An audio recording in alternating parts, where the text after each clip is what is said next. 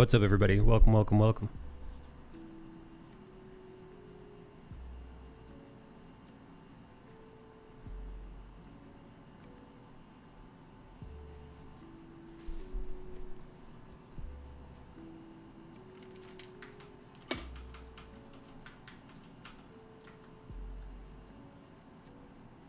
What's up, everybody? How you doing? How you doing? How you doing? I am, as always, your most humble narrator, Michael T. Nicola. Part-time illustrator, full-time douchebag. Bard, dude, I'm sorry I didn't get back to you sooner, man. I was actually gonna get back to you today. Yeah, no, dude, I don't think I have the time. I wanted to tell you the other night, but I wanted to mull over your birthday thoughts.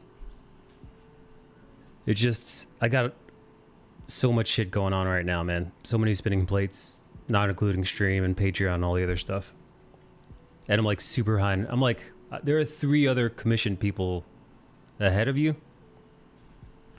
I figured just in case you want something to sketch on something to stream.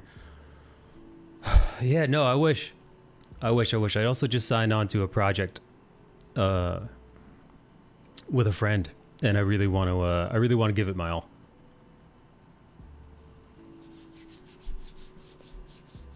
No shit, Abby.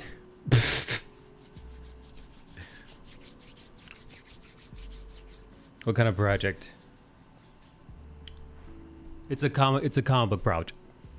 It's a comic book project, and I'm participating. And you know, they're counting on me to well, show up and do my thing. But I really considered it, man. I really considered it. I was really weighing out whether or not I could I was really weighing out if I could get that done in time for your birthday. Also, what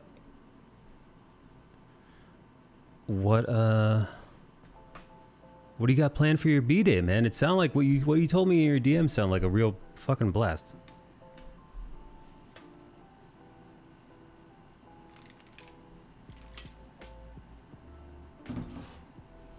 It was pretty last minute. Yeah, who's all going to the shindig, man? 2,000 ball pit balls for a kiddie pool. Excellent, dude. Are you gonna stream it?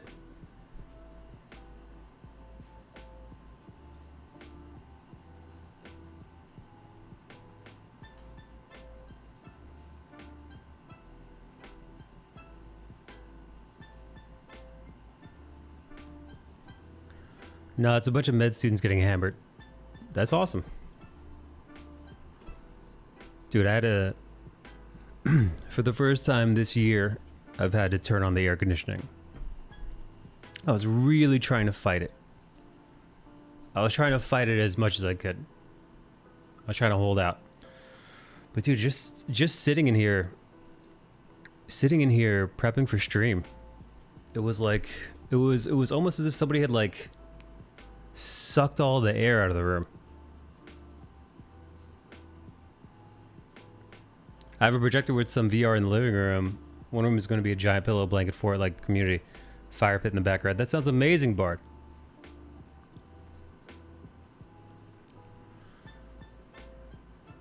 What's up, Liz? How are you, Liz?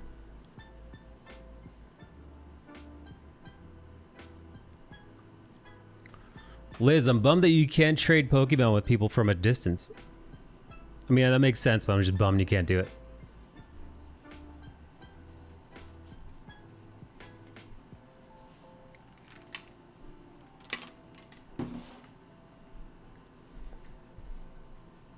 I've been bugging Liz because I've been playing Pokemon Go again.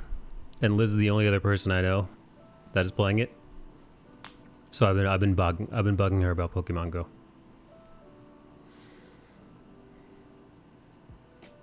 I'm gonna bake a German chocolate cake as like a boss. A German chocolate cake? What's different about that than a normal chocolate cake? They will be expanding the range of the distance for the anniversary. When is that? Mike, no friends with KG on Pokemon Go. I didn't know you were playing that shit. There were 3 people at the hospital playing Pokemon Go today. Did they just update it?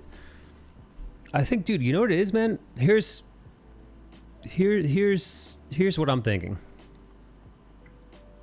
They probably just updated it.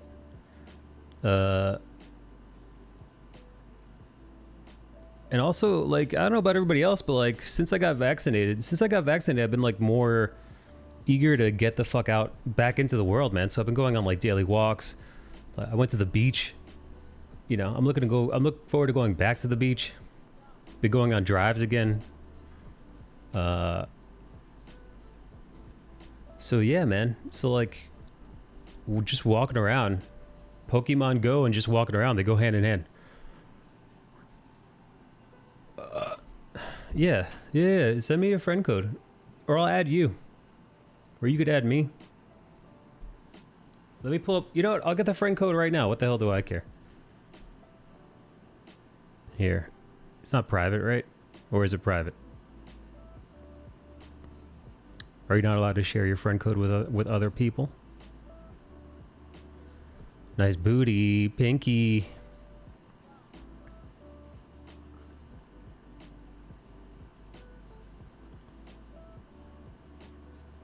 Yo, Liz, how many fucking slowpokes did you fucking get today? I don't know if you used it at all. Dude, I have so many. Pokemon Go around here never really died out. It is shocking the amount of people that play it at our park. Liz, I almost want to go to your park just so I could fucking flip the just so I could flip the gyms to red, Liz.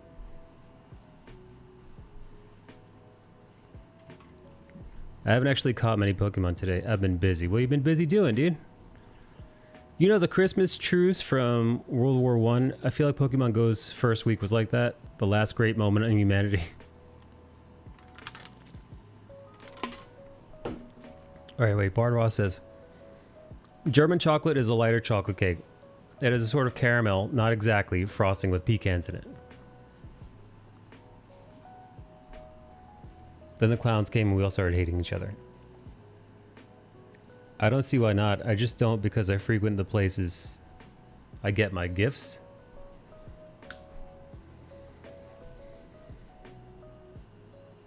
I actually haven't caught many Pokemon today. I've been busy. Fight me, I'll crush you. Wait, what are your strongest Pokemon, Liz? Oh, hang on. Let me get you my fucking code.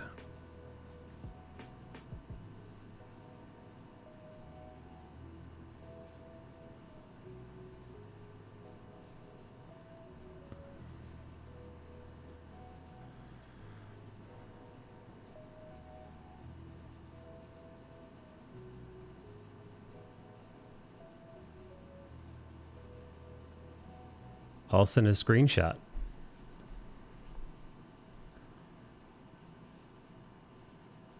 What level is Liz? What level are you again?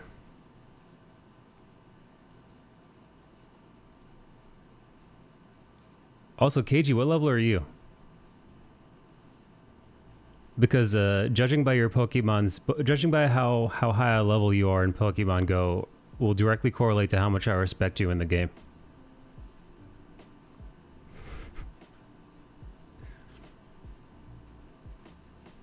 What's up, Mona? Mona, how are you? Oh, it was 57. I was like, 57, that's not... I'm like, would you fucking hack the game?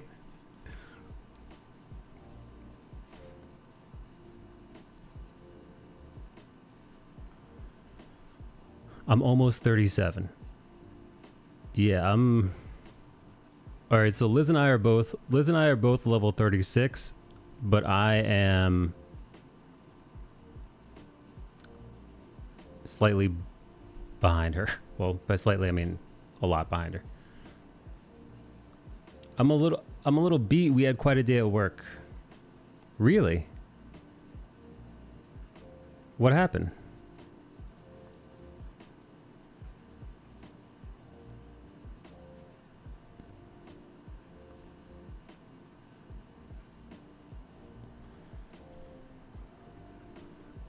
sent my top CP screenshots on Discord.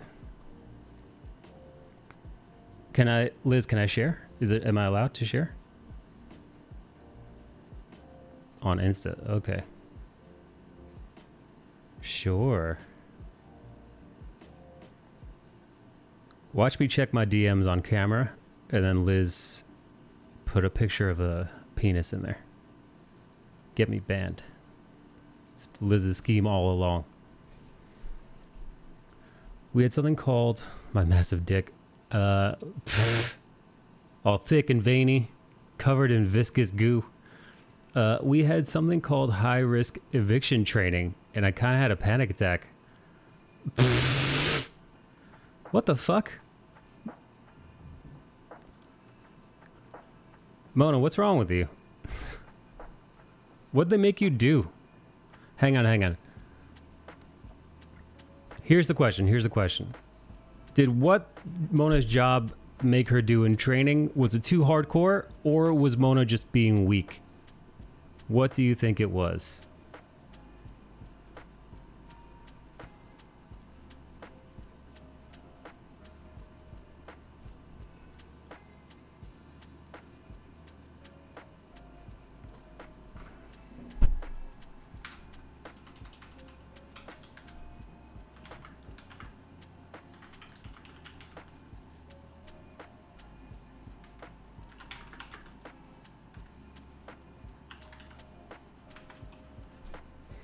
I was being weak. Wait, what happened though? What made you have a panic attack, dude? That's crazy.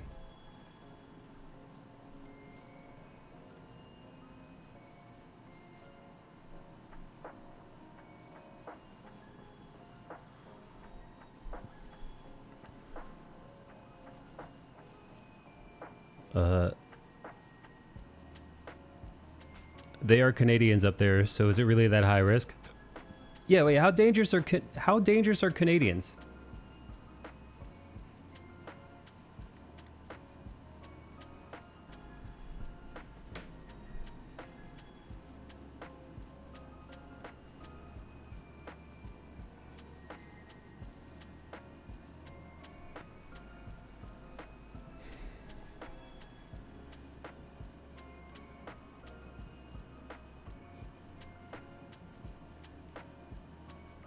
Yo, KG. Oh, fuck.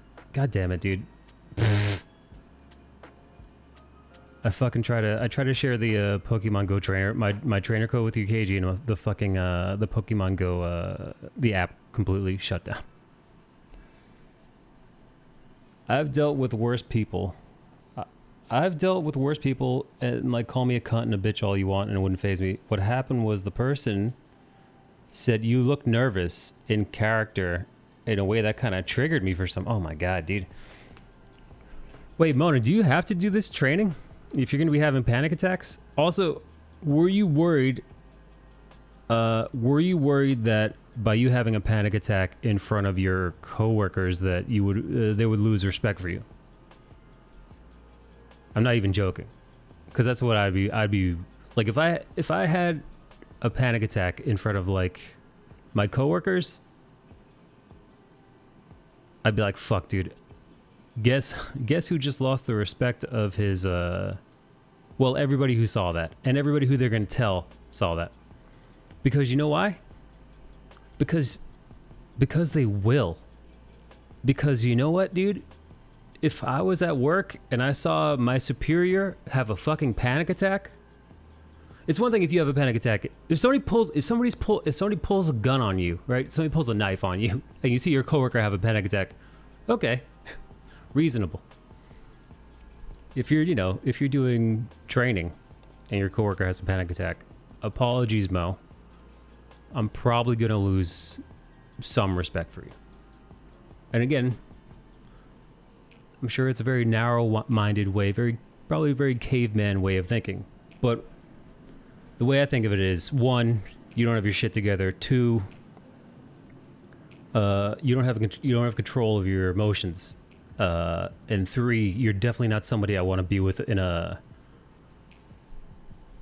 really rough scenario. What I think of what makes a leader is somebody who could deal with pressures, all kinds of pressures. Which again, perhaps I'm wrong here. Perhaps I'm mistaken. But yeah. Mona, why can't you be more like me?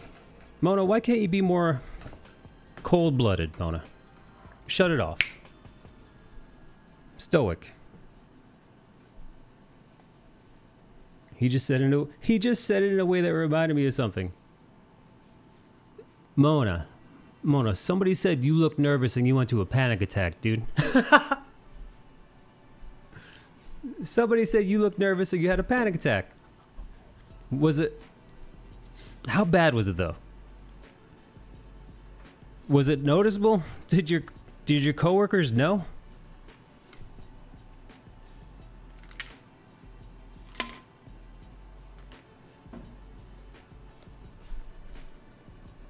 Listen, I know, listen, you can't, only a lunatic would be able to shut off those parts of your brain. HR asked me if I was okay.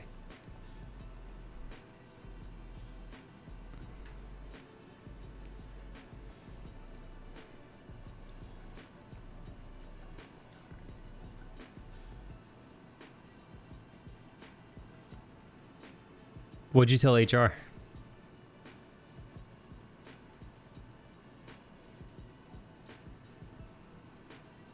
Also, Momo, what are the odds that you will ever be in that scenario though?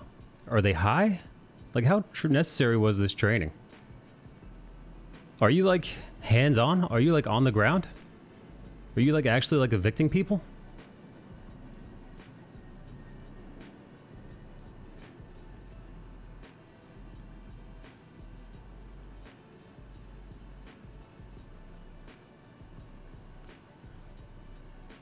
Hey Moxie, how are you? But like I turned off my camera and stayed quiet for a few minutes and then turned the camera back on.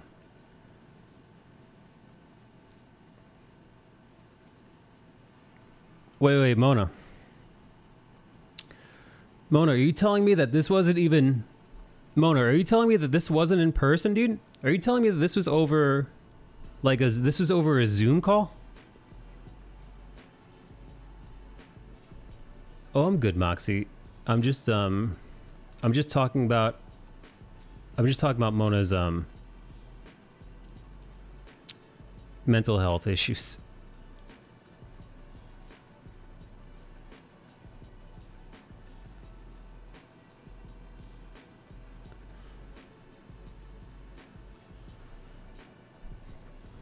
Hey Breba, how are you? Breba, I'm sorry I haven't got back to you about your commission yet, but I will soon. I'm just super behind on like fucking everything.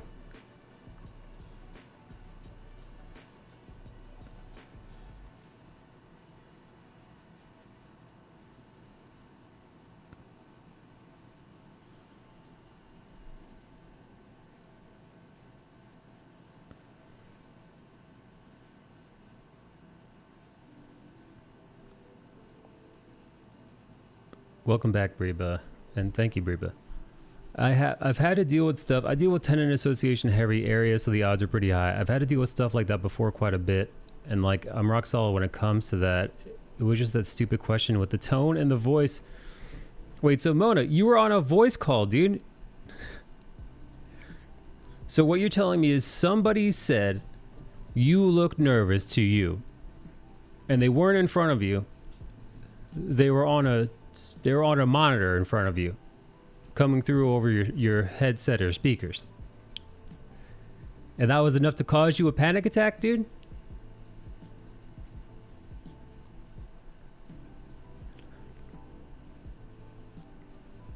I'm good. I just painted a Hanafuda card case, and it looks like garbage. What is that? I don't know what that is.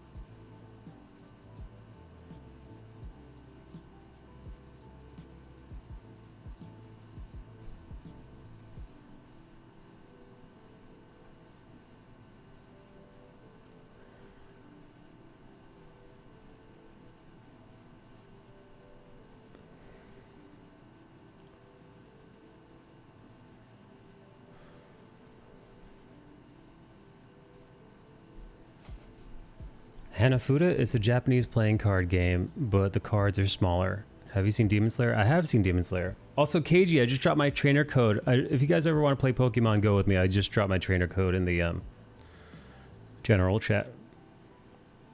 But I guess by that I mean we could just send each other. We could send each other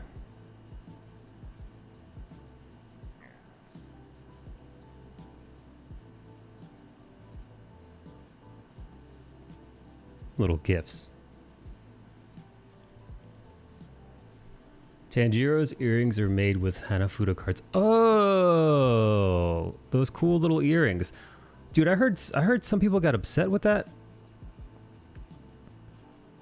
I heard some people got upset with that because they're the old Japanese flag. You know, the more imperial flag got some people angry. And whether, yeah, I mean, stupid people that, you know, who gives a shit. Some non-Japanese people got upset for Japanese people. Well, not for Japanese people. They got upset at Japanese people because of the, well, let's be honest, dude. Japan, they're as bad as your Turks, Momo. They raped, pillaged, murdered, they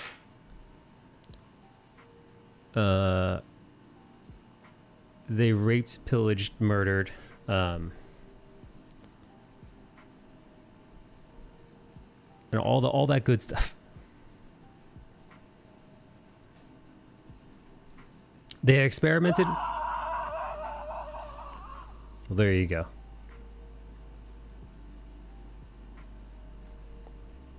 What a time to come in. They conducted inhuman experiments on live people. There you go. So that's why people were upset. But, you know, I mean, also, it's history, right? So, I don't know. What the fuck are you going to do, dude?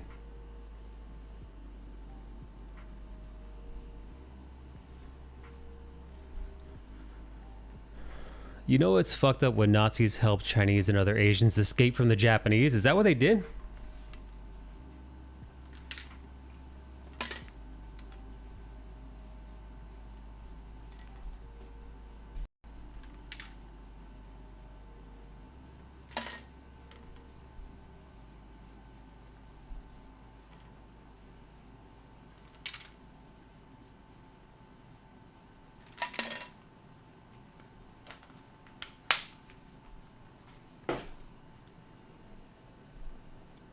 Yes, they did. They thought it was barbaric what they did. Oh shit! You know, let me take a look at Liz's at the Grape of Nanking. A bad guy from WW2 who saved lives. Hey, I know this is a stupid question, but where is Nanking? Is that China? I haven't the fucking foggiest idea. Ooh, look at you, Liz. Liz has got some really fucking powerful Pokemon.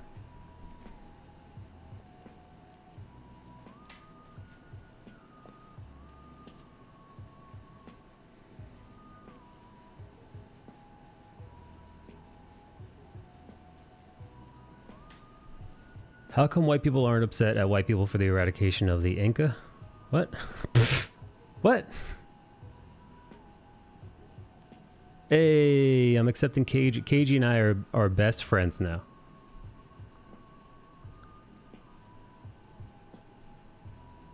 We're Pokemaniacs over here. Hey Liz, can I show everybody your Pokemon?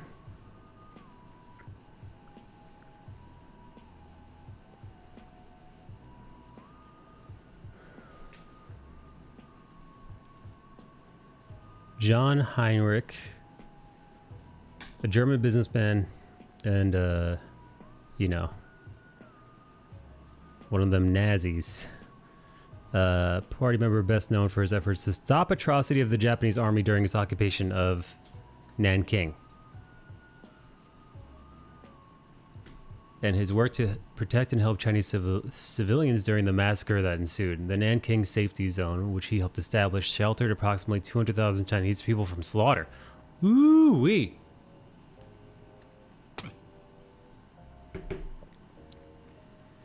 KG, I want to see your Pokemon, dude. Also. Yeah, dude.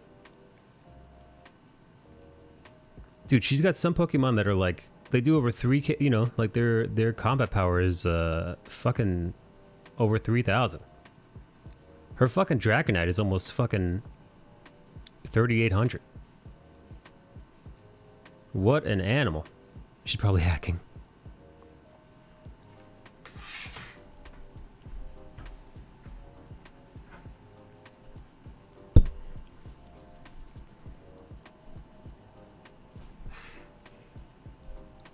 Here, guys, check it out. I'm gonna show you her Pokemon. I hope she doesn't mind. That's so cute, Evo. What? Wait, Evo, stop being cute. Evo, stop being cute, you fucking animal. Hang on, we're gonna look at it on my fucking not jailbroken, on my fucking screen broken. Ooh, look at that. Look at that, dude.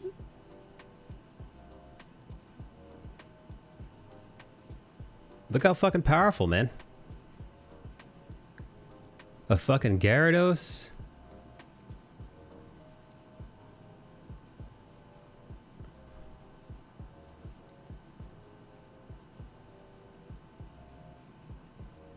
Look at all that, man.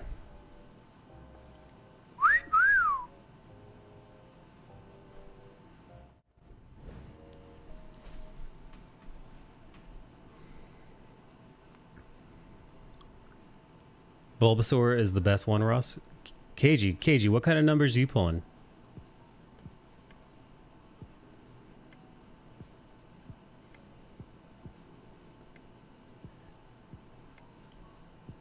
I sent my Pokemon. Where'd you send them? DMs? Here, I'll show you guys mine. I'll organize mine by CP.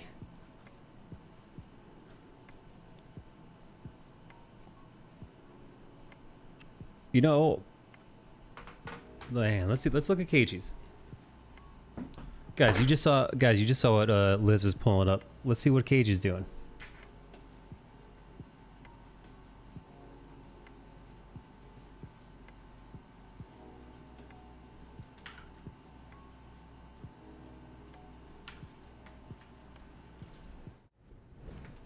Cerebral palsy? Yeah, I got that CP, baby. My legs shake when I walk. Wow, dude, I don't even know what the fuck this thing is. What the hell is that? I don't know what this is. I don't know who the fuck that is. What the fuck? Yo, these are wild, man. Dude, I don't even have, I don't have any of these Pokemon. Yo, why does your Gengar look like he, you know, he walked off the set of the Aladdin movie?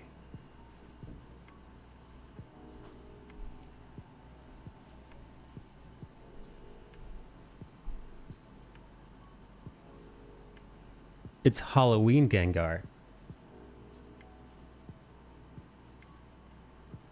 Dude, I want a Metagross. I want a Metagross. How'd you get that one? Raid? You win that one in a raid?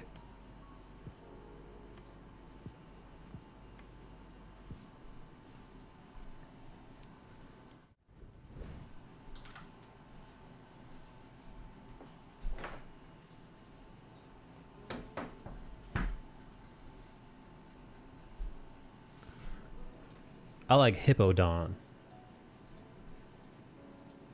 Yeah, dude. I like that one too. That one's, dude, again, I don't have that one. I don't have Chestnut. I don't have Gigalith, Chandelure, Melodic, Rhyperior. None of it, dude. I want a Metagross. I've seen them around. Even Gallade. I don't fucking have that one either.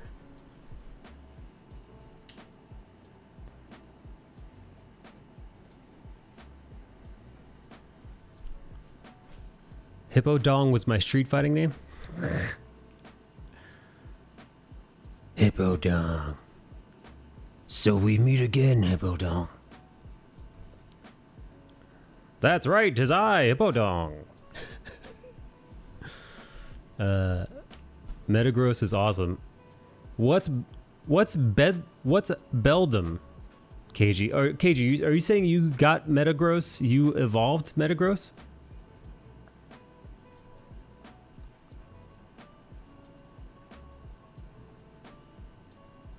How the fuck did you get that? What'd you... Wait, KG, face. What'd you do to get that? Oh, by the way, dude, I haven't played Pokemon Go in over 2 years. So, like, I stopped early 2019. Like, January... No, not January. Like... I don't know. Late 2018, early 2019 is when I stopped.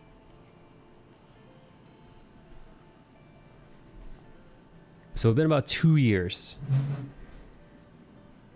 2 years, a little over 2 years since I played the game. So I missed a ton of shit. I was actually, to be honest, I was surprised any of my Pokemon were even effective at all. The game's gone through so many new iterations. There's so much like, I left before like Team Rocket was around. I left before you could trade well. Also, I have all the EVs. Damn, dude.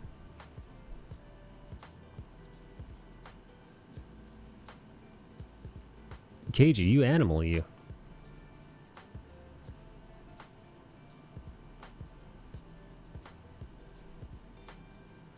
KG, you trying to get max level? Which is 50, I believe. Sounds like you really caught them all.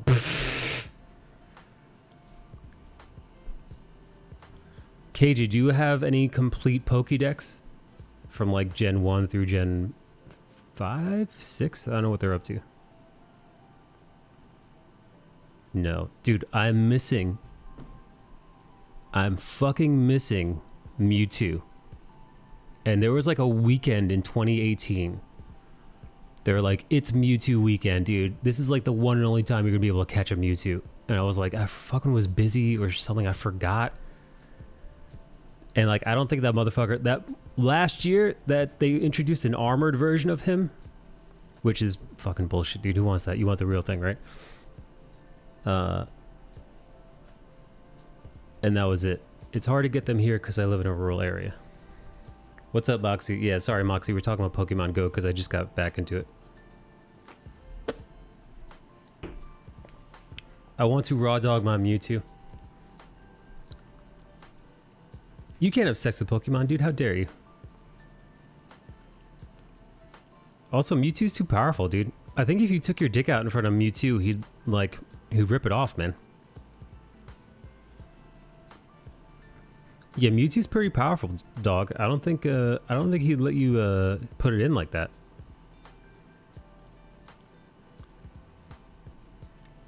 Wouldn't that count as bestiality? What if it's a Pokemon that looks like a human, like Mr. Mime?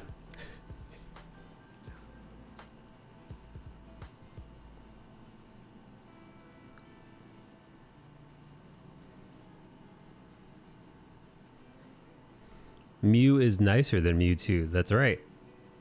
I have a Mew. I'm thinking about making Mew my buddy.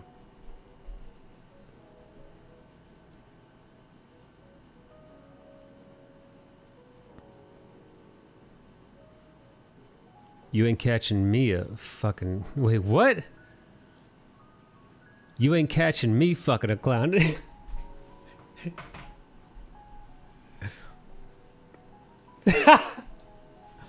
Well, listen. Technically, unless you're pegging Mr. Mime is fucking you, Pink. No, I'm gonna be honest with you. I think I hate all the humanoid Pokemon. The humanoid Pokemon freak me the fuck out, dude.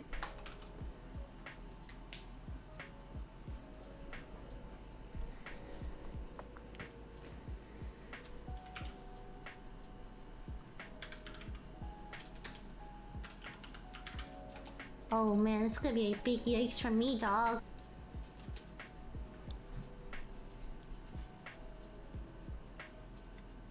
Mr. Mime be catching Ash's mom. How rude.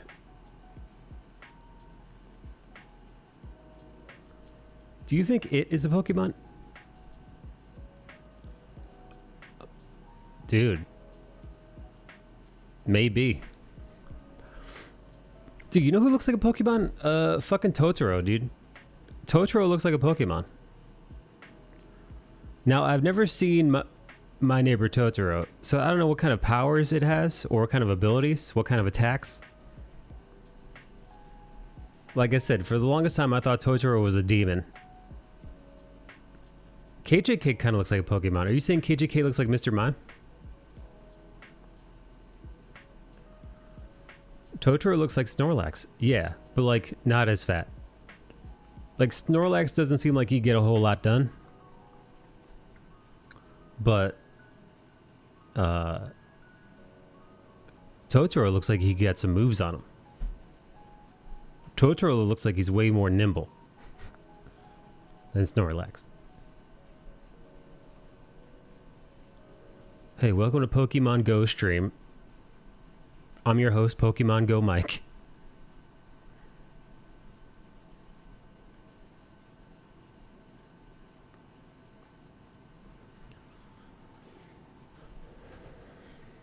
KG, who's your favorite?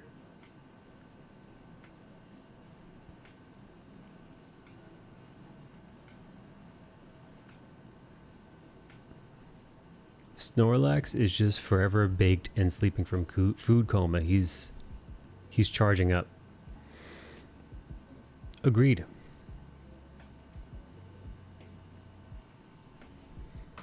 Oh, KG, you sending me gifts already? Linksard just sent me a friend request. Hello. Hello, anybody who might be adding me on Pokemon Go. Howdy ho.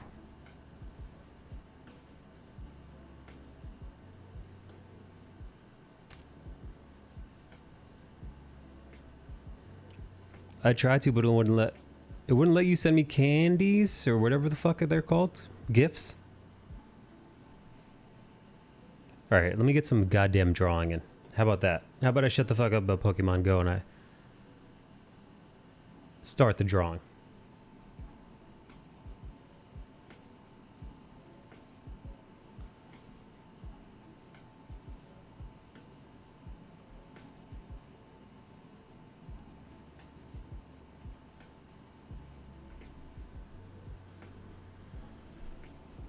Bulbasaur is your favorite, AKG. Is it? Do you have an IV 100 Bulbasaur?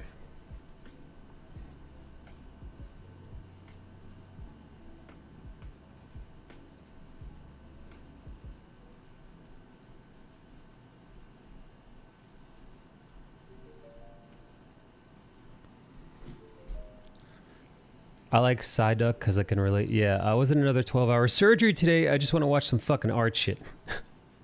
Dude, were you really in a 12-hour surgery? Yo, wait, what happened? Dude, all right, so you hear stories, right? Where it's like, you know, this person went in for brain surgery and the surgery took, 20 hours. How does that work? Like how many doctors, do you tap out? You're just like, yo, doc so-and-so, you take over, man. I gotta take a nap. Or I gotta piss, or I gotta shit, or I gotta get something to drink.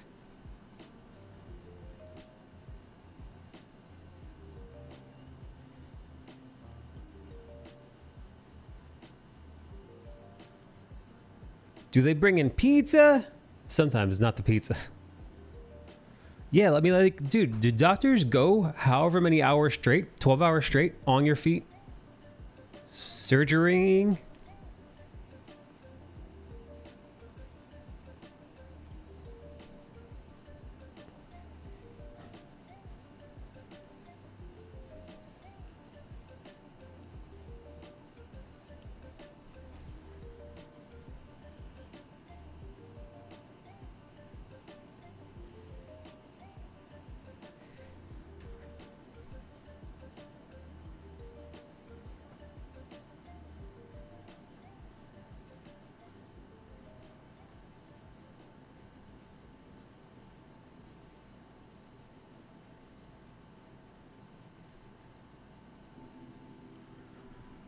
Prep time can take a while. Some people don't fall asleep right away, and they have to be very slow and careful so they don't mess up during the surgery. Real doctors get stools to sit down.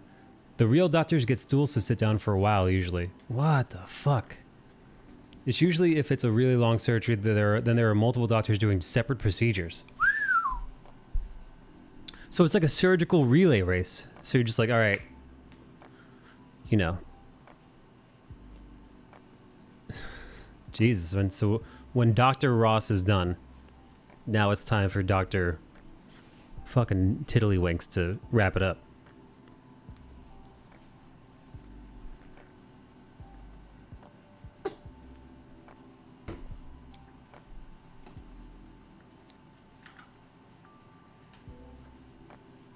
Like today, like today they resected. What's that? What's resected? They resected a rectum and anus, which took a long time. What? Resected?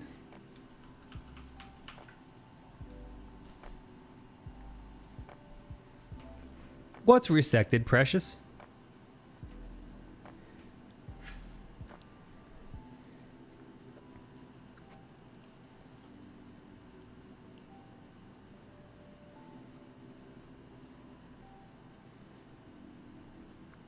Take it out. Take out that anus?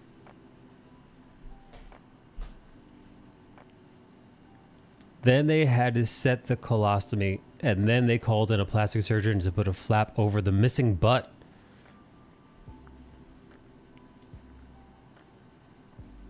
What the fuck? Dude, that's so weird, man. You watch people get cut open. Is anybody who's watching that get in, is anybody too into it?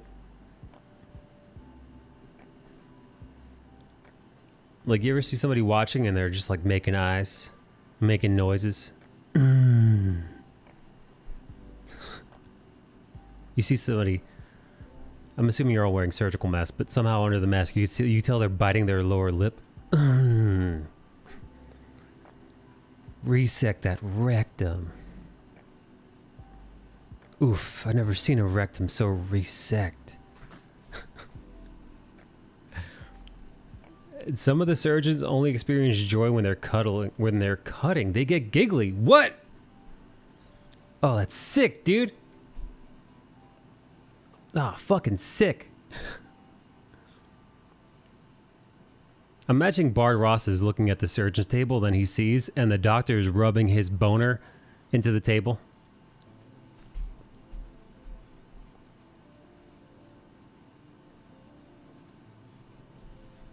God complex or potential serial killer.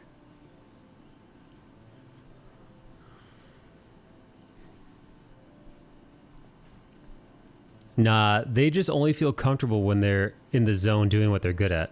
I bet. Yeah, the fucking zone, dude. The boner zone.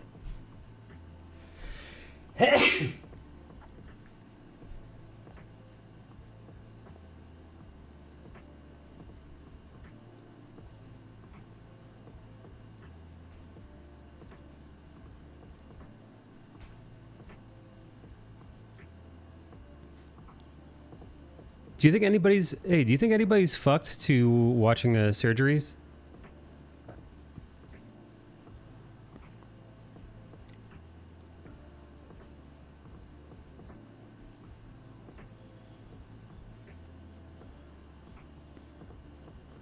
Well, I told you there was that one girl that said she wanted to hook up with me. What she wanted to do is she wanted to get on top of me. And she was gonna watch this like super gory, gross like zombie movie. Like her fetish, she confessed, was like she wanted to watch like a really like grotesque, bloody, gory zombie like eating people scene while like I was inside her. And like while she was like choking me, I think too was part of it. It was fucking wild, man. Cause she was pretty mild mannered. She's pretty mild mannered, and I was like, "What's your deal? What's your hang up?" She's like, "Oh, I don't want to say. I want to say." I was like, "Oh, come on. I won't judge you." I didn't judge her. It's fucking weird as shit, but I didn't judge her. I still think that's less weird than feet, dude. If you tell me you're into feet, I'll actively lose respect for you as a human being.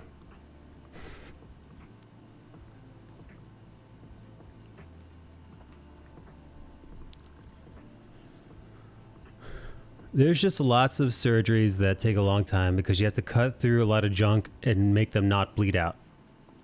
Cutting through random tissue takes a long time. Yoji says, what about hands? Hands? Oh, being into jerking off to hands? Yeah, that's fucking freaky and weird, but like, feet are so much worse.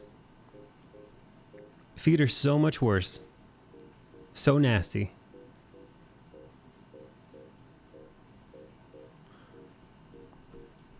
Dude, I almost wish there was a way that you could tell who's into feet. You know? Like, I wish there was like a little like I wish there was a little like hovering foot icon over somebody's head. So you fucking stay away from that person. You'd be like, oh god. It's a fucking foot person, dude. Damn boy! She's thick! She's thick, boy! What's up? What's up? Riley has TM. Riley has transcendental meditation. Riley has too much. Riley has trademark. Riley has toe musk.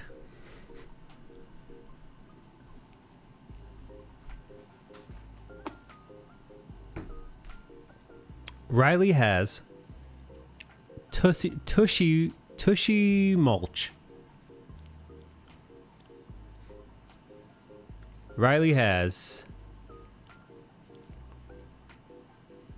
titties mammaries.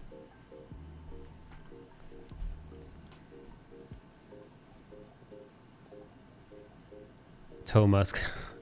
I'm officially changing it. What's up, Riley? What brings you to my den of sin and misery, sir?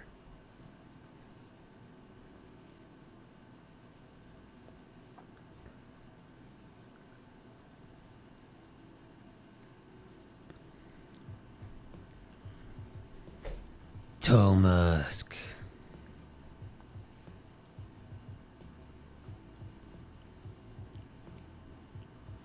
All right, let me finish this fucking drawing.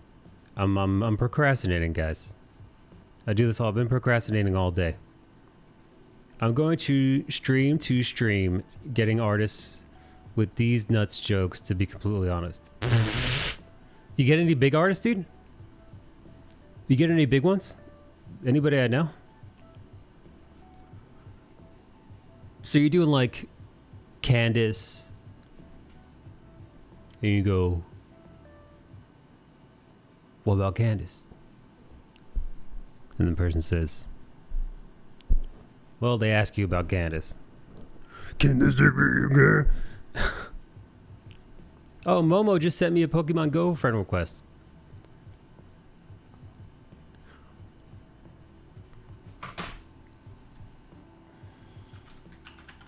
Huh? What, you want some dick?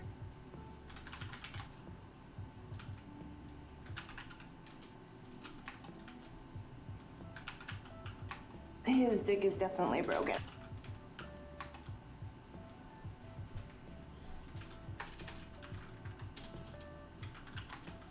You don't want to suck my dick. Get out of here. Momo not sent 1 to KG. I see how it is, Momo. Yeah, what a bad Momo. I don't know your code, says Mono. She does know your code, KG. KG, she does know.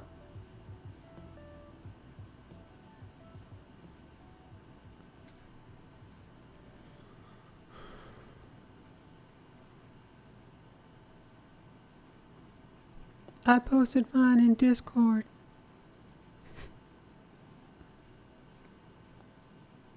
Hey Mona, how do we get rid of your panic attacks so you don't embarrass yourself in front of your coworkers in real life? Mona.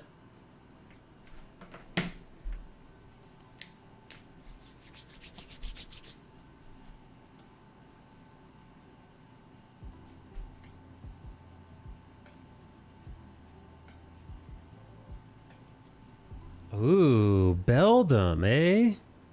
KG, looks like I gotta get my hands on a Beldum. But I want to get, dude, I want to get a fucking level 100. I want to get 100. I want to get a perfect Beldum.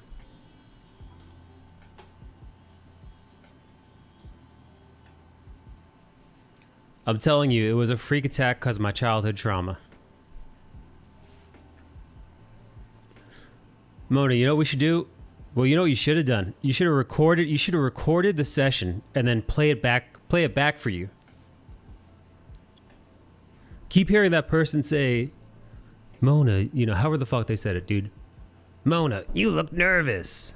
Mona, you look nervous. However the fuck they said it to you. That made you freak the fuck out. You look nervous. So you just keep listening to that over and over and over again. Mona, you look nervous.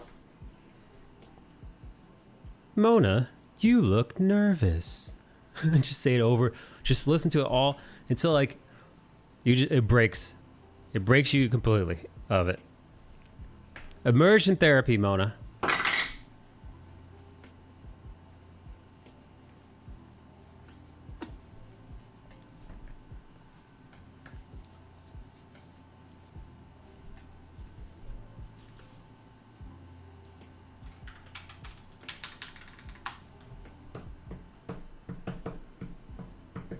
Bart Ross, you could hypnotize people?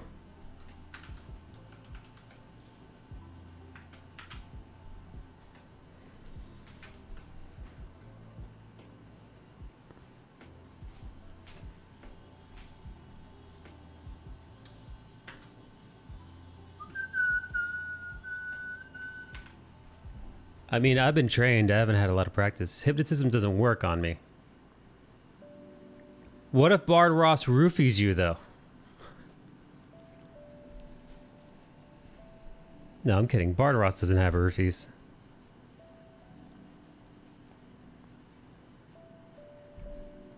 I wasn't talking about hypnotism. That's different.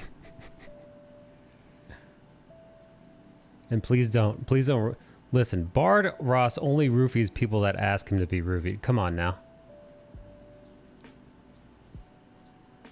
Can you prescribe roofies? KG, who are you asking for?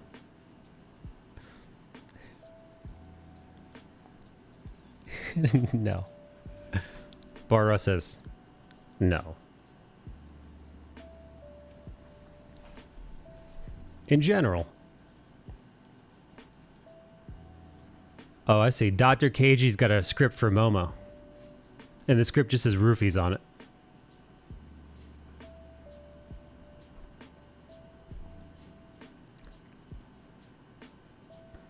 Click on the stream, the first thing I see is KG asking to get roofied.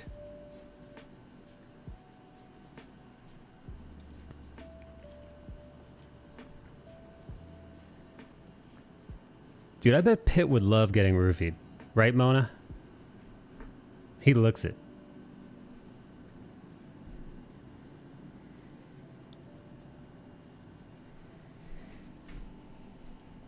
I have nail polish that changes color with temperature, so I plan on freaking out the next person that buys me a drink at an event. I dip my finger in the drink and pull it out with a different color.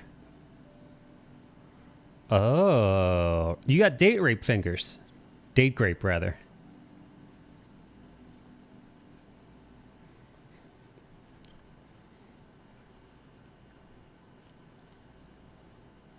Guys, I'm gonna let you guys in on a secret. I've never roofied anyone. Not once.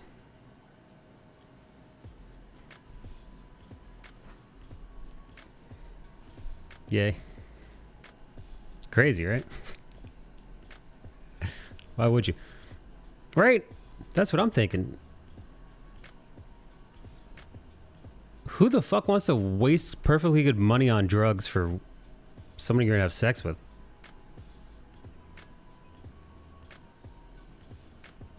Listen, if anybody's fucking... If I have roofies, the only person that's taking the fucking roofies is me. Because I also don't share. Oh my god. I just had a flashback to all the fucking coke I used to do. Dude, I would actually buy a second bag of coke that I wouldn't tell anybody so I didn't have to share. Because coke is like a social, like, party drug. So, you know. Unless you're a complete degenerate like me, in which case it's a solitary drug.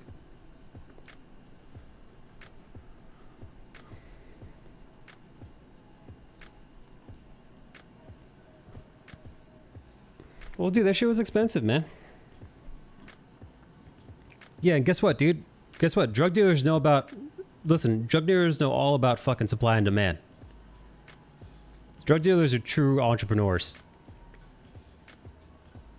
So trust me, man. When a drug dealer is getting a phone call or text from you at like 2 or 3 a.m. on a Friday night, they know who's holding the cards and who isn't.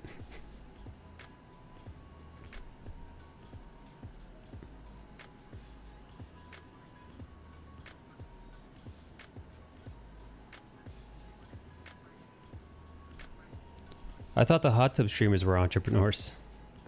Sure, sell drugs, sell your body, whatever. Again, supply and demand.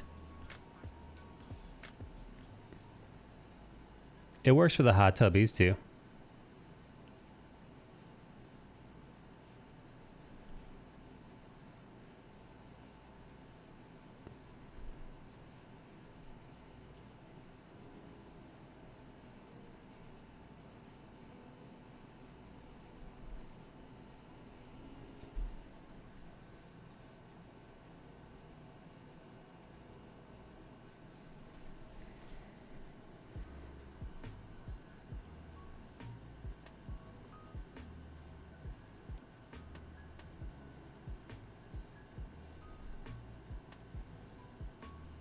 What's up, Wildy? What's up, cutie? Wilderness, when was the last time you did coke with a stranger?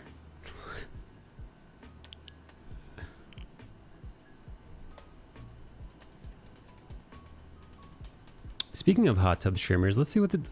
Hey guys, let's check and see which is doing better, the art category or the hot tub category. I'm assuming because it's as late as it is on the East Coast that it's hot tubs by far. Wilderness, you've never done cocaine before? What the hell, Wilderness? I thought you were cool.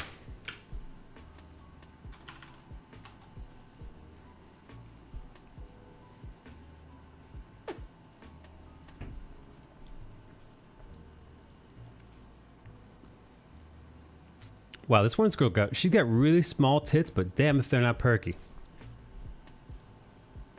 Ooh, this older broad, she's got pancake titties, dude. They lay flat. Like, you almost want to tell her to put more baking soda in there so they rise a little bit more.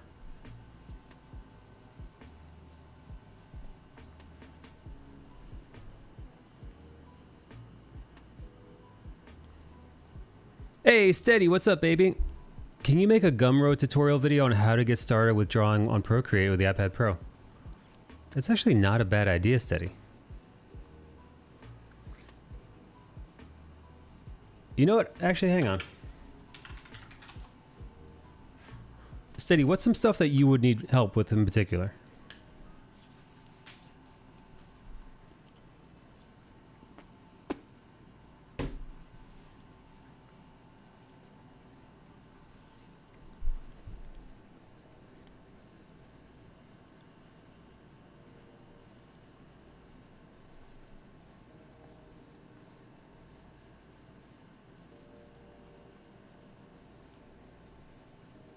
Layers and brushes and lines and colors.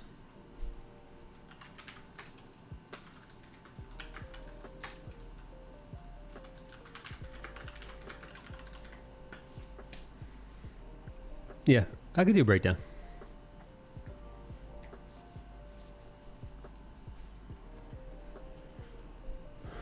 Just do like a quick, yeah, just a quick what's what of what the program offers.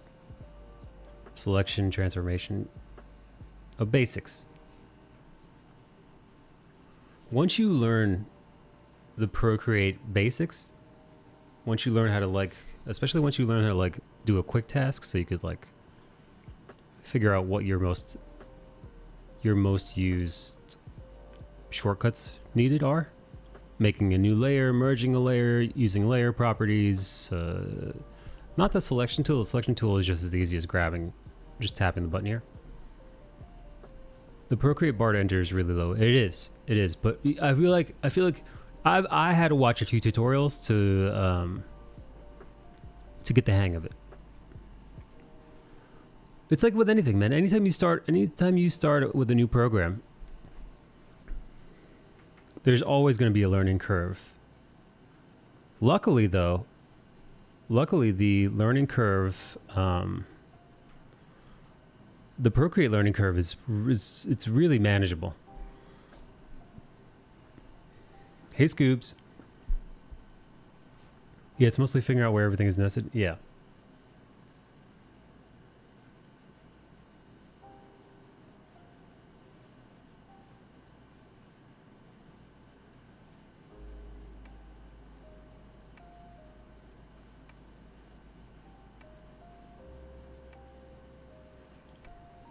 Yeah, true. I got lazy and gave up.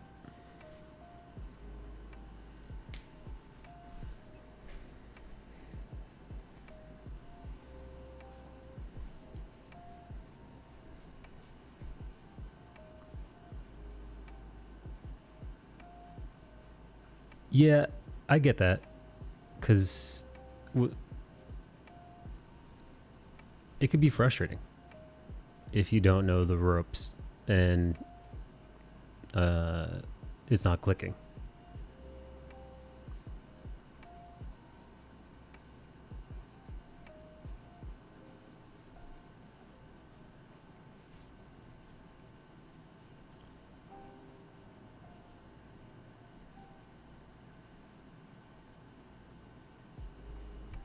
Hey Mac, what's up Mac?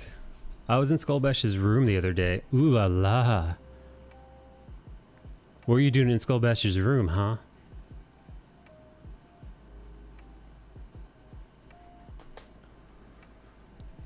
I didn't know he was such a big Path of Exile fan. Oh, he mentioned that you weren't he mentioned that you wore a Poe like he is now. Hey, other Scottish. Do you like Path of Exile too? Like the main Scot in this channel?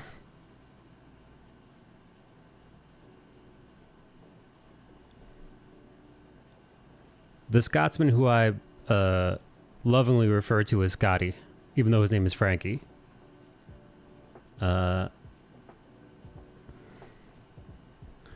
Which is the equivalent of him calling me, I don't know, America-y. Been way too long. Your voice is so relaxing. Thank you. If only the things coming out of my fucking pie hole were pleasant. You know, I actually had a girl tell me the other day that I should do ASMR. She was like, "Your voice, you could be an ASMR artist." She didn't say it like that. She was cooler about it. But she did compliment my voice, and I thought it was nice.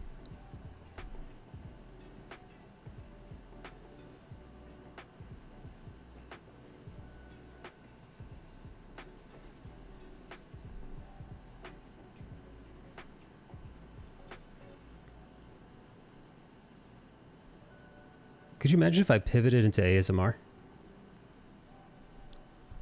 One day you tune in and you're like, oh, I wonder what makes me drawing. And instead I'm like, I don't even know what they do, dude. Make mouth noises. At least the ones that eat, right? The ones that fucking start mac and cheesing, dude.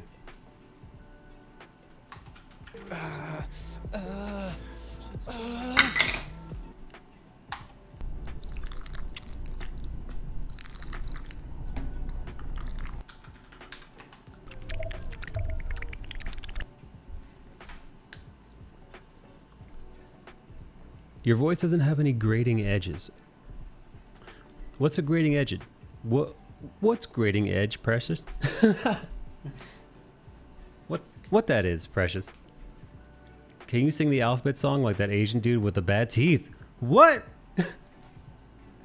What the fuck? What internet are you part of, dude? What the hell is the Asian dude with the bad teeth meme? Hey, my teeth aren't perfectly straight, but they're okay. Like, they're not like super perfect. Like they're, you know, listen, they could be straighter, but they're not. It's not like I don't have chiclet teeth, dude.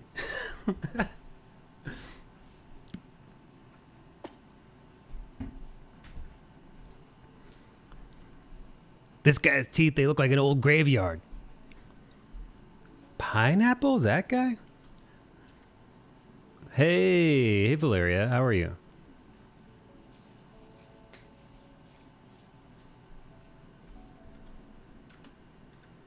He also counts numbers as songs. Who is this guy? He sounds like a friend of yours.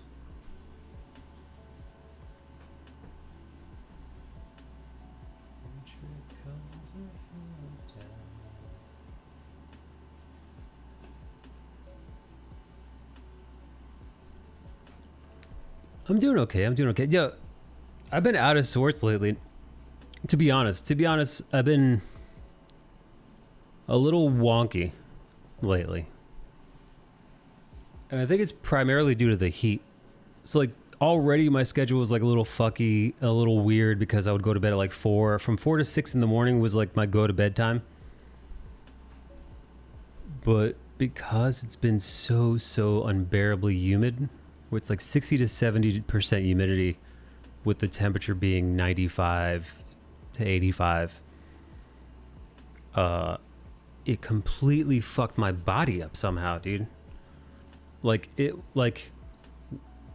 was like sucking the life out of me. Like it felt like somebody just put like a hot, sweaty.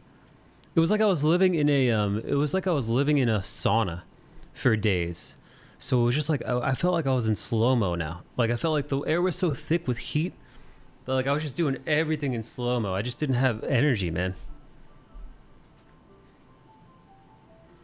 It's cold there. How cold is it there? Search Asian guy sings alphabet. Steady, you wild, man. Yep, warm the last 2 days. Just pretend it's not warm. Mac, where you at? Oh my Thick. god, this is racist. Thick with heat. That's our town motto. Well, aren't you in Texas? Or, yeah, Texas? Maine. Been in the, wow, even up in Maine, dude?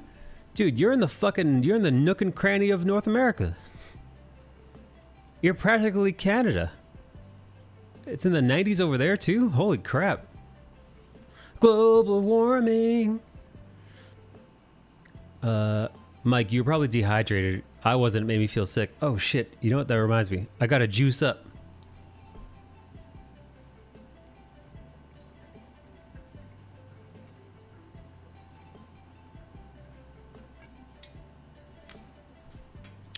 Thanks for reminding me, Wildy.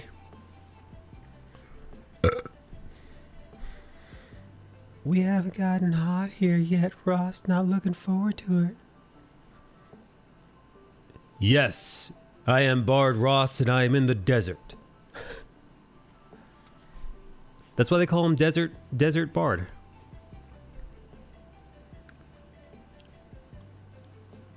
Is there caffeine in that? In the water? No, it's just water. Dude, did any of you guys see my Instagram stories the other day where I posted this dude has got like an equally big sized jug? And he's with his friend. They're doing a podcast. Old Dry Bard. Old Bard Spice. So he takes a sip out of his drink. Oh, he said, no, it's clear. I mean, if I show the camera, it's going to spill over the place, but... You drinking Kool-Aid? Yes, dude. That's the one I posted. I posted it in the Discord too. But you know, it's called Two Bears, One Cave, right? And it's Bert Kreischer and his buddy Bert Kreischer and the other one. Tom something? I forget.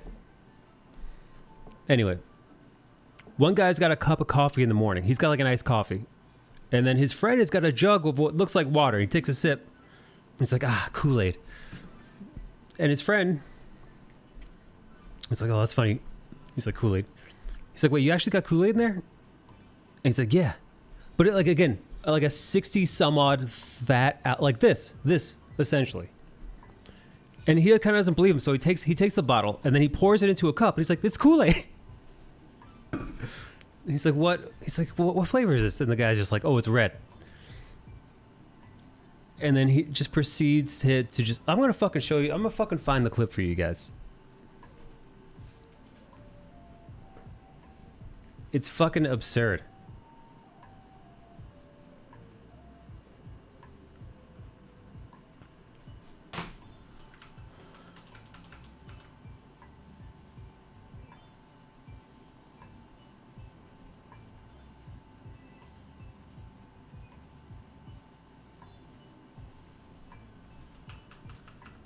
All right, I'm going back. I'm going back through all the memes.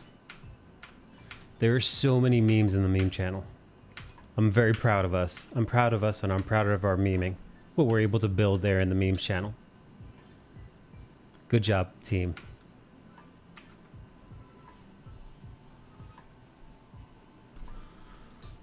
Today is 18C, which is actually chilly, not cold cold. I wonder what 18C is in American. Let's find out.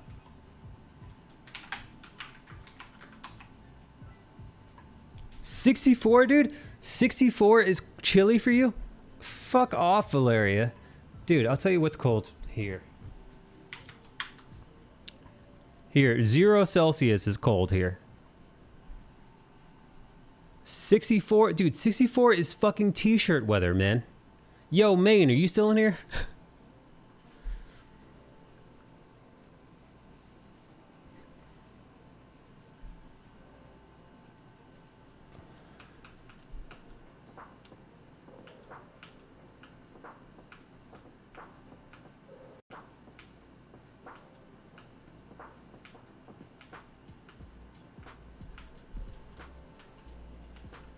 You know what else? I love that black guy. I love the black guy who's teaching kids in Japan and they confuse him for chocolate.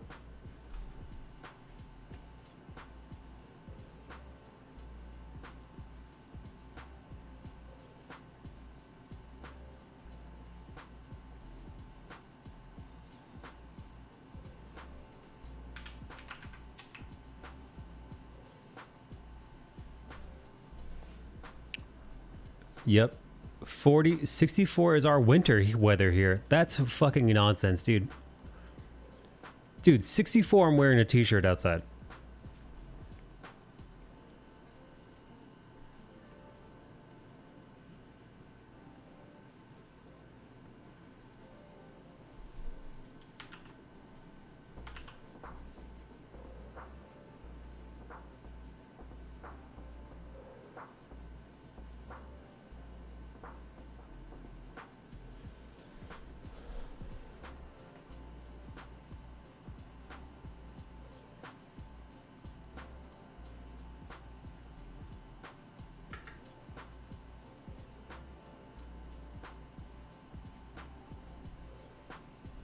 All right, here we go. Let me know if you guys can hear this.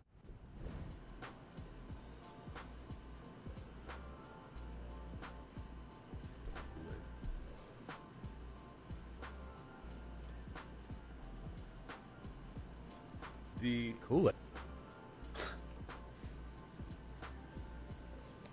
Yeah, he starts out by saying, all right, let me take a sip of this Kool-Aid. Again, it's morning, dude. It's breakfast time. Sip of Kool-Aid. The Kool-Aid. You drinking Kool-Aid to start your day? Really? It's so good. What kind? Red. Kool-Aid is fucking awesome. It really is awesome. It's watered down. It's not too bad. You really drinking Ice Kool-Aid? cold. It's ice cold. Yeah. You are drinking Kool-Aid. Yeah. You're drinking a fucking 64 ounce.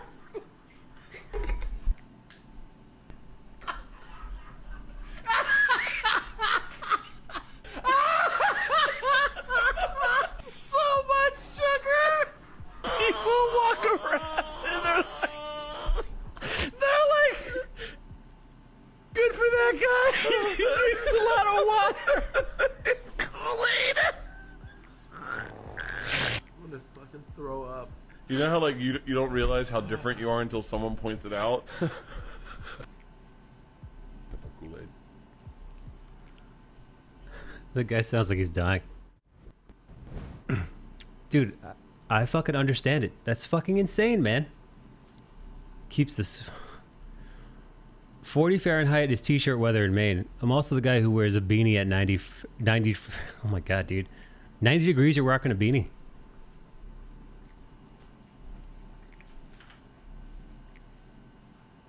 That's why they call him the Machine. I see you're familiar with Bert Kreischer's work. Tom Segura, Tommy Buns. That's the other guy's name.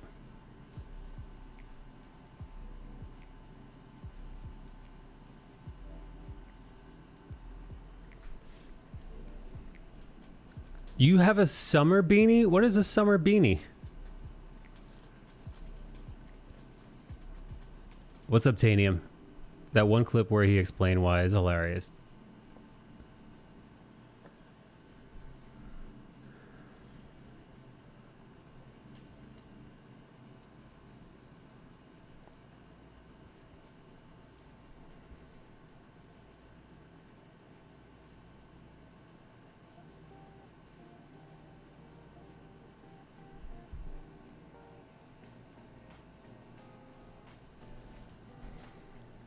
Yes, but rest assured, I do not have Kool-Aid in. Do not have Kool-Aid in my jug. It's just regular filtered tap water.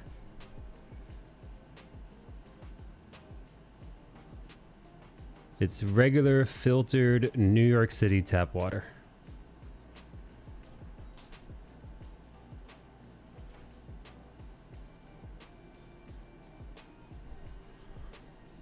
Used to be an alcoholic. Even his friend said he drank too much, and I bet they weren't small drinkers. Oh, dude. Well, dude, everybody, dude.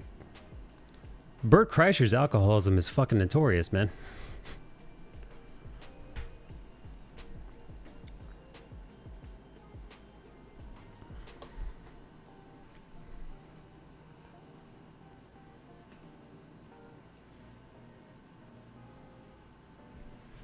That's your summer beanie? It looks like a regular beanie.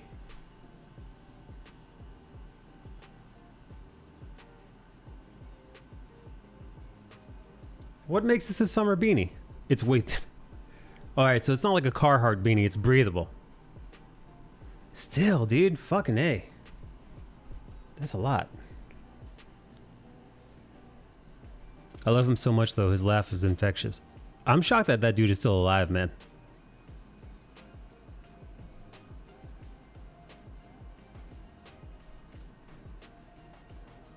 I would have assumed Bert Kreischer would have been dead by now. Just because of his lifestyle. Not because I have anything against him. I think he's really funny. I like that Van Wilder is based on him.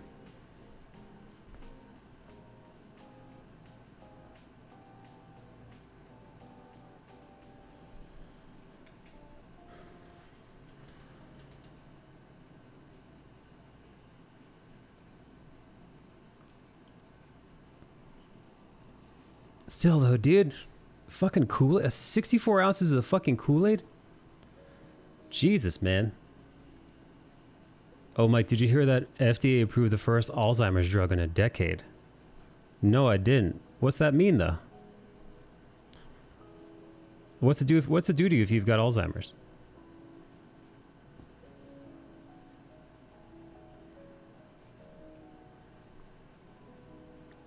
$18 years. I haven't had Kool-Aid since the Bush administration at best.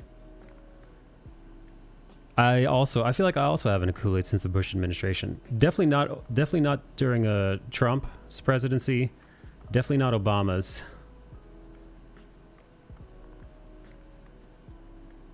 Yeah, it has to be it's got to be GW. It's got to be W.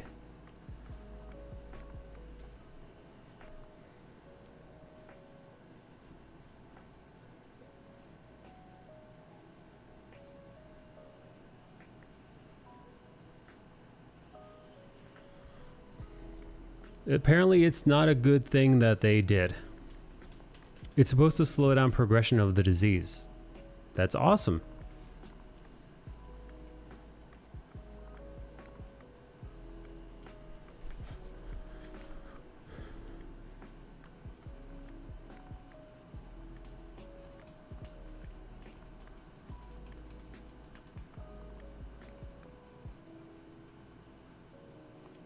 Mona says that's not a good thing that they did.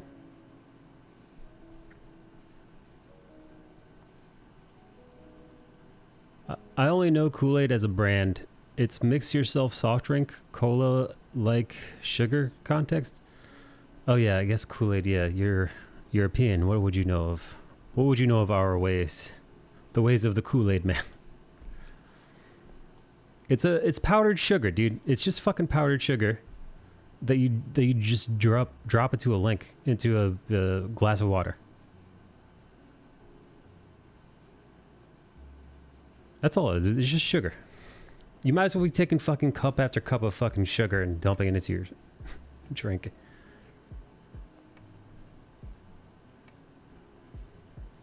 Pitcher of water. It's heavily concentrated.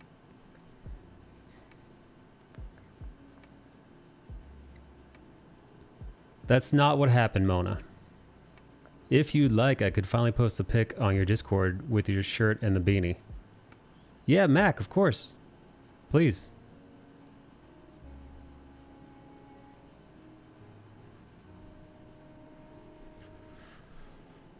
It's an interesting mechanism of action, too. It's monoclonal antibody against the beta amyloid plaque, which is solid. It's been tested. It went through phase 3 trials. Rushed is not the same as accelerated.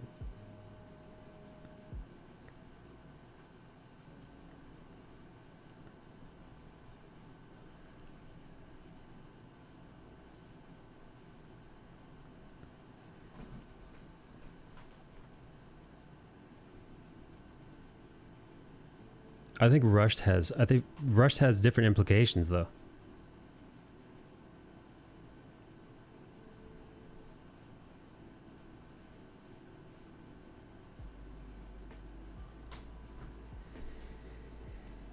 Rushed implies it was sloppily done. Exactly.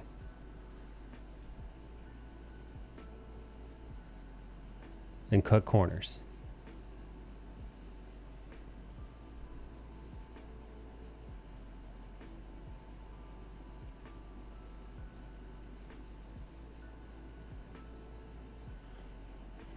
As opposed to moving it through proper channels at a priority standing. We have concentrated saft to mix up with water. Saft? What's saft? Is that your version of is that fucking Danish Kool-Aid?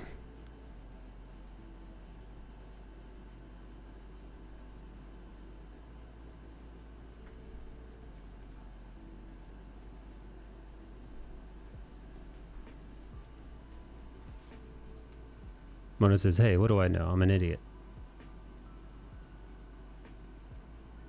I can see why it was accelerated too. It would have to be very promising.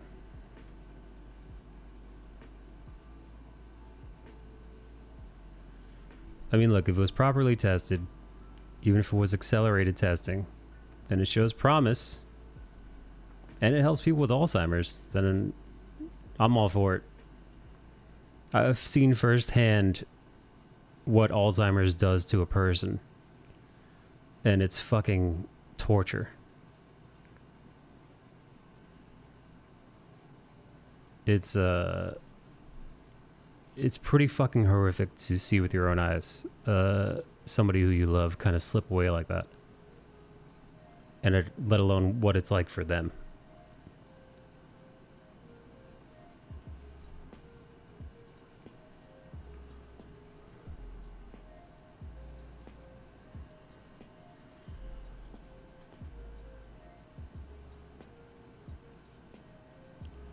I'm not going to agree to something that tends to cause distrust of science, especially because it's a good drug that has good evidence.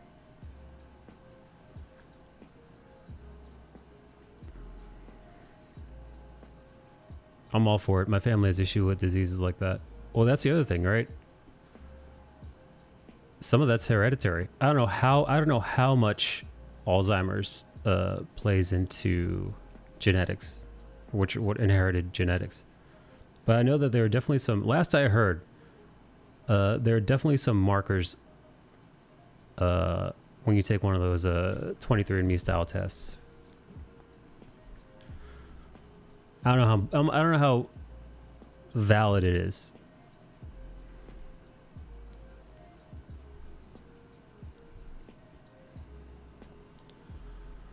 I don't distrust science. I distrust big pharma that don't care about curing shit, but actively seek treatment because it's more profitable.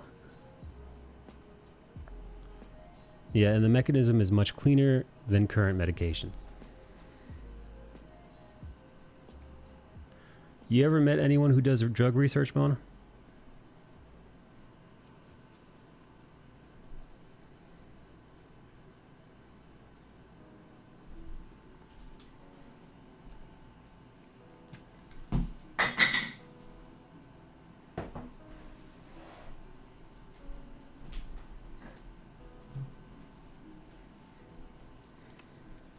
Big Pharma have more to do with costs, not how it's made or how it works.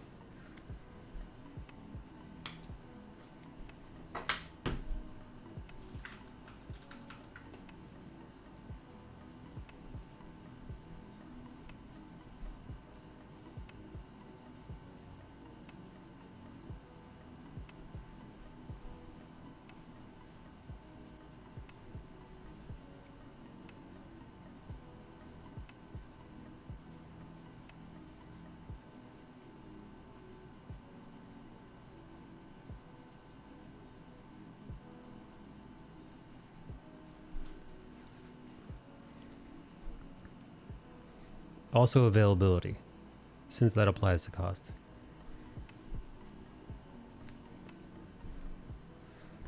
I'll be honest, this is out of my depths. No one's calling you an idiot. We're just not agreeing with you, dog. I rub my two brain cells together. Yeah, Mona. Listen. I'm sure all of us in here know what an idiot is. You're not an idiot.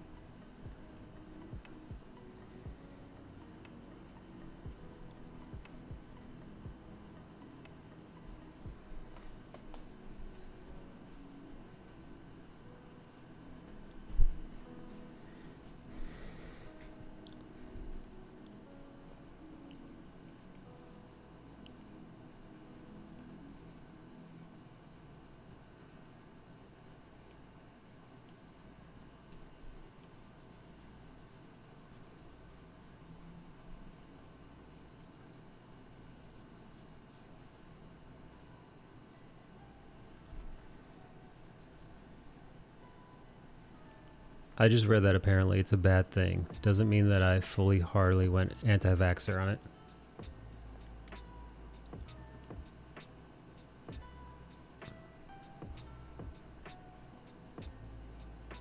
Well, I don't know. Wait, Mona, where was the article? Who posted it? What's the other thing? You know, current day.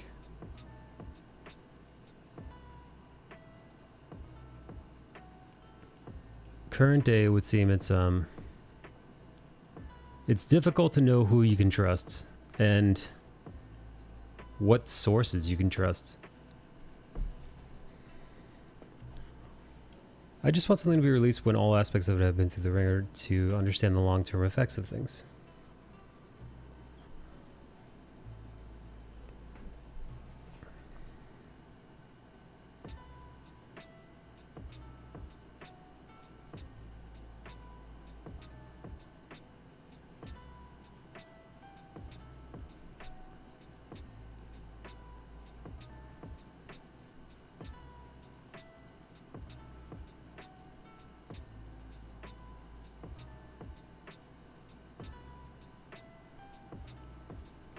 To be fair, drugs aren't studied that way, even under normal conditions.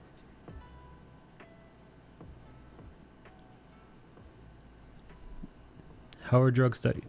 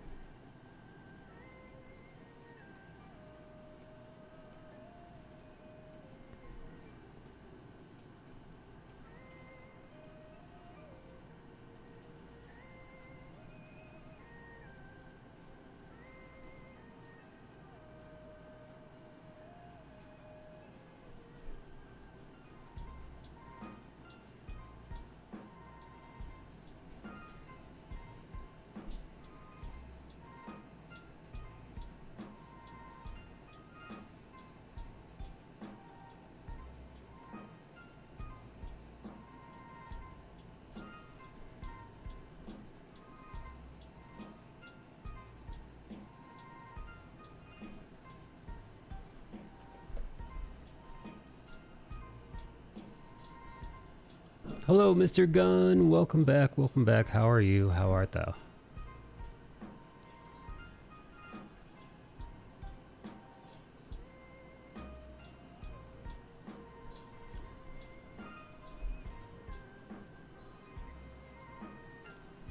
Does the FDA mandate this study like Bart Ross, or is it the company, or is the company decided?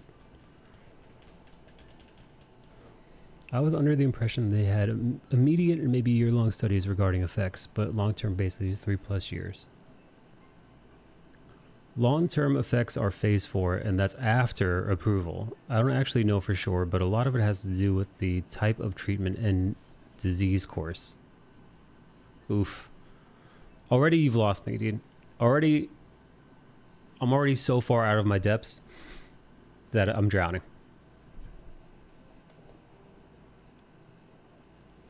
Oh, nice. What about you, dear friend? Yeah, you know, I've been dealing with I was telling everybody earlier, man, I've been dealing with this kind of mental fog lately. It's kind of slowed me down a little bit.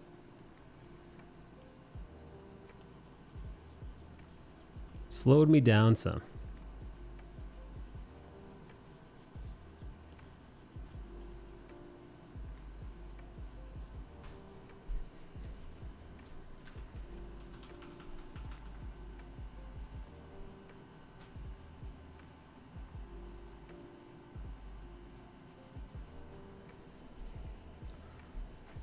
Longer for brain organs, more invasive stuff. Potential risks then maybe. So that's another thing. Drugs with few potential targets, such as monoclonal antibodies, are easier to predict, so don't need as strong of a background proof of concept.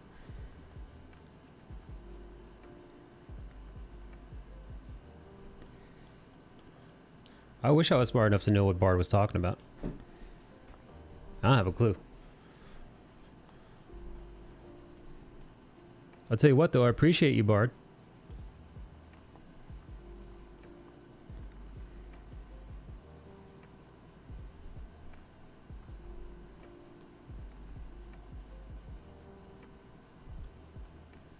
You know, well, that's why Bard is in the surgeries. And I make the doodles. I make the doodles and Bard make the medical.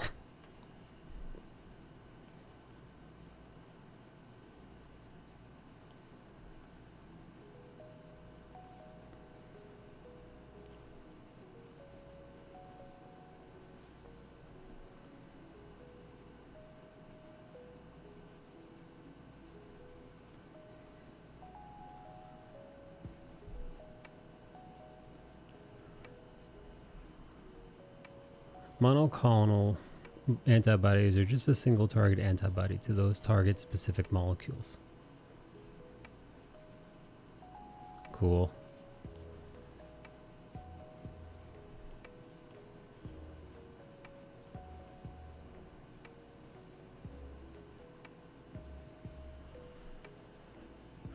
Check general chat. All right.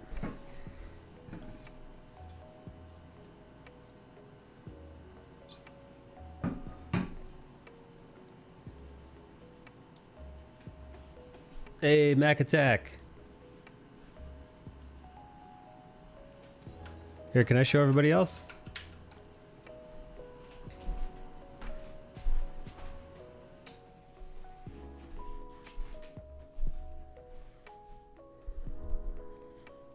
Sure. Hey guys, check this out. It's my Wolverine t-shirt design, dude. Dude, it looks great, man. I love your beard, man. Love your beard and long hair. Much approve.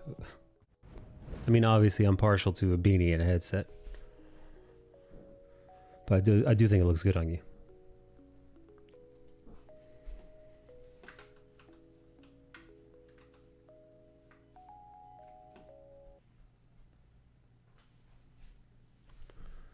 Yeah, it's a great shirt. Awesome, awesome. Thanks, man.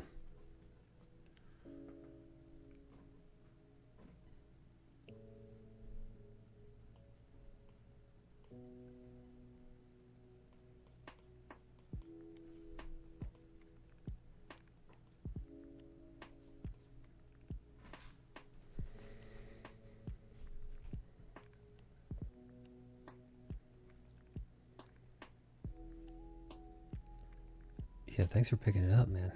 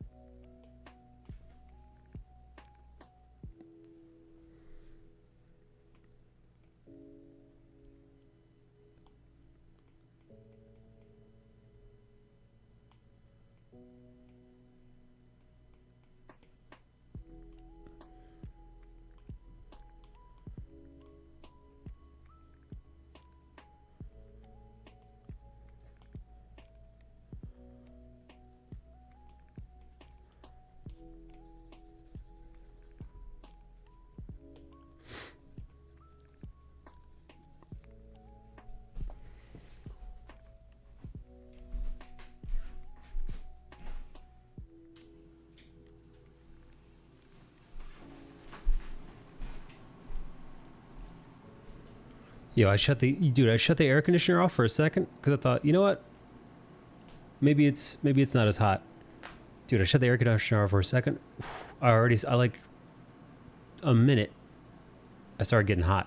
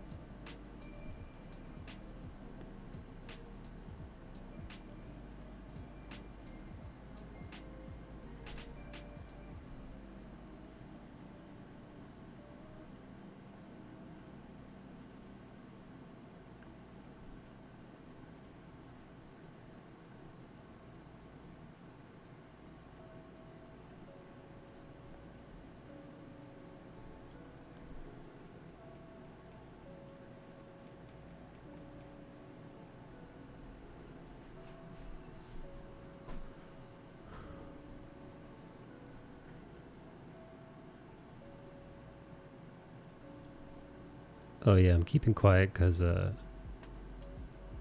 I'm actually focusing on doing this art. And when I focus on doing art, I get quiet. On that Alzheimer's medicine, the FDA's own independent board decided in November against it, because there had only been one single successful study done, which normally not enough for approval. Those shadows. You don't like them? You don't like my shadows? I made them up off the top of my head. I was trying to imagine her and how the light would work with her in 3 dimensions to give the, you know, to give the illusion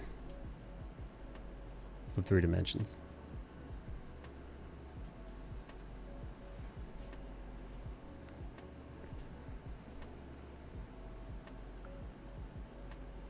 Rimlet generally always looks decent.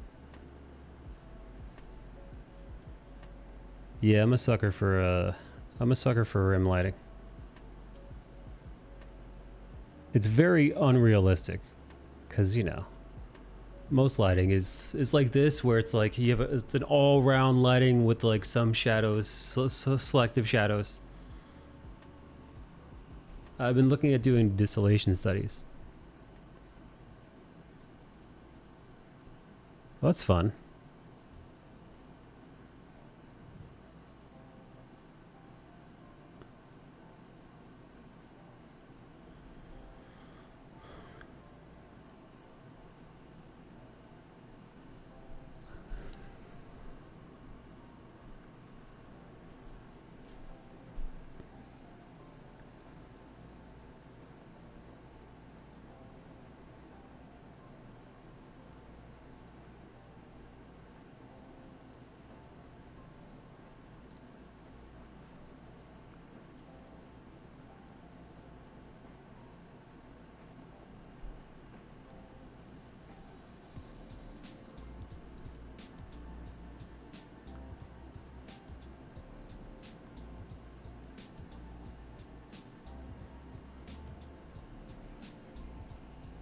I've seen a bunch of art YouTubers putting out directed courses lately or sequential instruction videos.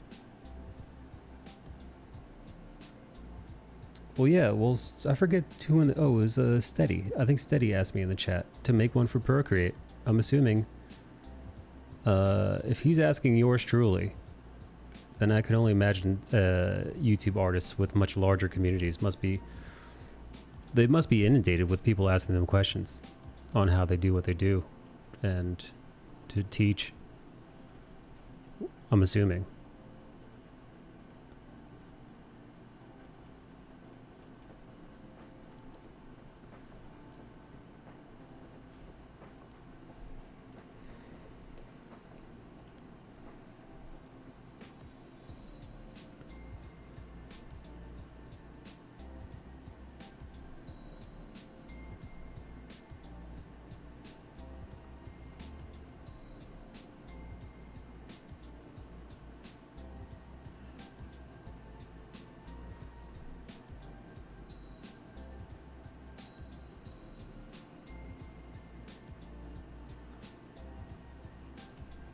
What's this, Mona? What did you clip?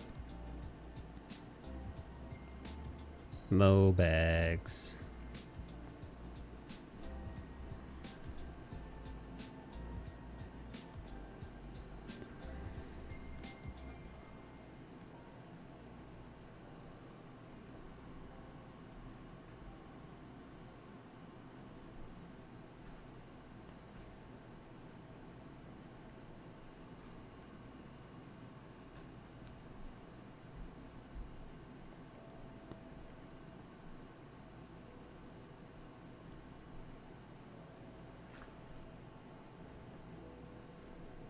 Well, Mac likes it, whatever it is that you clipped.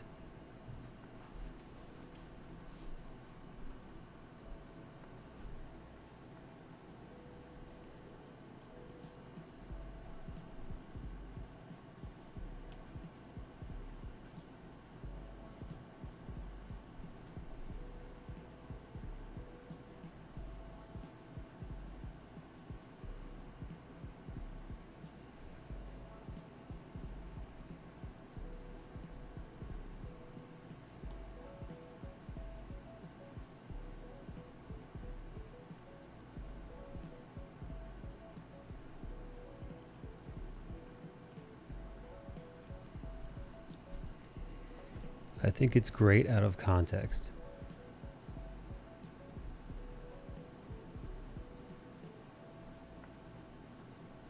All right, hang on. I gotta pee, man. All this water I've been drinking to keep hydrated so I don't feel like I'm dying is,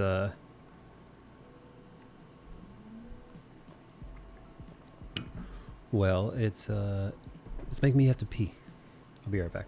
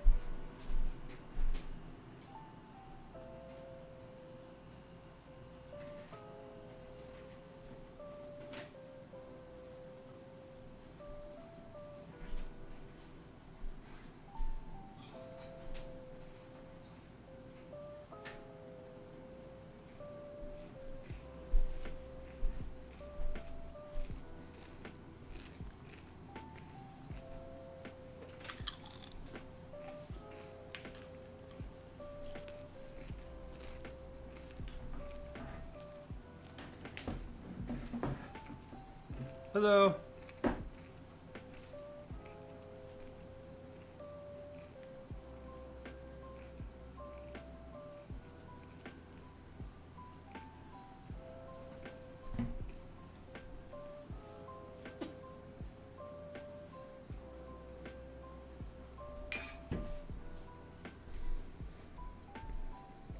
Dude, I completely forgot that Kennedy was streaming tonight. Nah, dude, I'm gonna do... Dude, I'm probably gonna do another hour or so.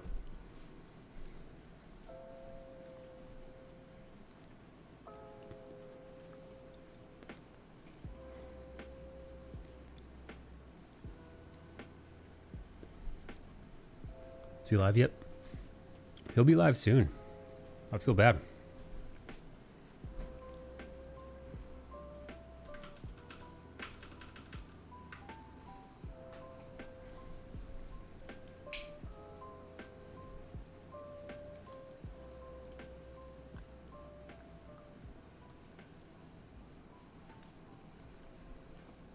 What time is it? Oh yeah, it's morning time. John, how are you?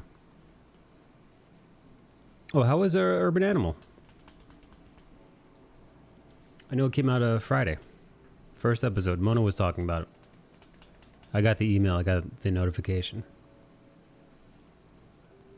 Admittedly, I did not read it yet because you know how I like to roll. I like to save up till there's at least 4 or 5 because they're too short, man.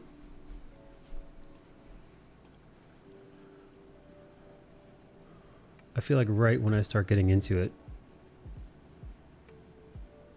I've got to wait.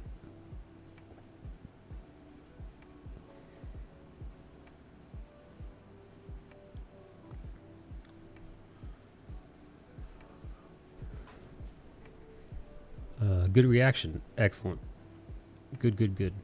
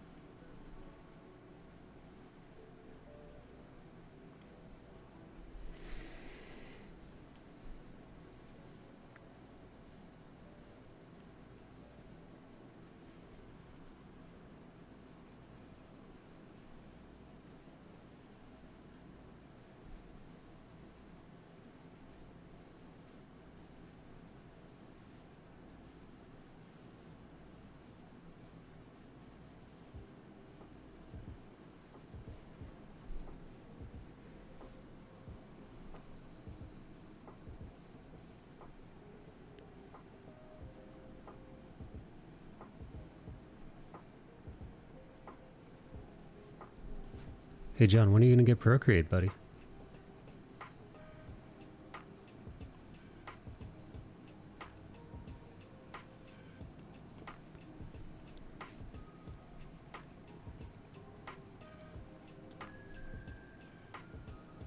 Probably soon. Yes, John, join us. Fast pass money. Oh shit, yeah, that's right, fast pass money, dude. Get that fast pass money, Johnny.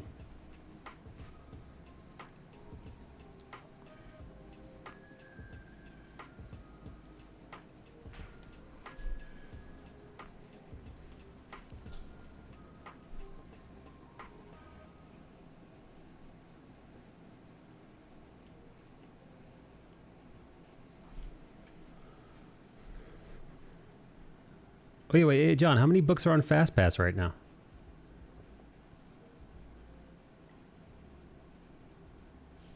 How many issues, rather? Books.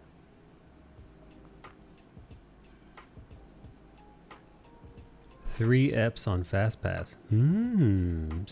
So 3 episodes plus the...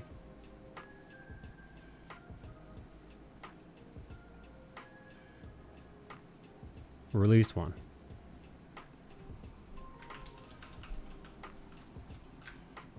Four total.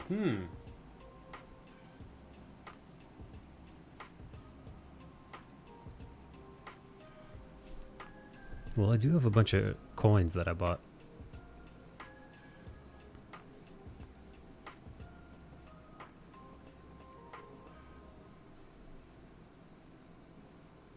Wait, so John, what happens every time I spend a coin on your book, they give you a little taste?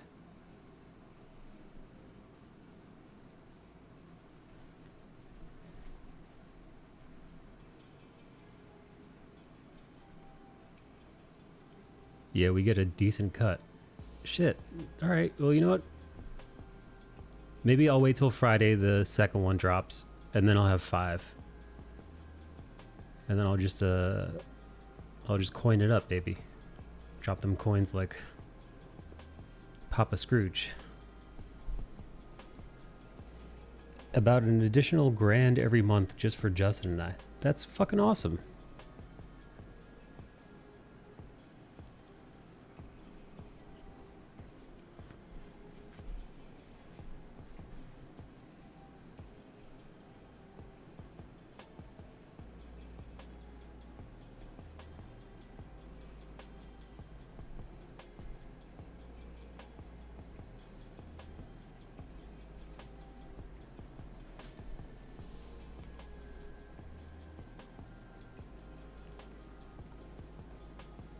Oh, dude, you know what? I wonder if want to do a dual stream.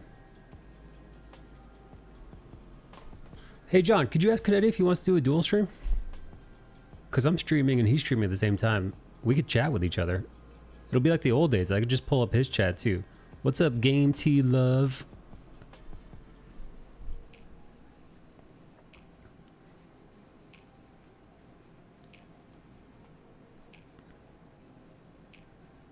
Yo, are you asking me to ask? Are you asking me to ask him for you? Yes. Like we're in high school, John.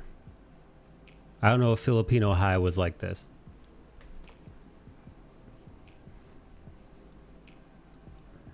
Yoji says no. What are you knowing about? What are you knowing over there?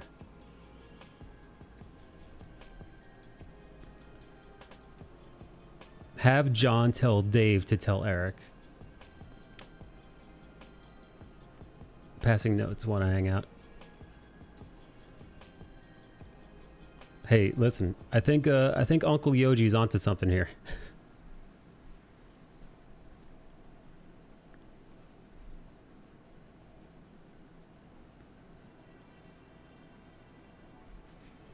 I will tell him publicly via Sled Gang.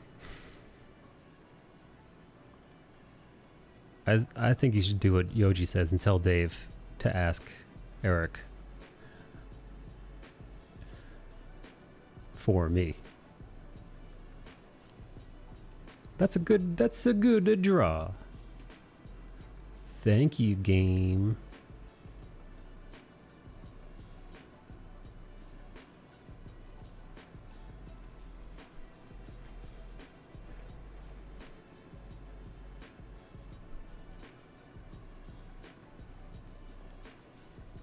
How's that? Let me see. Let me see. Let me look upon this chat with my own eyes. Batman toys.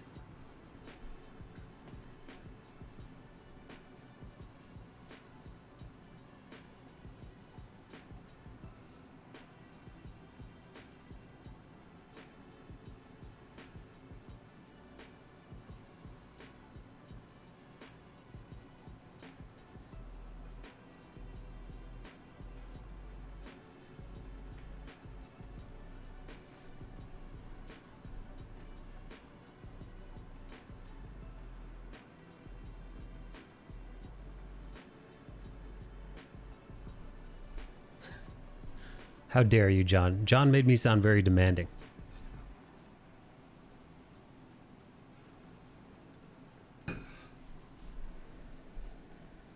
John, I'm not being demanding. I'm being casual, John. I'm saying like, yeah, if you wanna dual stream, I guess, whatever. Dude, you're just fucking spamming. You're fucking spamming,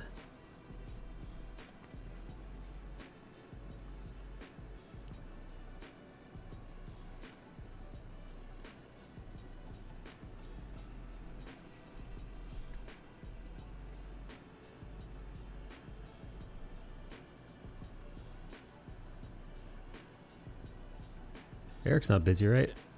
No, not at all. Not between setting up a stream and getting Arc Athena ready. No, not at all. He's got nothing but, you know, Kennedy, nothing but free time on his hands. You know that guy. Always just lounging around, twiddling his thumbs, waiting for something to do. You started on your Arc Athena yet? Oh, fuck. No, I haven't. Have you? Maybe that, I think that's tonight's post-stream project. Also, are you nervous about it at all? Not nervous isn't the right idea. Do you feel pressure to get it fucking right?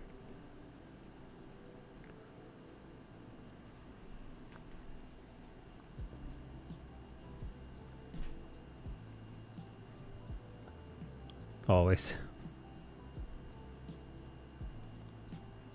Always feel pressure about everything.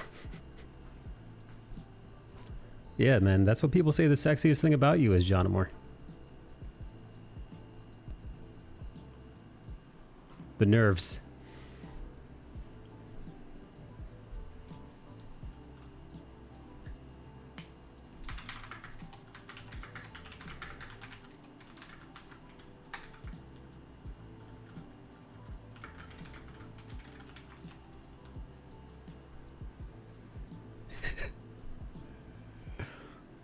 John, I just called you a dick in our Sled Gang chat.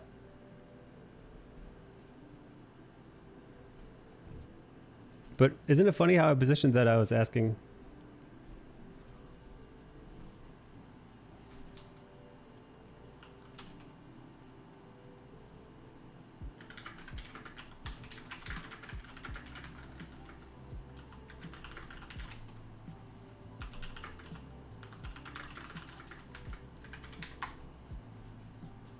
The nerves of that guy. YouTube doesn't have a dual streaming thing, right?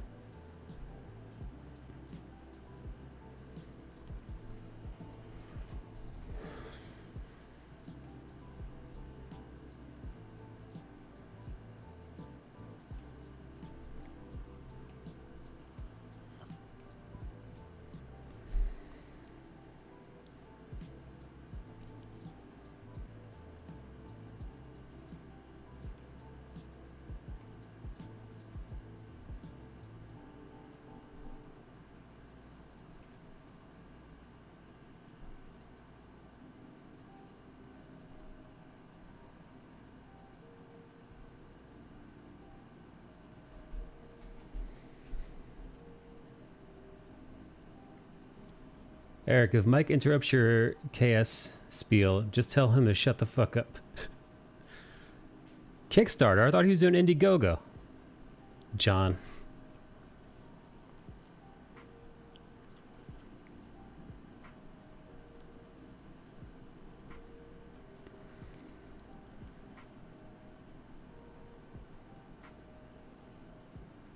Listen, I don't remember.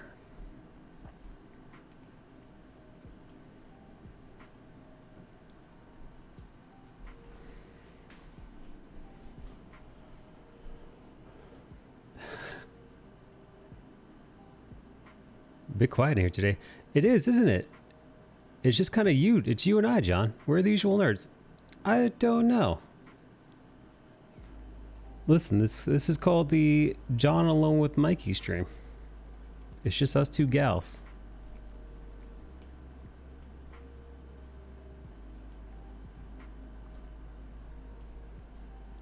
I'm here. I'm cooking while I listen. Oh, it's kind of late here.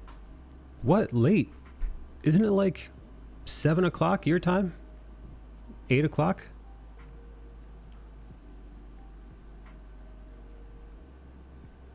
Why aren't you in Discord with him, John? I'm a nerd, also half asleep.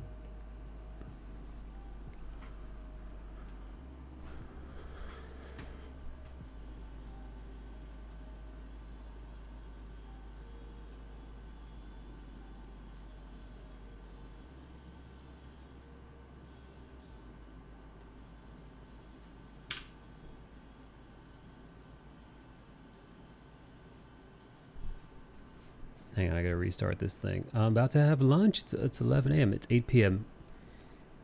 Dude, it's 11 p.m. here, man. My night. This is about the time where my day starts, or at least it feels like it starts.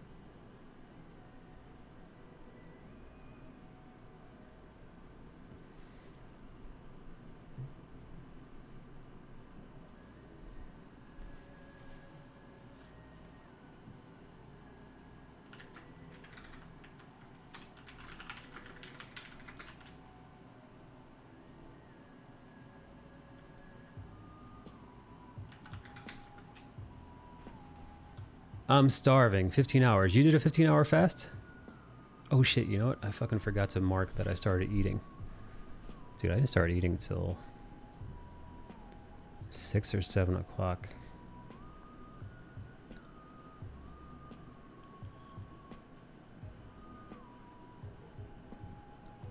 That's 19 hours. Yeah, fuck, I did a 19-hour fast today.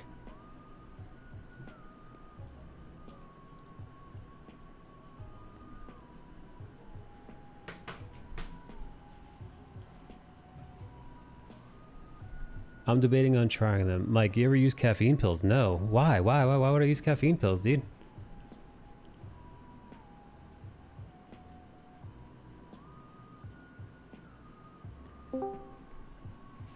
Hey, can you hear me? Oh, hey, Eric. Oh, you know, Eric, I have an idea. Tell me what your idea is. Can you hear me? My stream can't hear you. Check, check, check. Hold on. I'm gonna add. Yep, 11. I gotta wake up in Discord 6 as a hours. live Why you gotta channel. wake up so early? I'm debating on trying them. Apparently they work well with people with ADHD. Oh, that makes sense. That does make sense. 8 people with ADHD have different... All right. Y'all got that different People in brain. my chat hear me right now? Your brain works Can people different. in my chat hear Michael DiNicola? Something about coffee interacting weird with brains. Cap. Yeah, no. Well, I mean, listen. They give you guys Ritalin. Ritalin for anybody with ADHD sets you straight, right? Or whatever it is. It focuses you. But when you give it to somebody without that, it makes them crazy, right?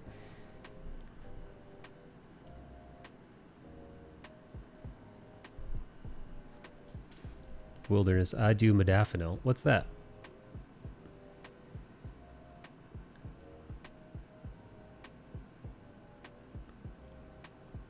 We're gonna turn that volume way the fuck down.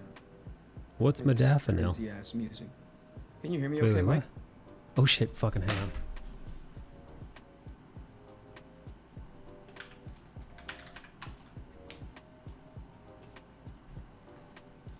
Wait, why couldn't I hear Eric?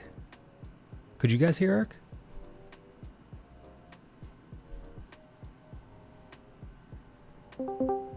Alright, can you hear me? Hey. Can you hear me? Weirdo.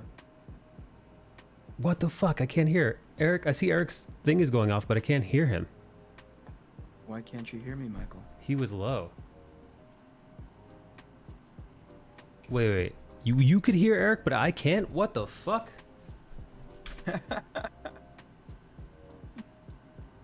Okay. We're gonna have to try this another time, kids, because this shit ain't working. Right? Alright, I'm gonna try it another way. Might just disappear. Alright, we're gonna get on continue it Yes, on sir. stream. Thanks to new update. Wait. Did Discord auto update? And now I can't hear Eric? What the fuck, man?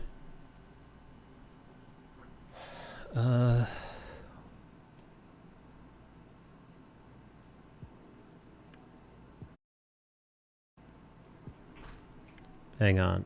What the fuck, man? I need somebody to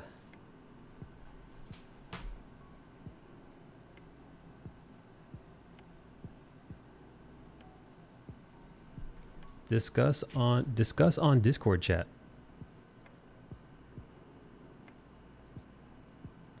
Wait, I see. All right, I talk and that goes off in there.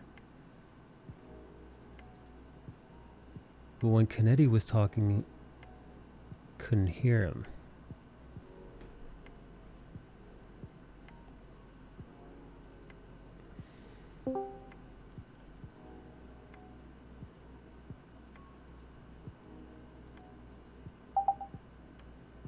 Hey.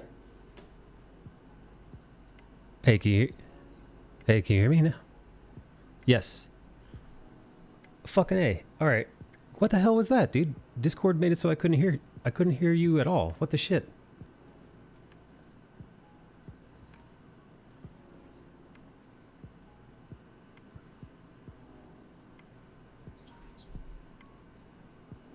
Don't know. We don't hear Eric, says John.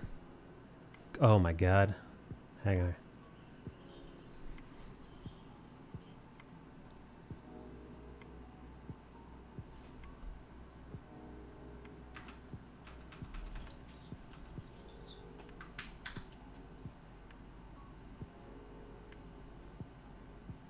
I'm gonna get back to drawing.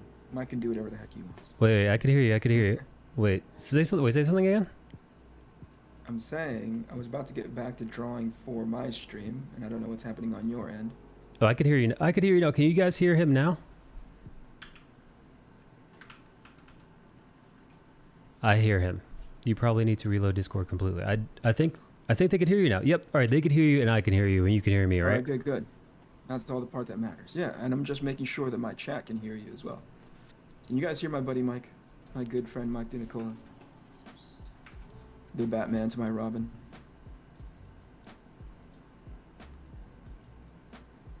The volume is inconsistent, man, because sometimes I'll hear you and sometimes I won't. Oh, well, You can you? talking? Yeah, I'm here. I'm talking right now. All right. Howdy, howdy, howdy. All right, everybody in my chat can hear you. All good. Everything is working. If you guys can't hear the music in the background, it's because I cranked it way down because it was overpowering Mike's beautiful voice. Donald says, unfortunately, we hear his sultry voice. All right, I'm gonna pull up your YouTube All right, chat. let's get to drawing. Did I already say hello to everybody? Strike Boy, hello. The comments channel, hello. How are you guys doing? What do I normally talk about in the beginning part of this program? I don't automatically draw, do I? What am I talking about? There was something on my mind while I was getting ready for this show. Oh, it was something that we had talked about a little while ago, which is the last time I streamed, which was, I feel like, was like 2 weeks, 3 weeks ago. I'd mentioned in chat that there are times when you're producing a book, right? And you're really, really super hyped for it.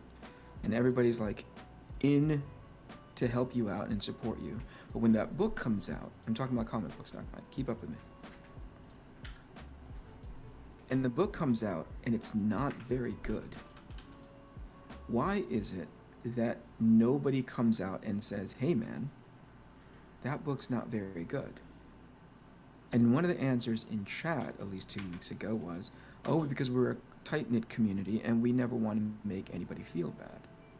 Which got me down the road of thinking, like, okay, but this is the same sort of knee-jerk reflectiveness that has them judging, let's say, mainstream comics. It's easy to throw shade in that direction. But when it comes to somebody, and that's not even shade, it's more like criticism, you know what I mean? But when it comes to their own community or their own close circle of friends, they don't put them through the same rigor. Does that make sense? Yeah, they don't scrutinize them Right. the same way. Right, and I don't know, I think that's two parts, right? And by the way, if at any point you have an opinion about it, I'd love to hear about it, right? I think that comes from the politeness of things, where you're like, we're friendly, and if it sucks, then, or if it's not as good as it can be, then I don't want to say anything to make them feel bad. I'll be honest. Right? Yeah. If I may interrupt, as somebody Please. who's gladly accepted critique from my peers and those who I consider more elevated than my peerdom. Yeah. If I showed you a piece, or if you saw something, Yeah. and you saw something that was fixable, which you have in the past, and I've been grateful for your help, and you hold your tongue out of politeness, you might, I know you wouldn't do this, but hypothetically Yeah, if you hold your conceptually, tongue, all you do is harm. Well, harm maybe isn't the right word, but it's way more helpful. It seems counterintuitive to be quote unquote mean.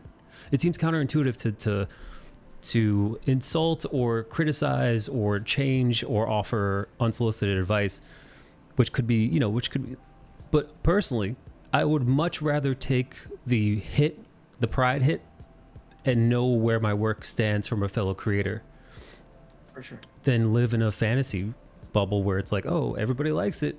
No notes, no critiques. Right. I'm for doing sure. great. Yeah. Here's what Donald says, right? We, quote, we're a tight-knit community, unquote, is why mainstream pros don't critique comics. You don't grow without criticism.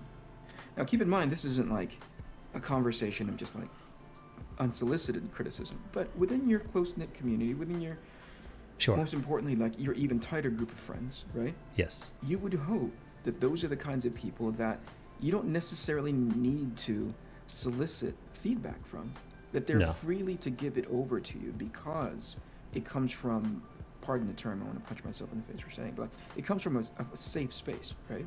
Yeah. Well, for lack of a better term. Like if you could trust sure. anybody, these are the guys you should be able to trust. You know? Yes. Absolutely. Right. And I think, to your point, it only, hopefully, if it's under the right, that very specific circumstance that we just mentioned, it just allows you to have more growth. Yes. And really, there are a lot of projects out there, mainstream or otherwise, that are getting by on the we don't say anything because we're nice. That kind of bugs me. Well, it does, man, because you're completely. Yeah. It's a weird double standard, you know? Yeah. Listen. Maybe because mainstream is sort of like the big summer blockbuster movie that you're allowed to critique, but when you shoot a student film, you're like, ooh, it's a student film. You just pat him on the back and say, hey, good try, you know? Well done. Good attempt. Yeah. No. I understand. A for effort, gold star. Listen, I understand most people don't like conflict. Most people try to avoid conflict. And to be honest, if you're picking apart even a friend's work, there might be some hesitation there. You know, Yeah. you might be like, ooh, maybe I shouldn't say anything, right? It's a polite thing to do. But I would stress that if you're a trusted peer, if you're somebody who's an editor or fellow, if you know what you're talking about, right? It's one thing if Joe Schmo off the street says, hey, that anatomy don't look right. Go fuck yourself. Learn how to draw, and then you could tell me about anatomy. Yeah. But if it's a yeah, friend, for sure. I would say please overcome that hesitation and help. Yes. Yes, I remember, do you know the guy that's editing my book? This guy named Joel Fulton. No, he's got a Joe's cool name. A really nice dude. Really, really cool name. Yeah, really, really cool guy. Matches up with that cool name, right? And Joe caught something in issue 1 of Arc Athena, right? And I don't know, I think a lot of things were getting lost in the text, you know? He texted me and he said, Eric, I read this script, I think 3 times, going on his 4th, maybe 2 times, going on his 3rd, right? Something didn't sit right with me. And then he went back and read it the umpteenth time. And that's when he's like, this section right here, I'll write up something about it. And that's how I was reading it in his text. It wasn't that he wasn't willing to tell me. I think he was nervous about it. You know what I mean? Yeah. And so I said, hey, I want to get, before I start anything on issue 5, if there's something in issue 4 that you're like, dude, he didn't really if it was critical, he would have said, hey man, this is super critical. But he didn't go in that route, right? He said, it's fixable via dialogue, I'm like, Yeah. great, that sets my mind at ease. But again, it was the tenor in by which we were talking. Not because I don't know Joe all that much. I was coming off more as like, I wonder, or maybe it was my own personal sort of, baggage that I was sort of injecting in that conversation. But I was like thinking, I wonder if Joe's not comfortable telling me that this needs to be changed, Right. So I said, hey man, I know it doesn't seem like it's critical, or else I trust you that you would tell me. But we get on the phone, and he goes about telling me the spot that he felt was a little bit clumsy. Now, again, I might have been reading between the lines, but it didn't seem like if you and I, it's weird because well, the difference is you and I have known each other for years, right? Joe Yes. and I have been working with each other maybe for 6-7 months or something like that. You know, Sure. maybe less. So he's careful in how to communicate something. You know what I mean? Right. Which I understand. I respect. I completely understand. I'm behind that. You Well, do that's just it being with a- tactful. with a level of, yeah, that's perfectly said. He was being tactful about it. But then, you know, I just straight up asked him, like, Joe, which part is messed up? And it's like, he goes, oh, you don't have to redraw anything. I'm like, dude, I do not mind redrawing something if it makes the narrative better. Right. You know what I mean? Yeah, of course. I'm into redrawing entire sets of pages to make sure. And here's the part that's critical, right? Joe is my editor. Yeah, that's what I was about to say. He's your Right? fucking if there's anybody in the fucking world He's my editor. who should 100% be prioritizing not your feelings, For sure. but you know, the work. But I Yeah, understand. exactly. I understand That's his tact, though. Yes, like I said, I fully and 100% respect his tact, right? Yeah. But I would hope that he and I get into enough of a professional space, which he'll never lose that tact because he's professional as hell. You know what I mean? He's never just gonna be like, dude, you fucking bombed. Yeah, on this sucks. section, you know? Yeah, he's gonna come from a place of like, hey man, I think this is what we're trying to. I think this is what you're trying to do. I think this is where it's getting. You know, we referred to it as the record skip. You know, Yeah. where you're like, and it just like rips right off the record. You know, and rips right off the track, and you're like, ooh, Yeah. you lose the audience, and that's enough. You know. Yeah. But I would just hope that I have surrounded myself with the kind of people that don't necessarily just automatically nod their heads and like, oh, this is fucking brilliant. And just be like, this is great, but here's the thing that you can be better at. Absolutely. You know? And or here's the thing that you can tighten up a bit because it doesn't make much sense. And I wouldn't have, and if they didn't do their job well, it just means that I didn't vet them well. You know? I mean, I wouldn't want to put somebody in a position in which they can inform on my body of work, not knowing that they're incapable, or knowing that they're incapable of it, right? That I just want them there to be like, pat me on the back, pat me on the head, and send me along my way. And like, dude, good job, good luck, you know? I would Dude. hate that. dude, I can't speak for comics exactly, although I could think of a few like creators who do the whole, you know, full. They're the whole team. Some some creators fire on all cylinders, right? But I think it's a very rare. I think it's an admirable goal to like want to write and draw all, you know, be the whole package. But I think some artists fall short of that, which isn't to say that they're less than, but it's listen, it's hard enough being a good artist, let alone all this other stuff. You see it, dude, the most prolific shortcomings that I've seen have way more to do with Hollywood. The directors that decide that they can write all of a sudden and produce and direct and act, you know, like I'm just gonna do it all, but then they really can't. Patty Jenkins deciding to write the script for Wonder Woman 1984 comes to mind. Even dude, most recently, I don't know if you've seen Army of the Dead. Oh, perfect. Yeah, dude, this is what Zack happens, man. Snyder's like writing, directing, producing, cinematographing, fucking, you know. Yeah, you see, well, you know, we got into this mindset where it's like, fucking, the damn studio. If only the studio wasn't so, you know, limiting. If only if only there were left less chefs in the kitchen. You know, if only Zack Snyder's voice had just shined through. And then when you give him full reign, and he sucks, well, what then? So, and here's the other thing, and I think you hit on it very, very briefly, but let me go back and underline it. Please. Okay. Making a comic on just the art end alone is, if you're anywhere near good at it, it must have taken you years.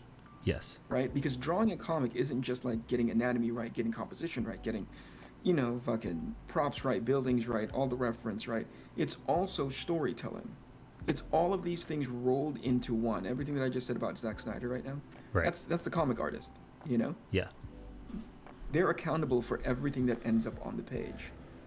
And that is I would think, years and years of getting good at something, you know? Yes. And then you have to go in there and be a good writer too. Again. If you're doing all the writing and drawing yourself, you're out of your fucking mind. By the way, it's a fucking really hard. Listen, there's a reason why there's so many failed writers. I mean, it is by no simple feat to do. And again, just like art, just like you spend, if we're doing the Malcolm Gladwell outliers of it all, the 10,000 hours, you can't just wake up one day and say, you know what, I've been writing comic books. I've been working on my comic book craft for, decades now, and I finally feel like I've got some mastery of it. I feel like a writer. Yeah. Let's start writing. Yeah. Let's get into it. Yeah. Hold on, let me catch up to chat here really quick. Somebody's teasing Donald by saying pineapple is great on pizza. Hello, John Moore. How are you?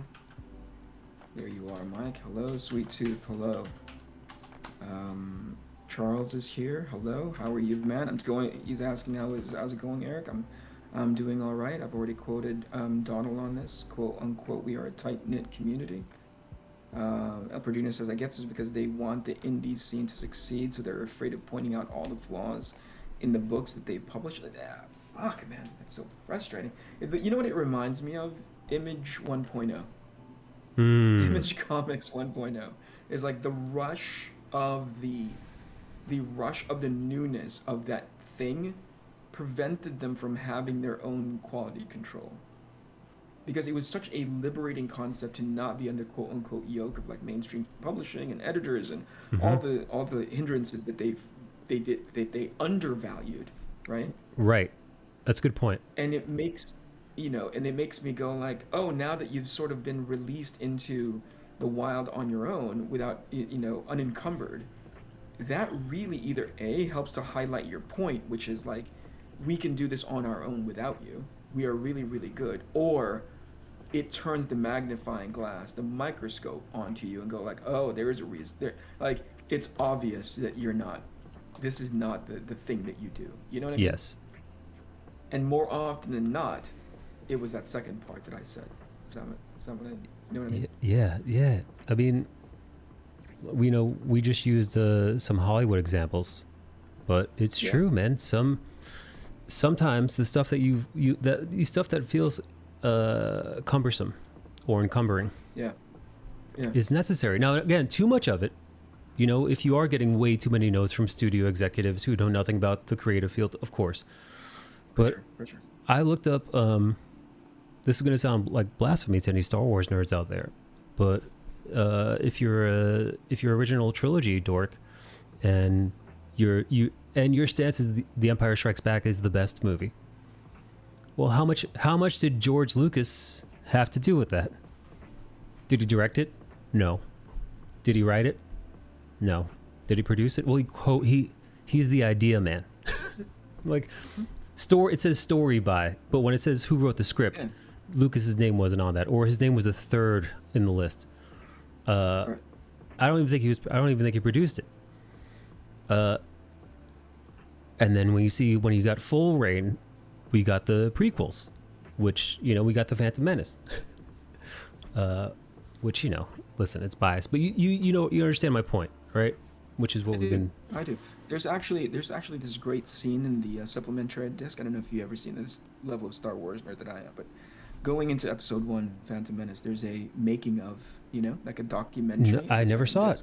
No, tell me. There is, and there is this one scene in which George Lucas and I think Steven Spielberg are talking to each other. So basically, two like behemoths, legends at their position, right? And I can't remember what brought it on, but they were talking about a certain plot, and there was this back and forth with them that's like, oh yeah, that scene, that's gonna be great. And then George Lucas goes, oh yeah, it's gonna be great. And Steven Spielberg goes, that's gonna be great. They say it 6 times back and forth. That's gonna be great. It's gonna be great. Oh, that's gonna be great. Oh boy. And I thought, like, of all the fucking people that you could turn to, maybe dude, maybe it was to our point, man. Maybe Spielberg just too close to him because they go way back. That's what I mean. That's what I'm talking about. It's and like maybe a little blind. You have to put yourself through the rigor of people whom you trust. That'll say, like, keep in mind, he didn't see the entire movie. They were walking through the prop set, Right. Seeing those super skinny droid from Episode 1, so he only got the contact high from it. You know? But if you're reading it, in as much as I'm going to distribute like the black and white version, but lettered of what do you call it, of Arcathena 1 Arcathena. to my close circle of friends, right? Yes. I mean, like, read this and tell me, right? You need that time, you know? It's never done in it's never done in draft one. No. Right? No. And in movie terms, it's like a movie is made 3 times, right? One in the writing, one in the shooting, and one in the editorial, right? So similar to comics, I believe there's opportunities in which if you get ahead of it, right? If you set up a schedule so it's advantageous to like the good kind of edits, then it only ends up working in your favor. Yeah, stronger and stronger, man. You know? Yeah. Dude, most people, people spend No one went to stop decades. naturally. Sure. No one went to be like, Yeah. okay, this is way too much. We got to release this thing. But you build it into your schedule. You have opportunity to change stuff. Joshua says J.R.R. Tolkien threw out C.S. Lewis' first draft of The Lion, Witch, and the Wardrobe. To be honest, that probably led Lewis to write a better book. Right on. Donald says there's zero criticism with books in Comicsgate unless you directly ask, and few do. I wonder where that comes from. It's been one of my pet peeves, Donald, still, because I need to know what people think in order to improve my work and my product. Now, I hope that you have a system in place, a certain, like I said, a sort of a brain trust that you go to, Donald, so that they can give you the skinny on what you are, where you can improve, right? So here's the other thing. Not only do you want to surround yourself with people who can give you criticism, but I believe that you have to surround yourself with people who have an intimate knowledge of what it is that you're trying to get criticism for. Right. Right? Oh, that's a good. That's a great you can get point. criticism from a close, you can get criticism from a close set of friends who kind of draw comics right along with you. But you take a look at their pedigree, you're like, that's the guy, and this is just some random thing. Like, oh, that's the guy that drew Dark Knight. I'm gonna listen to that guy. You know? Oh yeah. Yeah, of course. Evie Vincent, how are you? Your art is amazing, he says. That's very kind. Thank you for being here. How's it going, William? What's good, Eric? Good evening. Good evening to you. Kenise? I know I asked your name before, but hello. How are you? Hello, everybody. William says, Donald DeLay, I can't stand that about CG. I'm starting to speak out more about what sucks. I'm not a creator, so why wouldn't I be? Right? Well, you're a customer. Your character skipped leg day, I borrow ideas, says to Donald DeLay. John says hello again because he can't. He needs the attention. John. Donald DeLay says, as a customer, your criticism is important. Yeah, of course. Well, I've spent. William C says I've spent enough movie and I'm going to say Probably money. I think he means money. Money, Spend enough money on crowdfunding that I think that I've earned the right to critique some stuff. Dude, of I don't know if course. you need to earn it. You can critique. Yeah. No, dude, if you're a customer, and you're. Yeah. No, listen. If somebody in the community is like, hey, I've supported your, this and that, I've been an avid reader, I think, I have an issue with this. Yeah, man. That's just good business. That's just good customer service. Also, for my chat, thank you, Jeff Raff, for the 28 months resub. I appreciate you, Jeff. Thanks, buddy. Donald says, can I get a wrench so I can abuse my power and block that pineapple pizza loving comment? Okay. Ibar Ideas says, I agree. I think people don't want to rock the boat. Yep, I agree with that. There's an phase where everyone supports everything as a protest against the establishment, but we are now in the stand of real quality, part of the evolution. Yeah, and I think, and this is not to pick on anybody, on any particular tribe, but I think if you were to stand there and say, I'm a professional, I'm putting out a professional product, fucking prove it. Yeah. Put your fucking money where your mouth is. Put yourself through the professional rigor that you need to go through in order to be considered professional, not just because, and here's the conflicting part, Mike, and I'll speak on the other side of this argument, right? Yeah. Is it enough? Is there credit to be given because a guy actually made a book? Because there's plenty of sons of bitches out there that talk a good game, but don't make shit. Oh, dude, it's easy. You know what I'm talking about? It's easy to fucking, what do they call that? Couch quarterbacking? Yeah, right? Yeah. So, you can be, I'm incredibly harsh and I'm almost really super, overly critical in my opinion. But isn't there something to be said that even though that product is imperfect, right? That the fact that it's out should receive some level of I don't know, encouragement. What's the word I'm looking for here? Like a level of, hey, good job, you know? Right. Yes. Yes. I think so. Armchair quarterback. Thank you, Two Oak. I have 2 people I usually ask. That's awesome. Hey, IVI, how are you? Richard Pace, good evening. Hey, How Richard are you? Pace. So yeah, I don't know. I think if you were going to stand in front of something and say, this product is a professional product, I don't care what side of the fence you stand on. Right. It better, or at least actually it's worse. It's worse. It's sure that your product is, you're claiming that your product is professional. What's even worse is you point a finger outward and go, that product is unprofessional, and I'm going to do something that's better than that. Oh boy, That's did a tall you order. open up the fucking, yeah, did you, because, you know, subjective sliders where they are, right? Mm-hmm. I think you'd better be able to deliver on that promise. Sure. I don't know why when it is so easy for people to criticize on the other side of the road, from the other side of the road, and not hold themselves and their peers accountable to that same criticism. Right. Yeah, no, dude. If you're somebody who's railing against, who knows, it could be the comic book industry, it could be whatever, man. Maybe it's it's a fucking restaurant that you think food sucks, and then you decide I'm gonna make my own restaurant, and then your food is worse. Well, then what the fuck point did you prove? You know? For sure.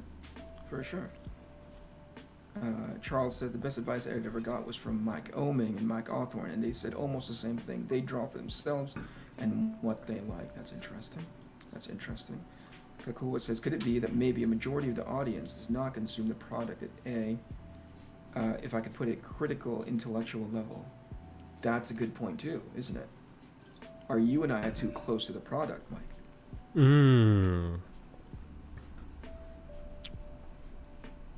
Are you and I taking a look at it and going like, this fucking McDonald's hamburger is Right. not... Because we're cooks, hypothetically. You know what I mean?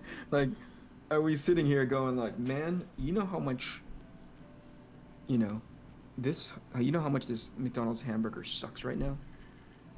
It's got ketchup that has sugar in it, it has mustard that has sugar in it, it has pickles that has sugar in it. That and is McDonald's goes, look at the sign, dude. It's sold Right. 100 million fucking Right. burgers, you know? That's a really good point. Because yeah, maybe we read something and we're going to be, because it's an industry that you work and that I'm adjacent to, critical. We're going to be critical of it. We're going to look at it with a much harsher eye. Yeah. I think it's two-tiered. I think it's exactly what we just talked about right now. But also, if there are going to be people who stand up on a soapbox and with the biggest bullhorn they can say, this is as good as everything else that's out there. And people have come to identify that it's not as good. I don't understand why there is no accountability going in that direction when it's just as easily whipped out in the opposite direction towards, let's say, the mainstream or the smaller market. You know what I mean? I don't understand it. And it's primarily because, nobody wants, the excuse that or the reasoning that I got previously, and I think this valid. I'm not going to say that it's not, because obviously if these are your friends, you don't want to do anything too harsh. If it's your community, you don't want to do anything that makes you seem like you're the one, telling people that the emperor has no clothes, so to speak, right? Right. But where is the opportunity for growth there? Where can you finally realize, like, oh, wait a second, all that talking I did, this definitely does not live up to the thing that God delivered. Sure. I mean, could you imagine you're watching a sporting event and you're screaming from the bleachers of how much you could be better at doing it, and then you get up there, you get onto the field, the court, whatever, and then you fumble, you miss the shot, you can't do, like, you look like guess what? You look like a fucking fool. Like, it's fucking embarrassing. Let's not forget that either. If I were to release a product of some sort, artistically, an art project, not even necessarily a comic, whatever it might be, maybe it's a sketchbook, and I run it past my friends. And my friends are like, hey, there's some pieces in here that they're not great, you know? You need that, right? Yeah. I would hope. I would hope. I would hope. You know? One could hope. Let's see, what else we got? Charles says, because not everyone will love your project or art or whatever, right? Pace says, no project is for everyone, so it's bizarre how some people get angry when something isn't made to their taste. That's a nuanced conversation. I'm listening to Amply Ideas about making art music, guitar for almost 50 years, also visual arts, paint, pen illustration.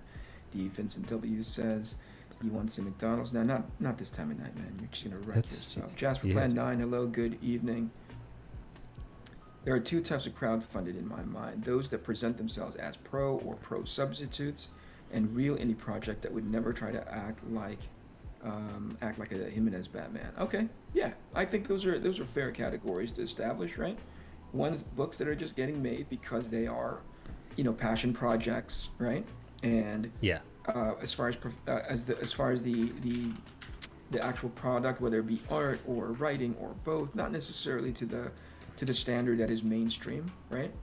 But then there's some that do, who tout themselves as that. Yeah, dude. And like, yeah. No, you're not. No, you're not, bro.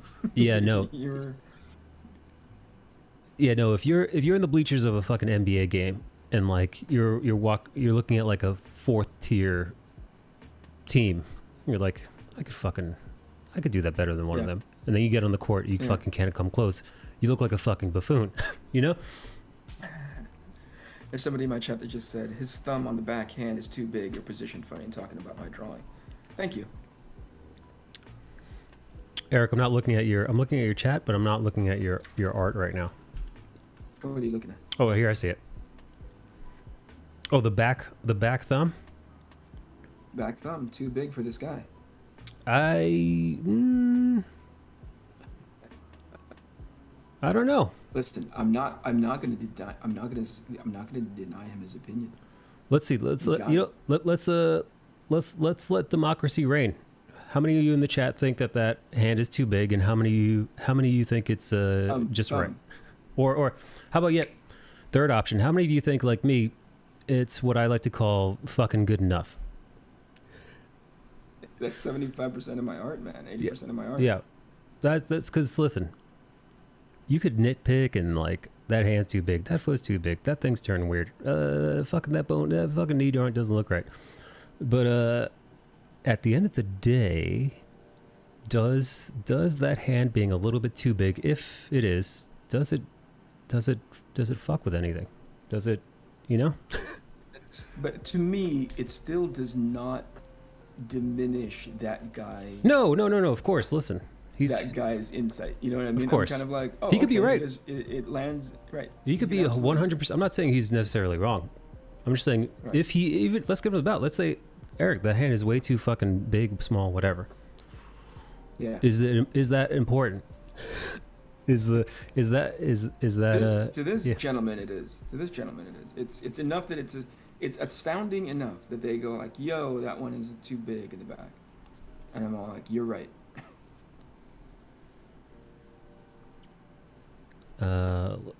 Let's see. The mechanics of being an artist are edged in the body of work you have so far. If you're constantly creating, how do you step back and see your work objectively? You can't. There's no way an artist. I mean, maybe there is an artist out there who could. What's the question? Say it. If you're constantly creating, how do you step back and see your work objectively? I don't think you can. I don't think that's possible. Ooh, how do you do it? Is there a way to do it?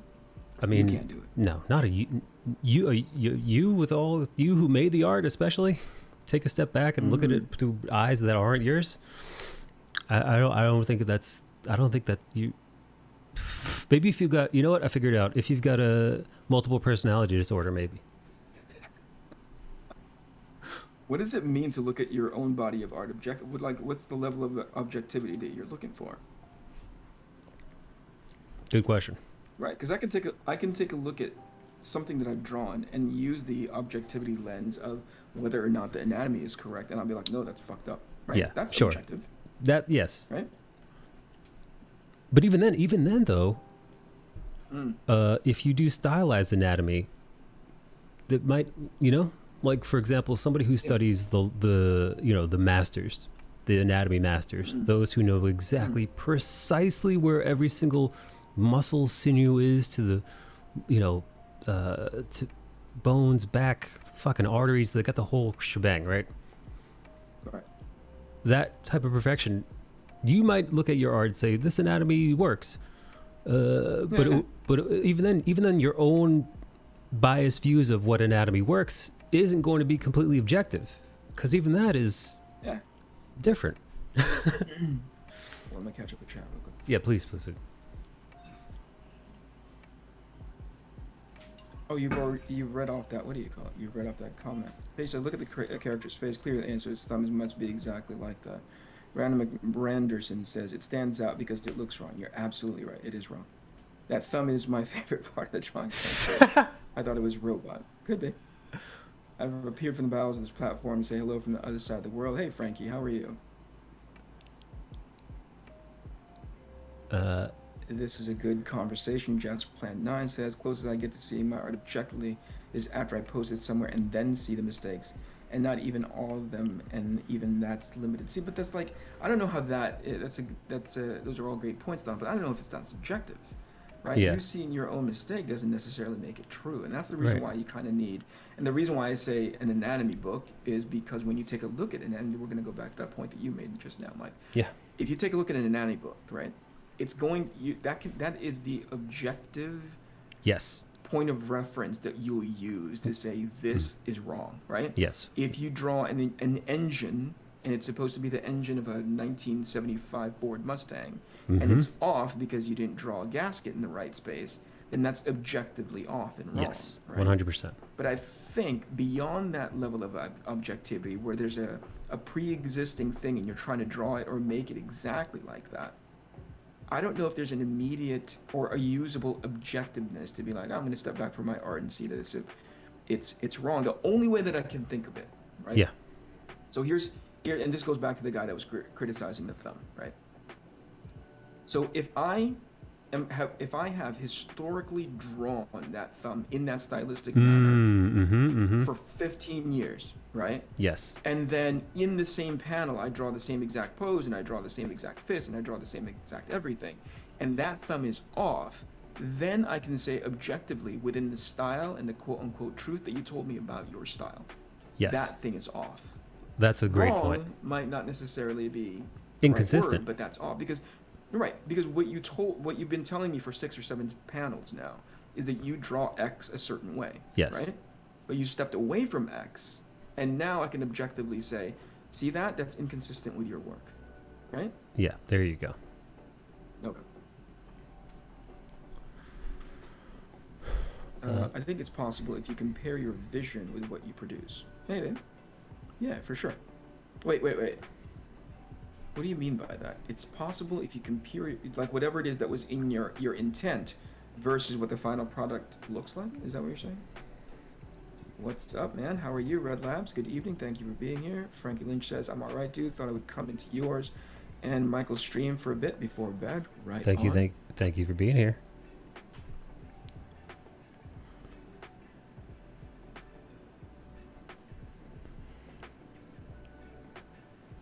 There is something to be said also, and we're talking about that level of objectivity. I think there's the reason why stylizations, like let's use J. Scott Campbell as an example, right?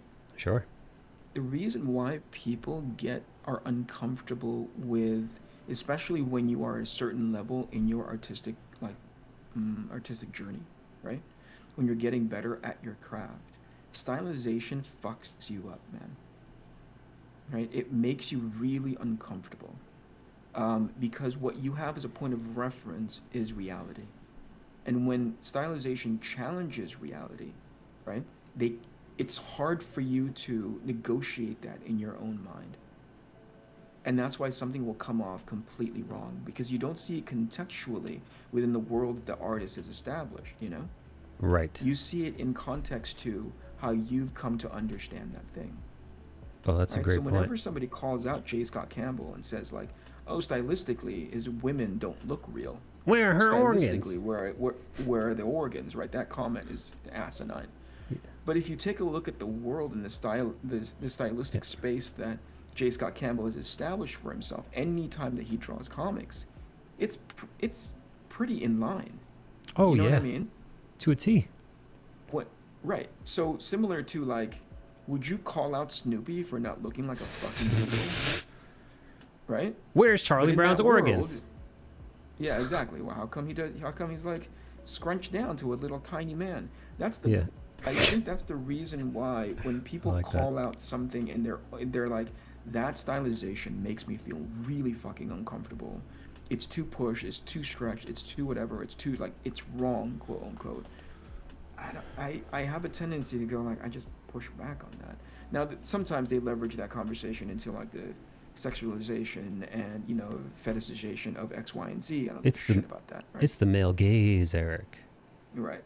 I can't fucking stand that. That's ridiculous. Yeah.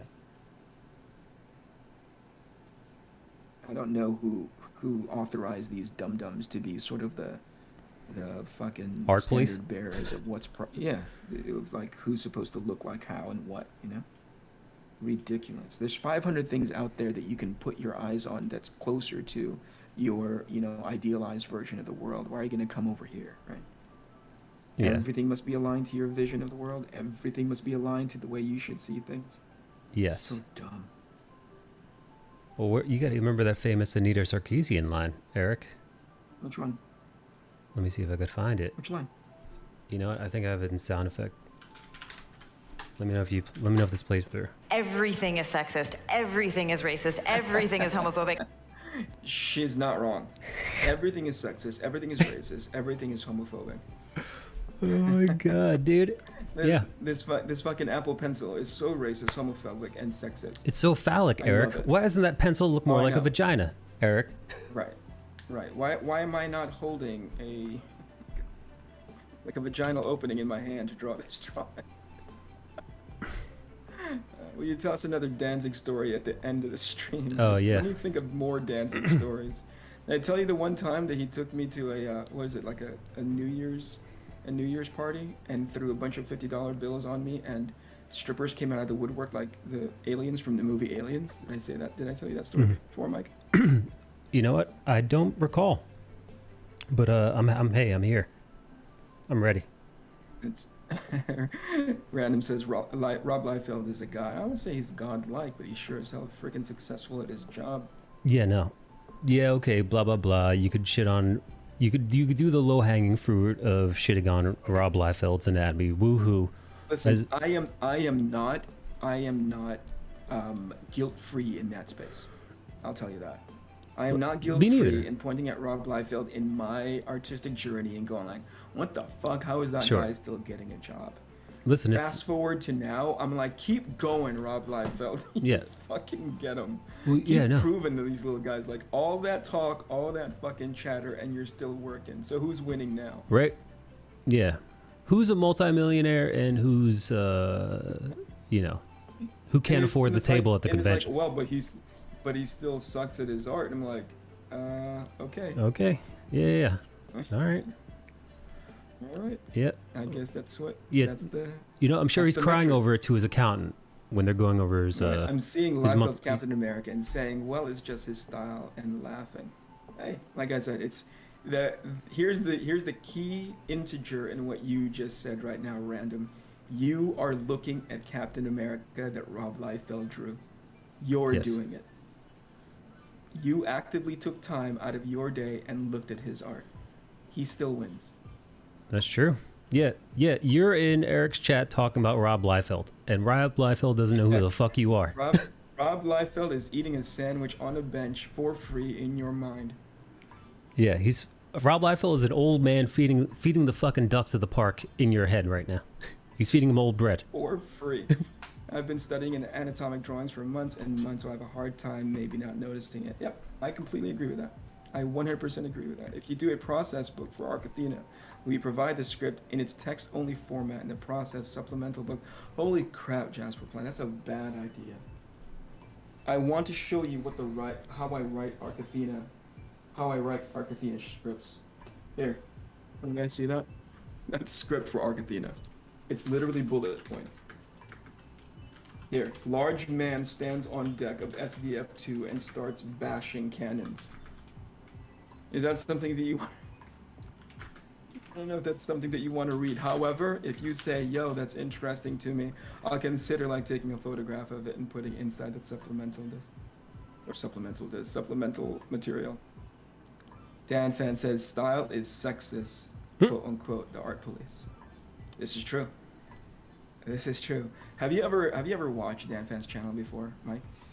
No, but I want to now. The lady is freaking hilarious. I love it when she goes off on like the booby police, you know? I love that shit. So damn I'm there all puritanical. day. I know it. It's what are you, a fucking Quaker? Then wouldn't that Are you be Amish? where the saying goes, art is subjective? Yeah, I would think so. Everybody has their taste. I don't, what do you call it? Somebody like, if you don't like a particular body of work, you are at liberty to not pay it any mind. It's when you step into the space and say that piece of art should not exist because I think it shouldn't exist. Yeah, definitely go fuck yourself. Yeah, do that.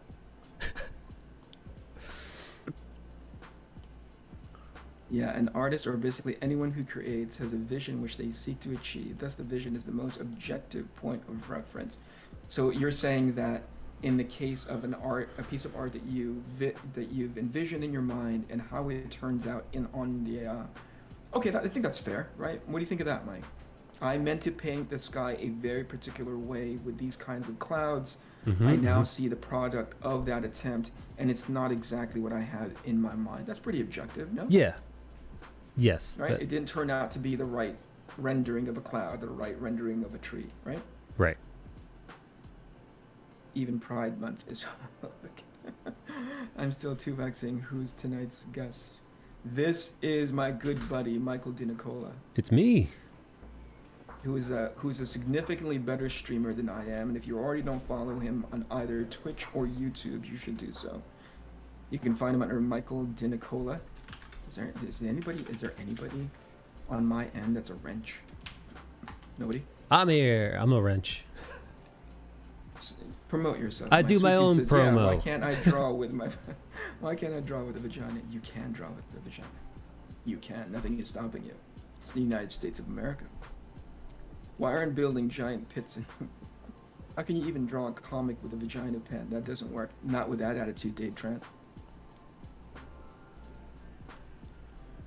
Sounds like a great story. Heroes are born. I like Snake Eyes. Really? What's the key difference for you? Rob Liefeld is Rob Liefeld, right? Or no? I'm not shitting on Liefeld. I'm just pointing out an obvious example where Captain America is obviously drawn wrong. You can't say it's just style, but there's still some requirement to represent something. Damn, he made some pretty good points. Which part?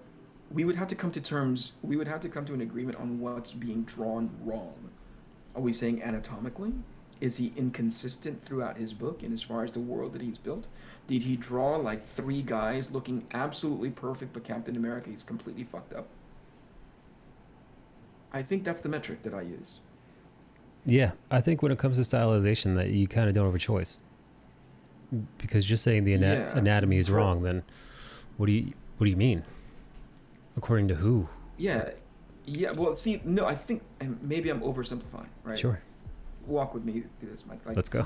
If in that book, anatomy is wrong for everybody, right? The moment he draws somebody on right anatomy, then that guy who he drew correctly is wrong, right? Yeah, yeah. That, you know why? Especially because that would be jarring.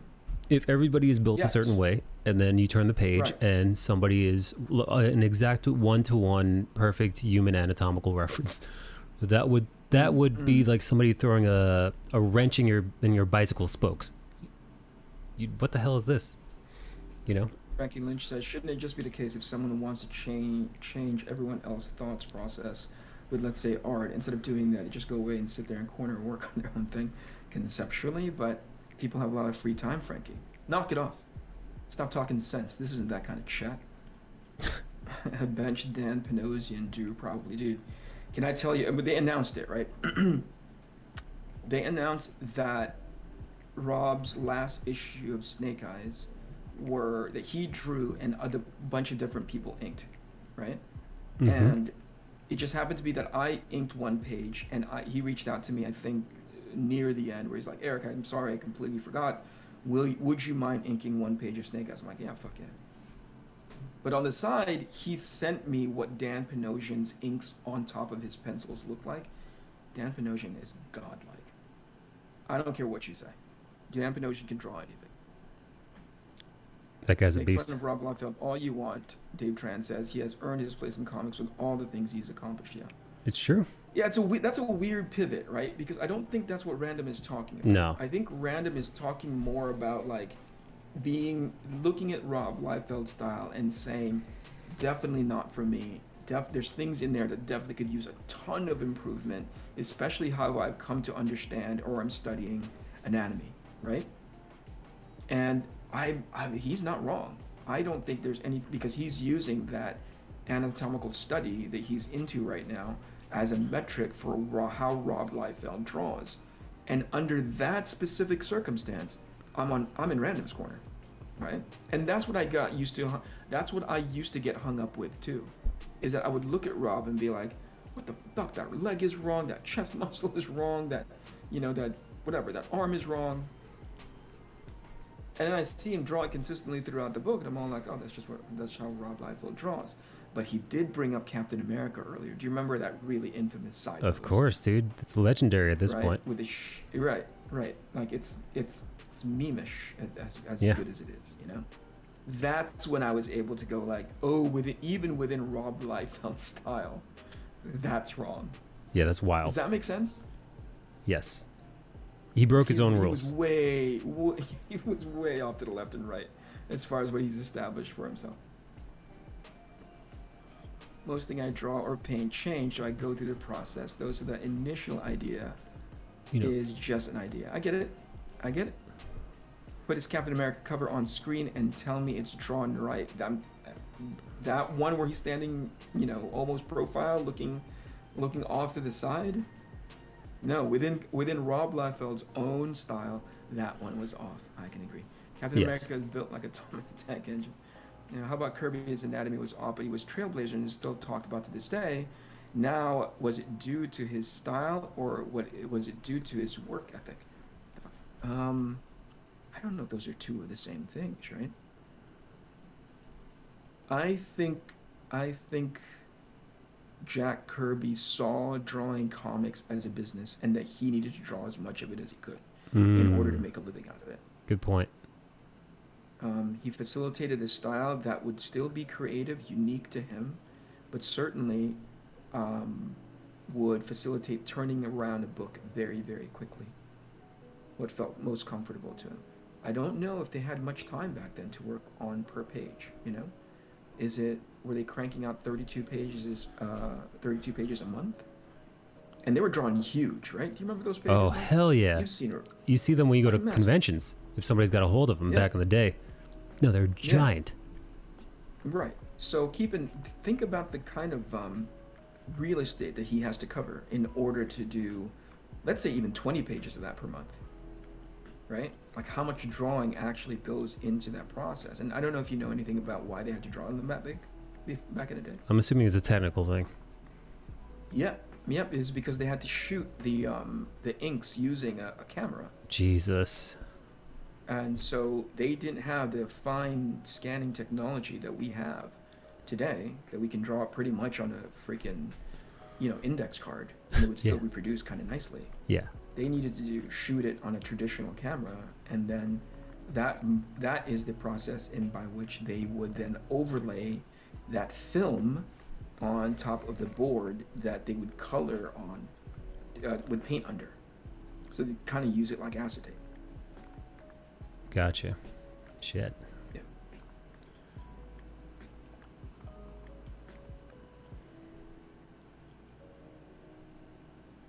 Rob traced that cab cover pose off of another artist. Which one? The side pose? Really?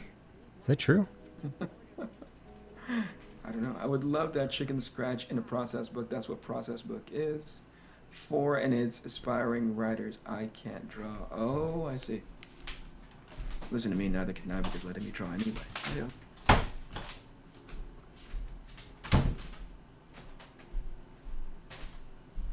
Why would you book that one to Trace? I'm not in his head. But that guy must be doing something right, man. Liefeld Dead Heroes Are Born like 25 years ago. Snake Eyes is recent, Liefeld, right? Oh, I can't wait for that book to come out. The kind of people that he has lined up. Who else did I see? And I think they announced it, right? So I'm not blowing anything up. It's not super secret. So I told you guys about how much I love Dampened Oceans. That the other one that he sent me, Mike, and I didn't get a chance to talk to you about it, is he had Billy Tan do an ink of his of one of the pages. Fuck, man, these guys are all good. Now, were Billy they? Tan rocks. Were they? Inking Rob Liefeld's pages. Were they inking? Did they go traditional? I'm assuming Panosian went traditional, because. I don't know if he did. Really? I think Dan's got his brush, digital brushes at this point. Right. I'd be interested I to think see what it did. Kirby's style, whether streamlined for time constraints, is still amazing. Its energy and emotion, not a crazy take. I know. That's William C. who said that. Oh, Kirby was a machine, but the thing is, okay. I think something he was doing was cocaine. Oh, you're talking about Rob? Maybe. Kirby's anatomy was stylized and it works just like Liefeld. Yeah, I don't. That's the reason why it's like. I mean, that's a very good point, Charles. When you take a look at Kirby's work, you go like, oh, that's anatomy's way off. You know, stomach muscle, abdomen muscles don't really look like that. Like biceps don't really look like that. But if it works, it works. I don't know when we became such massive sticklers for this must be the only way comics are drawn. Yeah. Right? What I think.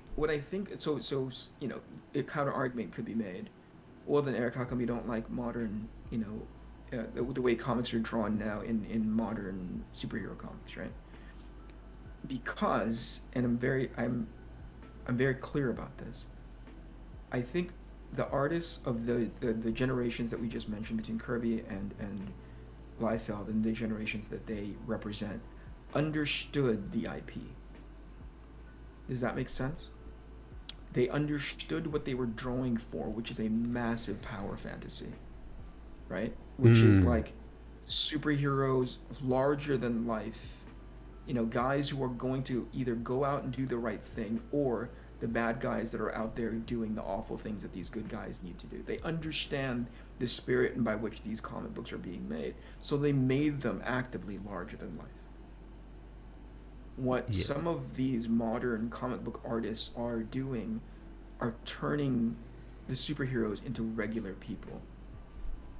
And I don't like it. But not even in a... So, like, a good example of somebody being a regular person is the Peter Parker dynamic, right? So Peter Parker, he's Spider-Man, but Spider-Man isn't something that he gets to do. It's something that he has to do. It's the responsibility of it, right?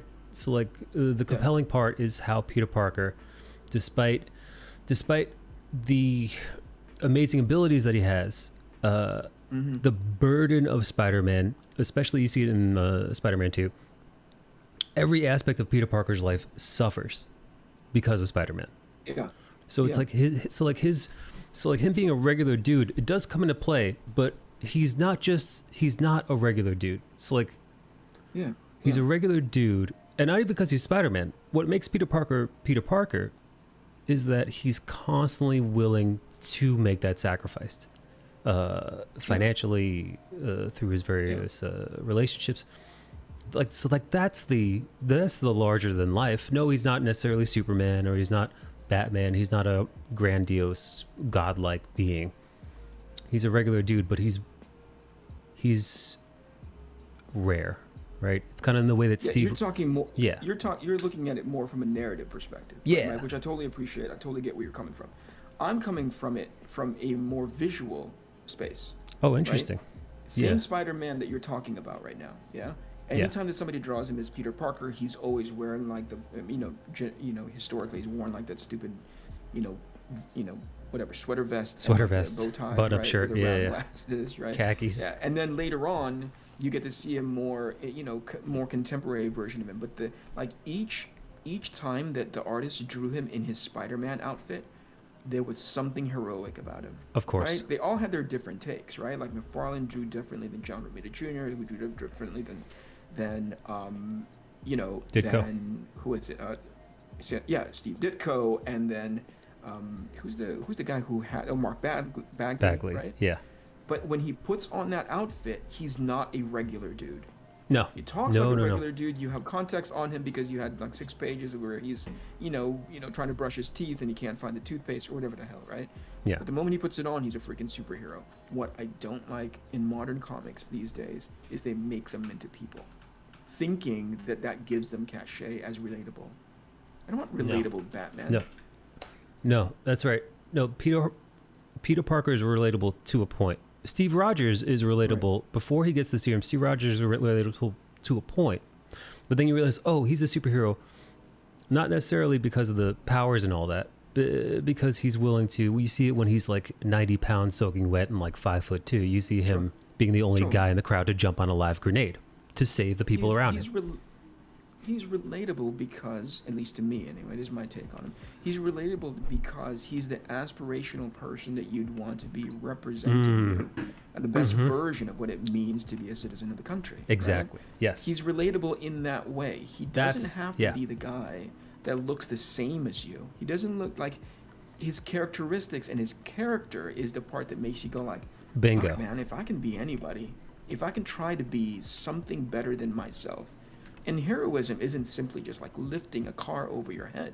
It's representing something when things should say, that's probably an old way of looking at that, and maybe you should graduate into a more blah, blah, blah way of thinking.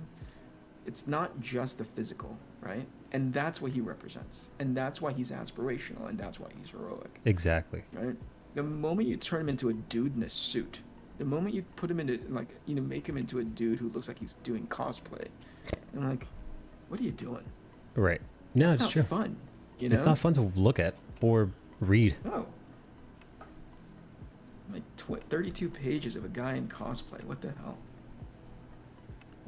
Let me catch up with chat real quick. Yeah, of course.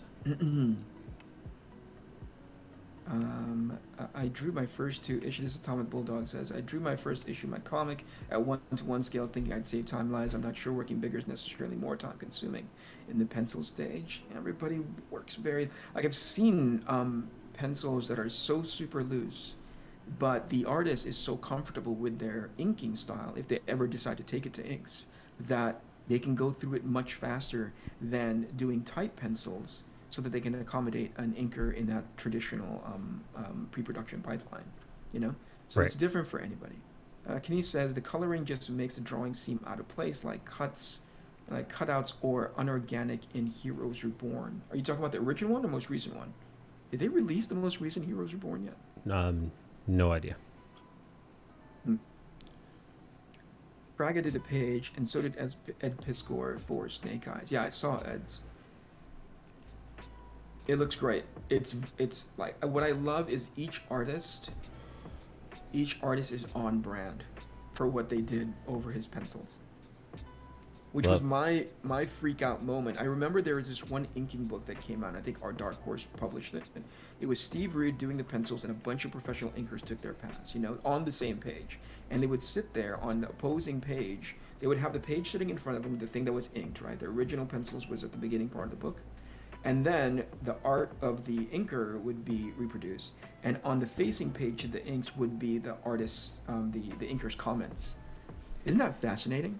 So everybody in the industry inked Steve Rude's pencils and inked them in very different ways, and it would talk about the process of inking it. And I remember that when I was inking Rob's page, where I was like, oh, I really hope that he doesn't mind me doing this page in this way and not being 100% true to his pencils. But after he sent me Panosian's and Kevin Eastman's page, nice. I was like, no, they're having fun, so I'm gonna fucking have fun. Yeah, no, hell yeah. It's like a collab. Yeah, absolutely. Richard Pace says, "Man, I miss listening to you guys. Got to crash. Good night." Good night. Good night, Richard Pace. They were over the top, and that's what stood out. I think the funny part is when they're writing now is the writer's power fantasy. It's not just the reader's power fantasy. That's a valid point. What do you think of that, Mike? Random says, "I think the funny part is what they're writing now is the writer's power fantasy. It's not the reader's power fantasy." Well, listen, man. I hate to quote that nuance. I'd hate to quote Kelly Sue DeConnick, but she's the one that classically said, you know, if you don't like my politics, don't buy my books. And then people didn't. What a silly statement. And then people said, okay, great. Deal. Sounds good to me. Thank you very much. But we're going to go this way now. But essentially, if that isn't the modern day writer's mentality, even when it's not their fucking character, you know, it's not their IP, but that's the mentality they bring to it. Yeah. So yeah, I think random. Jasper says. Jasper says Ethan always says when working on a corporate IP, you're the steward who must hand it off in as good or better shape than when you got it. I believe in that. Of course. Dude, I fucking believe in that 100%, and I don't care in what capacity, right? That's just not art. We're talking about in the writing too, you know, like. It's so difficult to. I tried to read through 3 issues of Batman recently. Jeez, man. I didn't know what's going on over there. Nothing good. I think Marvel heroes were often regular dudes, while DC were idolized demigods. But today, writers have heroic and replaced it with mundane. The artists don't get paid enough to spend time. DC were idolized demigods in concept, I guess, right? But like, X-Men still look like heroes. You know, Avengers still look like heroes. Sure.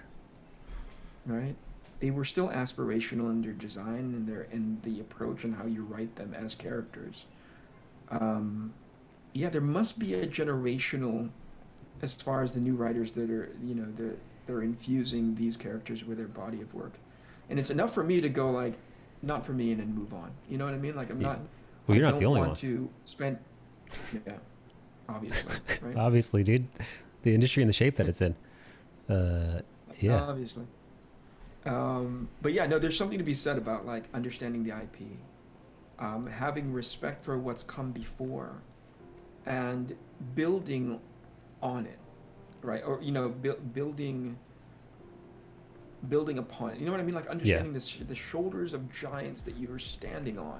And going like, I'm going to make this fucking better. It's because I understand the spirit and by which they wrote it, you know? You know what it is? It's the Mandalorian versus the sequel trilogy, you know.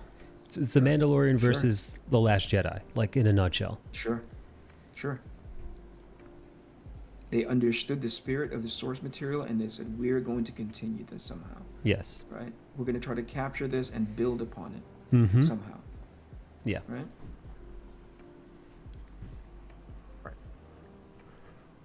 Lots of eating scenes in modern comics. Is that true? Is that true? Is that fucking true?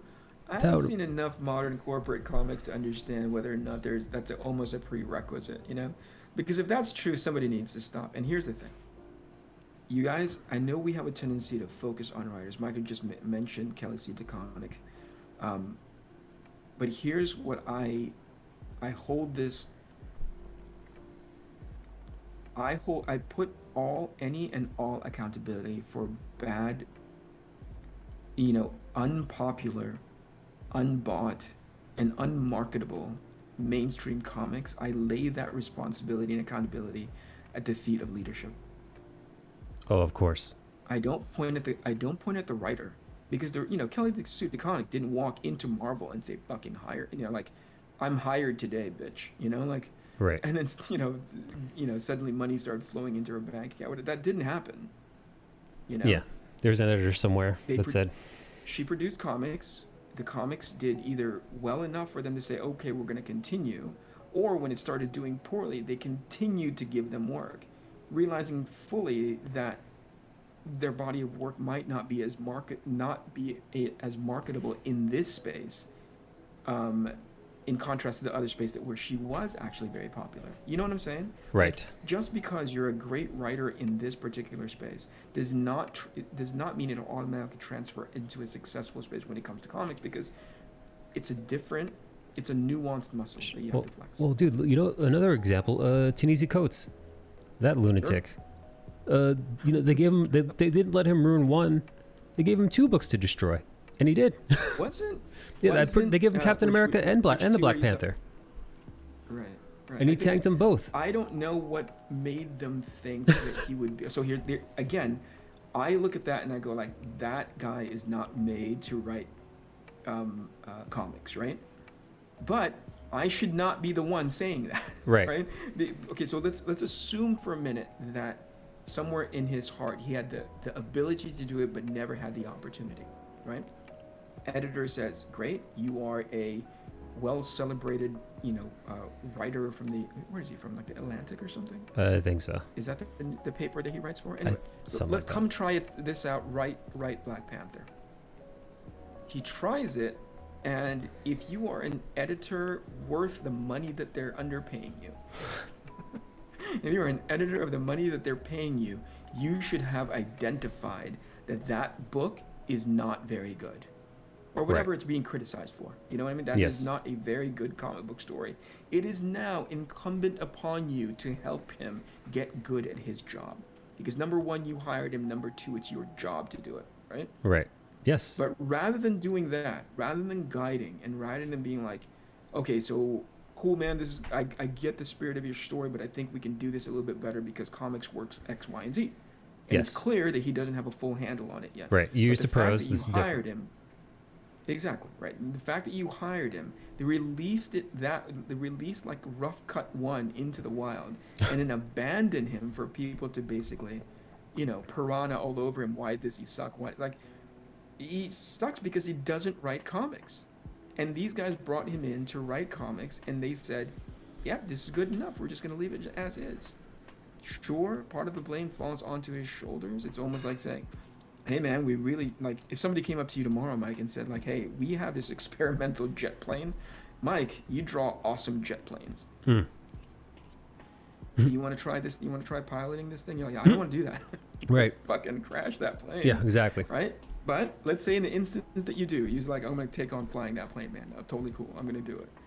Then like, you have no coach. You have no resource in how to fly that plane professionally. You know what? That only would have worked. That's not all on you, right? There's only one scenario that would have worked, and that would be if I was Steve Trevor and my character was being written by an inept writer named Patty Jenkins, and my character hadn't stepped into a plane since a crop duster from World War I, and then hopped on into a jet plane and flew it. 0% no of it problemo. Sense, right?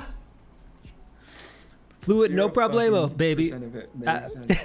Steve Root is in my top 10. Sorry, to get my next. I forgot about that scene. This makes me laugh because that's a perfect example of like having an editor in place and like looking at that script and then going like, hey, you know that first movie that you did? Sorry. Right? When he disappears and everything. Here's the thing. Right? Like, that was World War I. Yeah, that was 1915, maybe, something like that. It was a long, long time ago. And so, like, when this happens and he just knows what buttons to flip and he flies like a phantom, this is a jet plane. Yeah. That's all right. You're Patty Jenkins. Yeah, that's really what it is. And I think to Yoji in my chat said, or Tuoka in my chat said, perhaps they were intimidated by him. Maybe they were just like, I don't want to tell him. Same thing with Patty Jenkins. Oh, you think they were a little intimidated by the idea of like editing, especially and code. What if you're modern day at Marvel? What if you're the white editor? Okay.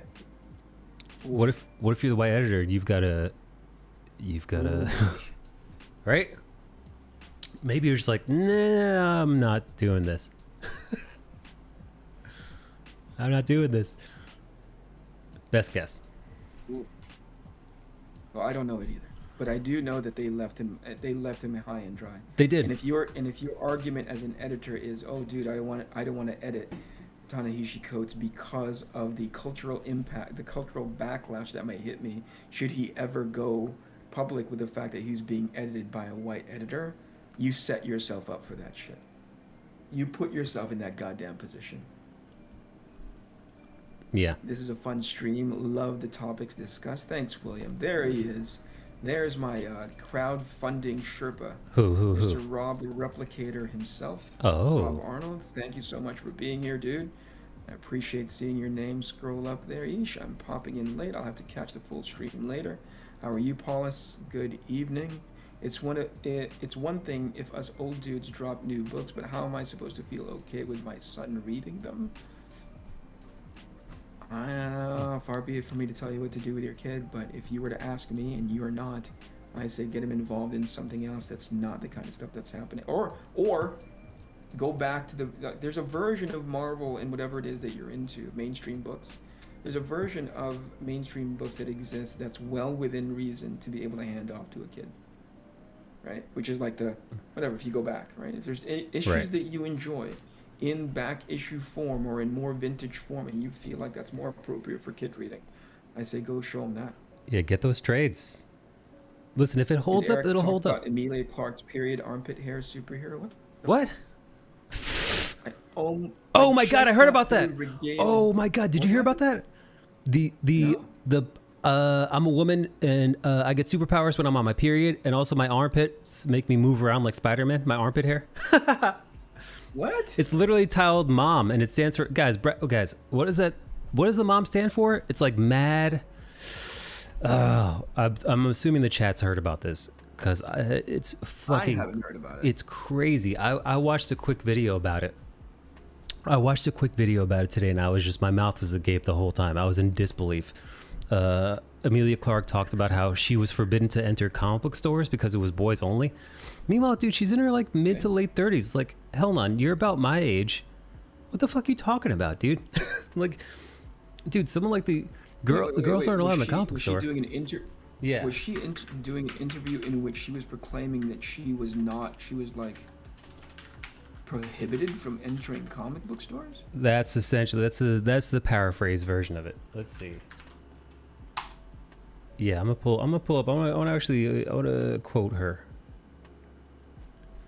She said some crazy by the things. Comic book store owners? Here we go. Emilia Clarke's debut comic book follows a single mom whose secret weapon is her period. I'm gonna drop the link in the chat for anybody to. Here, guys, check this out. Oh boy. Hey, listen, I hope it sells like gangbusters. I hope all the best success for her. Well, here, we'll get this because again, it's never progressive enough, right? So here, thing like, yay, women, feminism, the comic book coming to a fucking comic book store near you, right? Guess what? Guess who was pissed? Because guess what? The trans community, I suppose the intersex community, any non-binary folk that might be out there, anybody who identifies or fights for the rights of women who don't have periods because they don't have vaginas. So they're mad that this book exists because it doesn't. Right. Well, because this, because this is supposed to be like a woman's empowerment kind of book. But not all women have vaginas or periods, Eric. So Who said? Not me, dude. Not I, Rabbi. I'm just telling said? you what the fucking Twitter says. Who said? How dare you? Here we go. The article opens up. As a kid in London, Emilia Clarke got a distinct vibe from her local comic book, and then it quotes her local comic book shop. No girls allowed is the vibe that she got.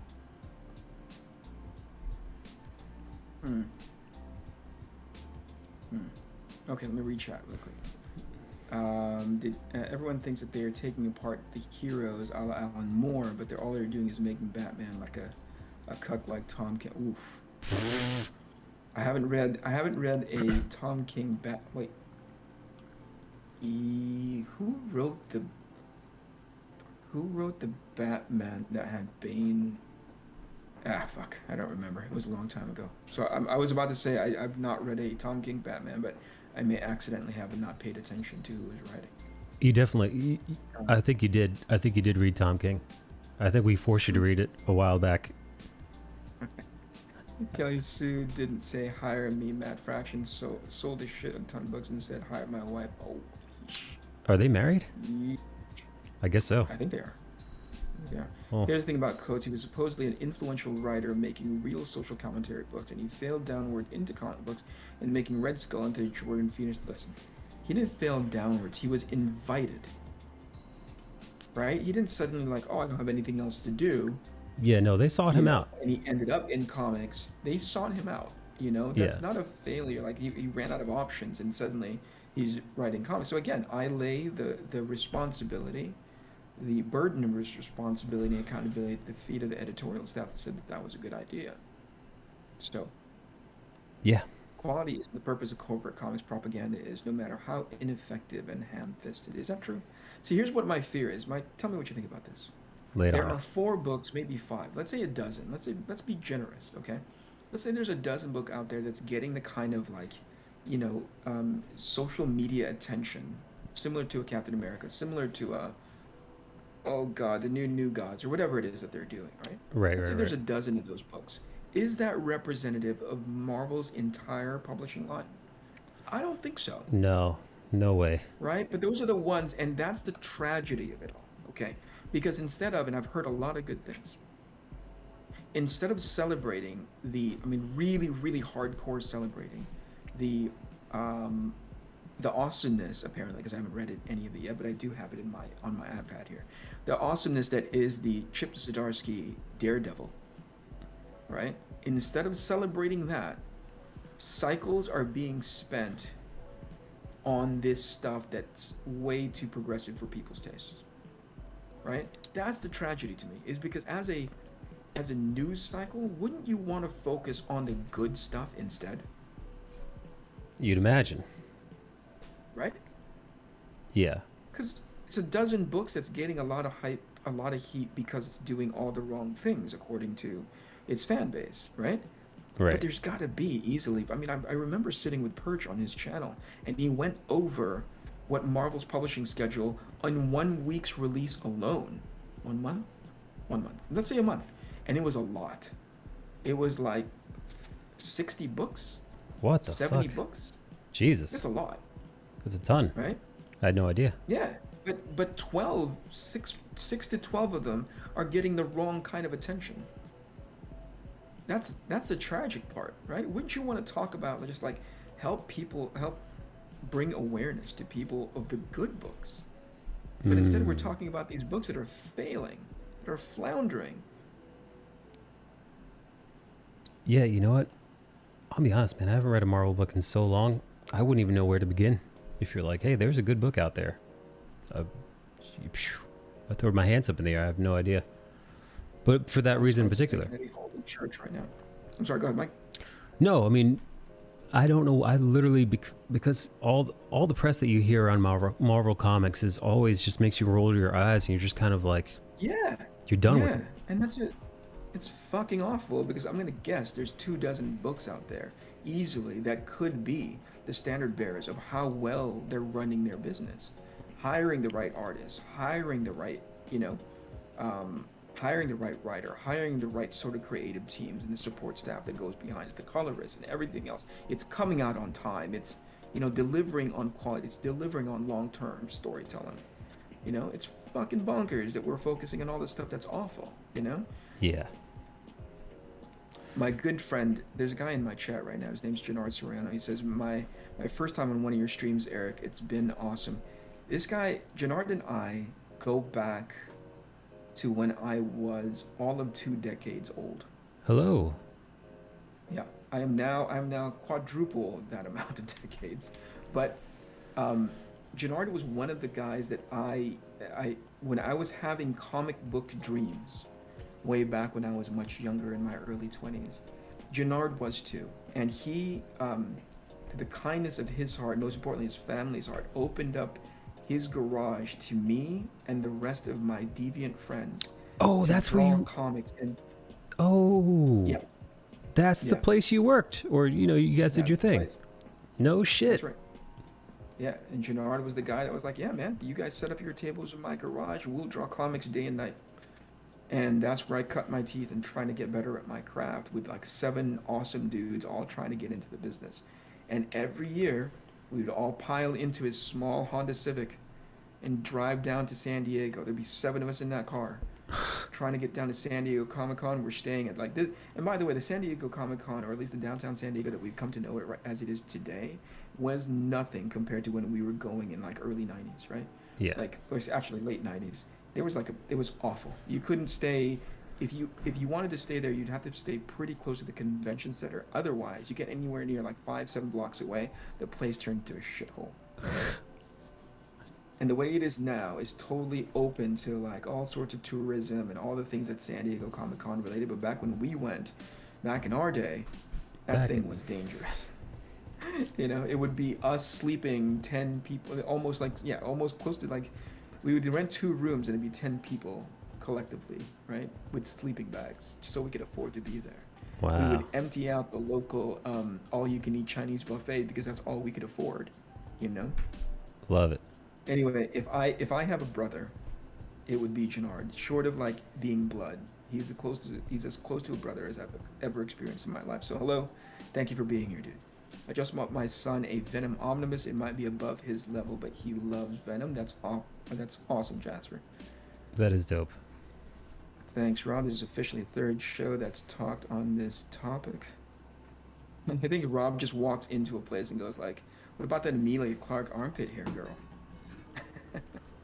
No, Just great heard about topic. Amelia's thing a few hours ago. It's a really bizarre concept, even more bizarre accounts of which she speaks. You know, it's interesting that someone out there convinced Amelia Clark that it was a good idea to get into the comic book business.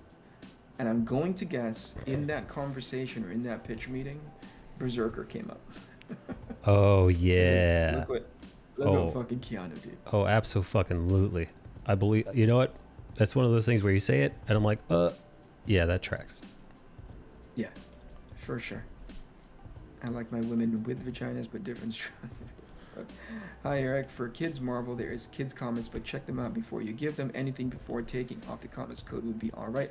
Before X4 116 May 2020. Oh, cool. Thanks, SD. I appreciate that. For other companies, it's a crapshoot. You're talking about kid-safe books that you can hand to a, what would you say the safe age range would be, like 12 and under? 12 and under.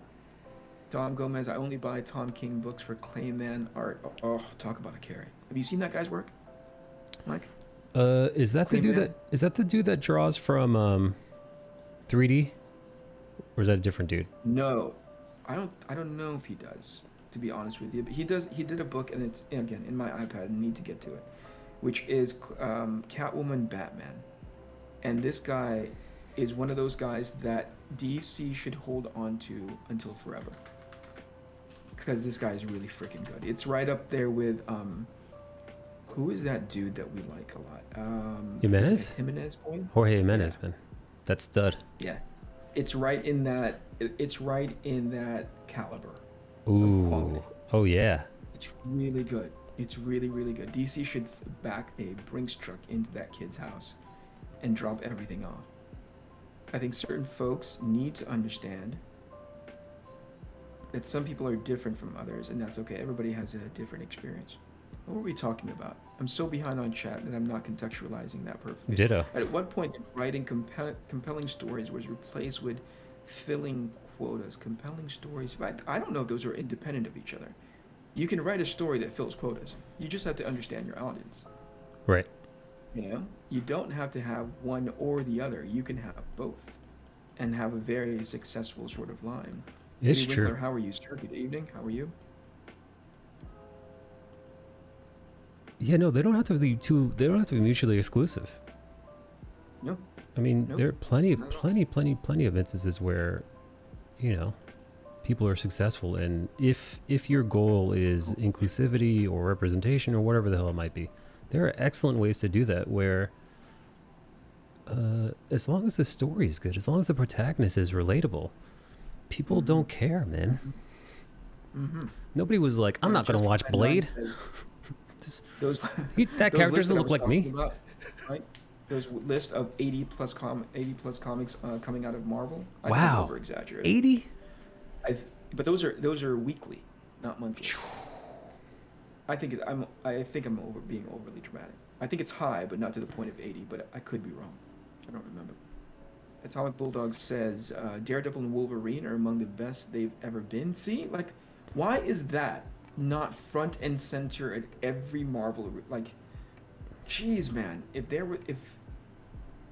were smart about their social media, if they were smart about is it because it's just too middle of the road comics, and it's not enough headline grabbing material? Yeah, but the headlines that they grab are just like, hey, look at this horrible thing we're doing.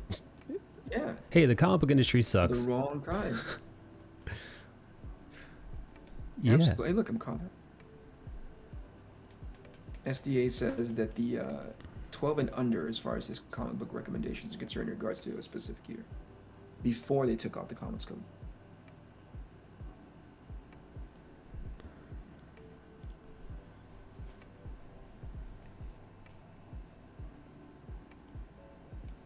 How are you holding up, buddy? I got another 20 minutes. I haven't done any drawing at all. I'm good. I'm doodling here. I'm doodling a sexy naked lady, half naked, as I tend to do. Oh Very yeah. on brand. Oh yes, I'm streaming as well, in case anybody was curious. But oh yeah, by the way, if you're not following my good buddy Michael DeNicola on his channel on either Twitch or YouTube, please go there now. He's my only wrench in chat so far, so he's gonna have to promote himself as far as dropping a link to all of his accounts. yeah, but don't leave this. I'll give you guys a link, but stay where you are. Where'd Rob go? I was gonna talk to him about his writing style. I'm always fascinated with how people's processes are. A couple days ago, excuse me, I was hanging out with, the Barton brothers at all? No, they sound like a There's Oh, go on. like a weightlifting. Yes, yeah, I was thinking like circus act, like they're strong men. Yeah. They're awesome. They're awesome guys who draw their own comics. They have a comic called Kozor it's either funding right now or they're done and they're in the middle of either producing it or fulfilling it. Okay. But Clayton has a online course called my brain just farted and said blur and I can't remember what it is. Anyway, I'll get to it. It'll come back to me in just a second. Okay. howtodrawcomics.net. There it is. Okay, so he has these online courses in which he walks people through how to get better at that craft, right? Sure. And he and I talked for 2 hours the other day. Wow. And it did not go dry at all because we just ended up talking about process. We just ended up talking about like the state of mind that you get into sometimes when you can't break through, when you're having an off day as far as being an artist is concerned. Sure. The necessary deliberate partition that you need to have between establishing a work-life balance, right? Yes. That was great. Holy crap. And to see the other side of that, because I know my day-to-day and what that looks like, kind of discipline that I implement to get up at 4 and be bed by 10 and do that 5 days, 6 days out of the week, right? But it's different to see, it was fascinating to see it from Clayton's perspective, because he's a comic book artist, right? Trying to work on his book, trying to get better at his craft, and trying to deliver on a product that he's crowdfunded, so it was a fascinating conversation, 2 hours worth of talking about process. And I think, one of these days, if I can drag a writer friend of mine onto this stream and just talk to them about how they go about writing, because I ran into a very specific buzzsaw when it came to Arc Athena #5, right? Yes, you did. I was like, this all makes sense, but I don't know how to tie a pretty bow on it, That's the hard part, man. Oh yeah, because coming up with concepts with like cool ass fucking like, and then this this car transforms into this, you know what I mean, and then and the rhinos charge out of nowhere, but you have to find a way for all of those loose ends to congeal and turn into a satisfying payoff. You know what happens if you don't do that? You're J.J. Abrams. You're just the mystery box guy.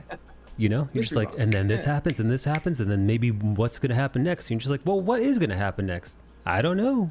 It's like, well, what the fuck are we doing here, man? What the fuck? Yeah. That's not how you write a damn story. Hey, where's is Rob still in chat? Somebody summon Rob, because I brought this on stream just for him. Look at this. Hang on, Look at that. I want to look at this.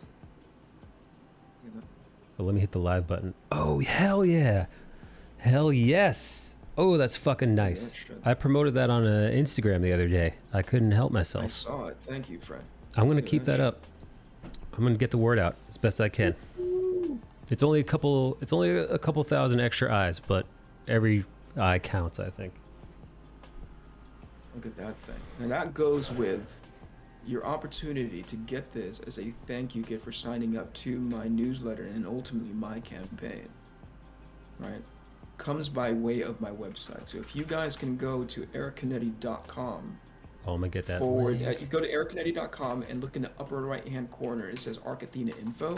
Click on that link and you'll be able to go. You'll be able to sign up for the opportunity to get this as a gift. And say thank you so much for supporting me. Thank you so much for signing up for my newsletter. Dude, how's that feel? It looks bigger than I thought, man. It looks bigger than I thought. It's meatier. Because now you have it in context, right? Look at my... Yeah, holy shit. Dude, I thought that was like only like a 3 or 4 inches.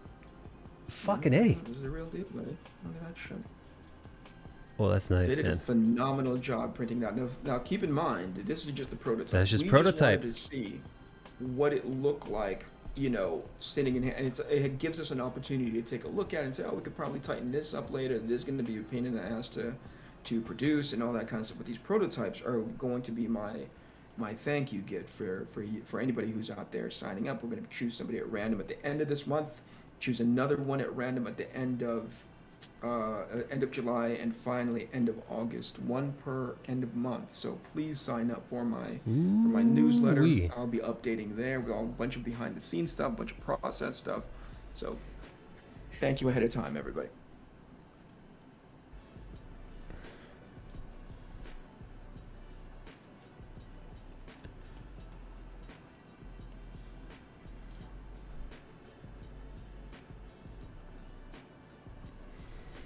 Hey. Trying to get a few made to hand out to close pals, but I think your name is on that short list. Hey, I'd love to have one, but fuck me, man. You know? The only thing is it's you know, again, because it's a 3D print, it's not necessarily fragile, right? But you can tell that it's not like when we do start going into manufacturing and getting these things produced, obviously it's going to have more heft than what this thing has, but otherwise this thing is pretty like freaking badass, you know. I mean, hey, I'd love to have one, but listen, man. I've seen enough of Arc Athena that anybody who rather it go to the people that support Arc Athena. Oh, for sure. Because you're gonna fucking oh my god, guys, fucking Christ, man, dude. I mean, obviously my opinion is super biased because you're my friend. I love you. I appreciate you. But dude, this is some of the best work you've ever done. Hands down. Thanks, man. We're going to, as best as we can, or I say we as if I have any control over you, but I'm going to temper as much of my freaking excitement, expectation until I get issue 5 done. Yes. Right? Because we can talk all sorts of smack now about how cool it is and how great it is and blah, blah, blah, blah, blah, but it doesn't live up to the promise until all 5 issues are done. Good point. You're right. Right? Then the promise is like, cool, I'm done with 5 issues. That's what I set out to do. That's what that's what I had promised myself, and then ultimately that what I've been hyping on stream and online and all that kind of stuff. And so once I cross off page X, last page on issue 5, right, then I'll say, all right, that's a wrap. That part's done, right? Then we'll start moving into like setting up new expectations, like, okay, so what does this mean now as far as campaigns? It's we'll do it way before then naturally, because I don't think that issue 5, actually no, that's a lie. I'm going to be done with all 5 issues before first campaign launches. But you know what I mean? Like then we'll put on a different hat. Then we'll put on a different party hat, right? Yes. That statue went beyond Thunderdome, says STA. You know, the interesting thing is like, you know, I put it on, and I got a couple of side messages from people going like, was that a call out to anybody who's doing these crowdfunding campaigns? And I said, what the fuck did I say to call? Uh-oh. What did I Ruh-roh. what did I say to make people think that I called somebody out? It's like, oh, it's just the way that you worded it, you made it seem like it's done now and not like the rest of you guys who are not done. And I was like, you did. No, it wasn't a call out. It was more like I want to assure, you know, I want to reassure people who, first of all, don't know me in this space, which is a big deal for me, right? Of course, If you don't know me, I want to gain your trust about this campaign, this project, this series, right? Absolutely. And what better way to do that than to show you, hey, I'm ahead of the curve. I'm not, you know, I'm not going to sit there and blow smoke up your ass? like, you know, no. More like I'm not going to work on it as the campaigns are going. This thing is literally done. Right. So that to me is a jab step towards garnering public / backer trust. You know Of what course. I mean? Yeah, no. The But some product is people done. took that as a It's not yeah. a, Some people took that as a gauntlet being thrown. I was like, no. Dude, listen, as a person that knows you, that is, guys, that's not Eric. That's not Kennedy, man. Kennedy, Yeah. he's not the guy that looks over the fence at somebody else and, you know, decides to don't throw get me some wrong, shit. I have my moments of like assholeness. You know what I mean? Sure, But nobody's perfect. that one in specific was not. you know? Yeah, no. It's not a, and this is what I'm doing, and this is why other people suck. This is what I'm doing because I want the best for anybody who's going to be supporting this project. And that's it. Right. The end. Yeah. No, and then no, this person over here isn't, and they're blessed then. Jasper Plan 9 says, I thought you were referring to a specific book that shipped the week that you spoke on the topic. Which book? Oh man, if there was one that I was railing on pretty hard, I try to, you know what's strange? When it comes to that level of like negativity and talk, what's the word I'm looking for? Toxicity? Toxicity? Yeah. Yeah, toxicity. I try to get it out of my system as quickly as possible so it doesn't linger for very long. So No. if I had an allergic reaction to a book that I had read, I immediately let's just get this over with, you know? It's like let's burn it up as quickly as possible like alcohol and then move on to the next thing because Right. man, It's not productive. remember that and the thing Yeah. that, the thing that you and I laugh about, you were the one that said it to me and I've been using it. Was it you that said it to me? I think it was. This term, which is what you eat does what that guy eats Yes. doesn't make me shit. Exactly. That's Right? exactly what I was thinking of. You said that to me. Yes. You said that to me a long time ago. And I've held on to that. To be like, I can get hung up on what this guy's doing, what that guy's doing, and blah blah blah, all the dramatic shit that's happening. And I'm like, what that guy eats doesn't make me shit. Right. So what, Yeah. what do I care? Yeah, exactly. That is, if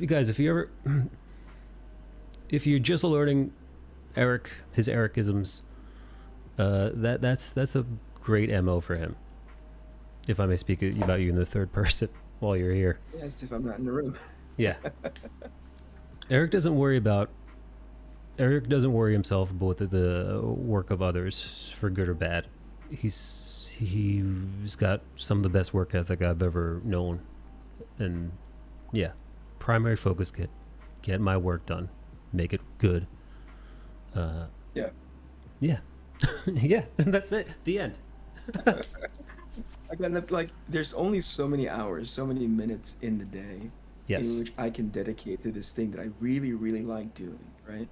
So why am I going to spend any more time fast forwarding through somebody else's business, especially if it doesn't have a positive momentum effect on the stuff that I'm doing? Mm-hmm. Yes. So I'm just like, we're moving on. I get caught up in it in the moment because I'm so incredibly passionate about that thing that I'm caught up in. But then I take a moment to be like self-aware and being like, that's not worth, man. What's Midream doing? Hang on. I think I think Midream just randomly walked into the room and was like, yo. Yeah. Yeah, I'm just gonna mute him. Get out of here. Hey, we should make this a Tuesday thing, dude. Are you up? Are Dude. you up this late on Tuesday? Dude, I'm thinking about maybe doing like a special, like, if you'll have me, man, and if chat enjoyed our conversation tonight. This was fun, man.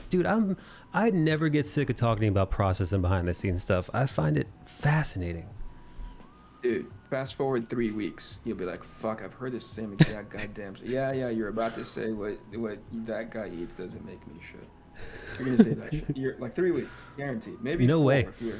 No way, man. That's like you just described getting sick of, like, you know, your favorite Rolling Stones song. I can get sick of my...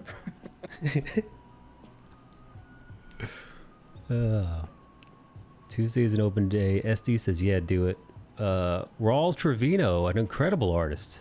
Mexican artist, I believe. I could be mistaken if I am. I'm sorry. Just start putting race to people, dude. Just be like, that guy is this guy. Why is that your concern? Is it common to happen? Artists fail delivering 100%. Well, you know, Raul doesn't know what that means. Like, if you've ever been to Raul's table at a convention, that guy's got like a library full of work sitting in front of him, right? He's practically printing art at this point. He's going so fast, right? And each single, I don't know, are you familiar with Raul's work at all, Mike? Oh, dude, I've watched the progression of his work. Yeah. Over the years, man. I remember I used to watch him.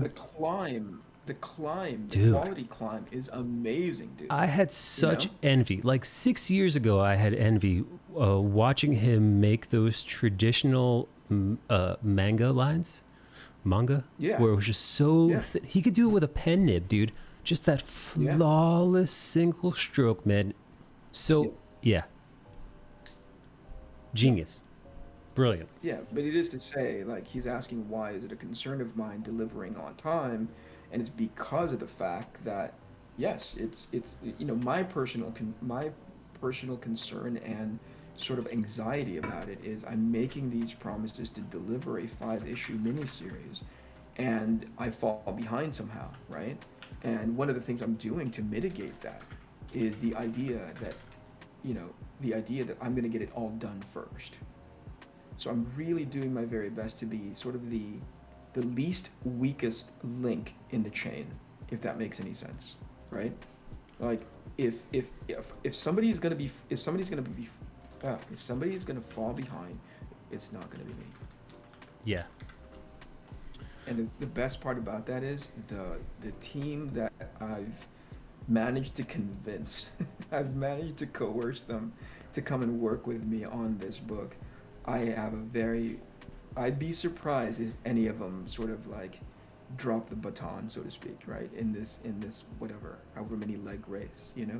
Right. So I just got pages back from Giuliano, right? Jules. And he is hitting his stride. I'm getting in his way at this point. He's sending them to me out of courtesy, but I'm just kind of like shrugging. And just yesterday, he sends in a page, and there's this one scene in which these spirits are talking to one of the supporting characters on the team, right? Yeah. And I forgot that he sent me 2 versions of the renders for those talking spirits. These kind of like, you know, these spirits that are influencing him, kind of talking in his head, making him act like a crazy person, you know. Mm-hmm. And he sent me two versions. One that was rendered in warmer oranges, and the other one rendered in warmer pinks, right? And I just kind of shrugged my shoulder, and I was like, "You pick, Jules," you know. Ooh, I like that. And so, because ultimately the level of quality was all there, you know what I mean? Right. And then he sends me the finished page yesterday, and I'm like, "Jules, why is the floating heads pink?" And then he goes like, "Because you asked me to pick," you know. And then it's like the pink one stands out. It pops more, and I was like, you know, I did that noise, right? And so I tied back to him. He's like, "Oh, you want the orange one, right?" I'm like, "Yeah, only because we're gonna end up using those floating heads later." And I showed him in context when they would be reused later, in issue 2, in which pink just wouldn't work. You know what I mean? That energy pink. Gotcha. It would be much better if it was in that energy orange. And he's like, oh, that totally makes sense. I didn't have that in context because I'm not on that issue yet. But he changed it anyway. And that's what I mean when I'm like, I'm just getting in his way. You know, like if I had just been like orange because I know it in context rather than going like, Jules, you can pick, right? Because I was half asleep or whatever it is. Yeah.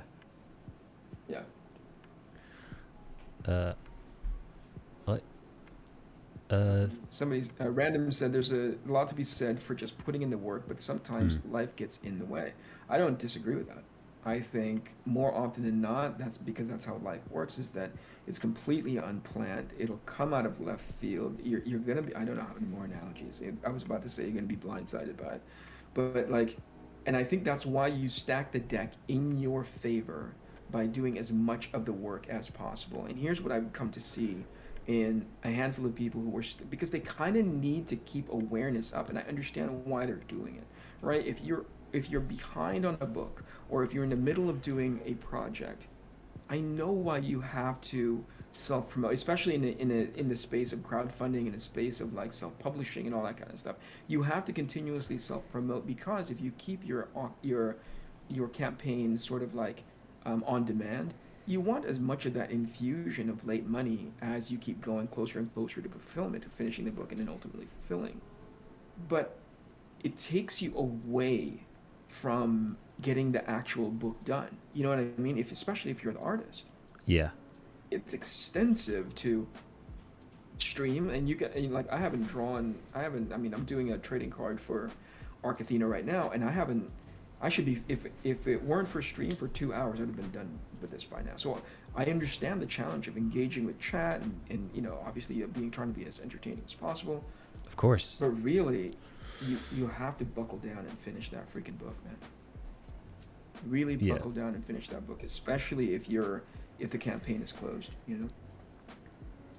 Yeah, That's the promise, right? That's the promise. That's the social contract that you entered into.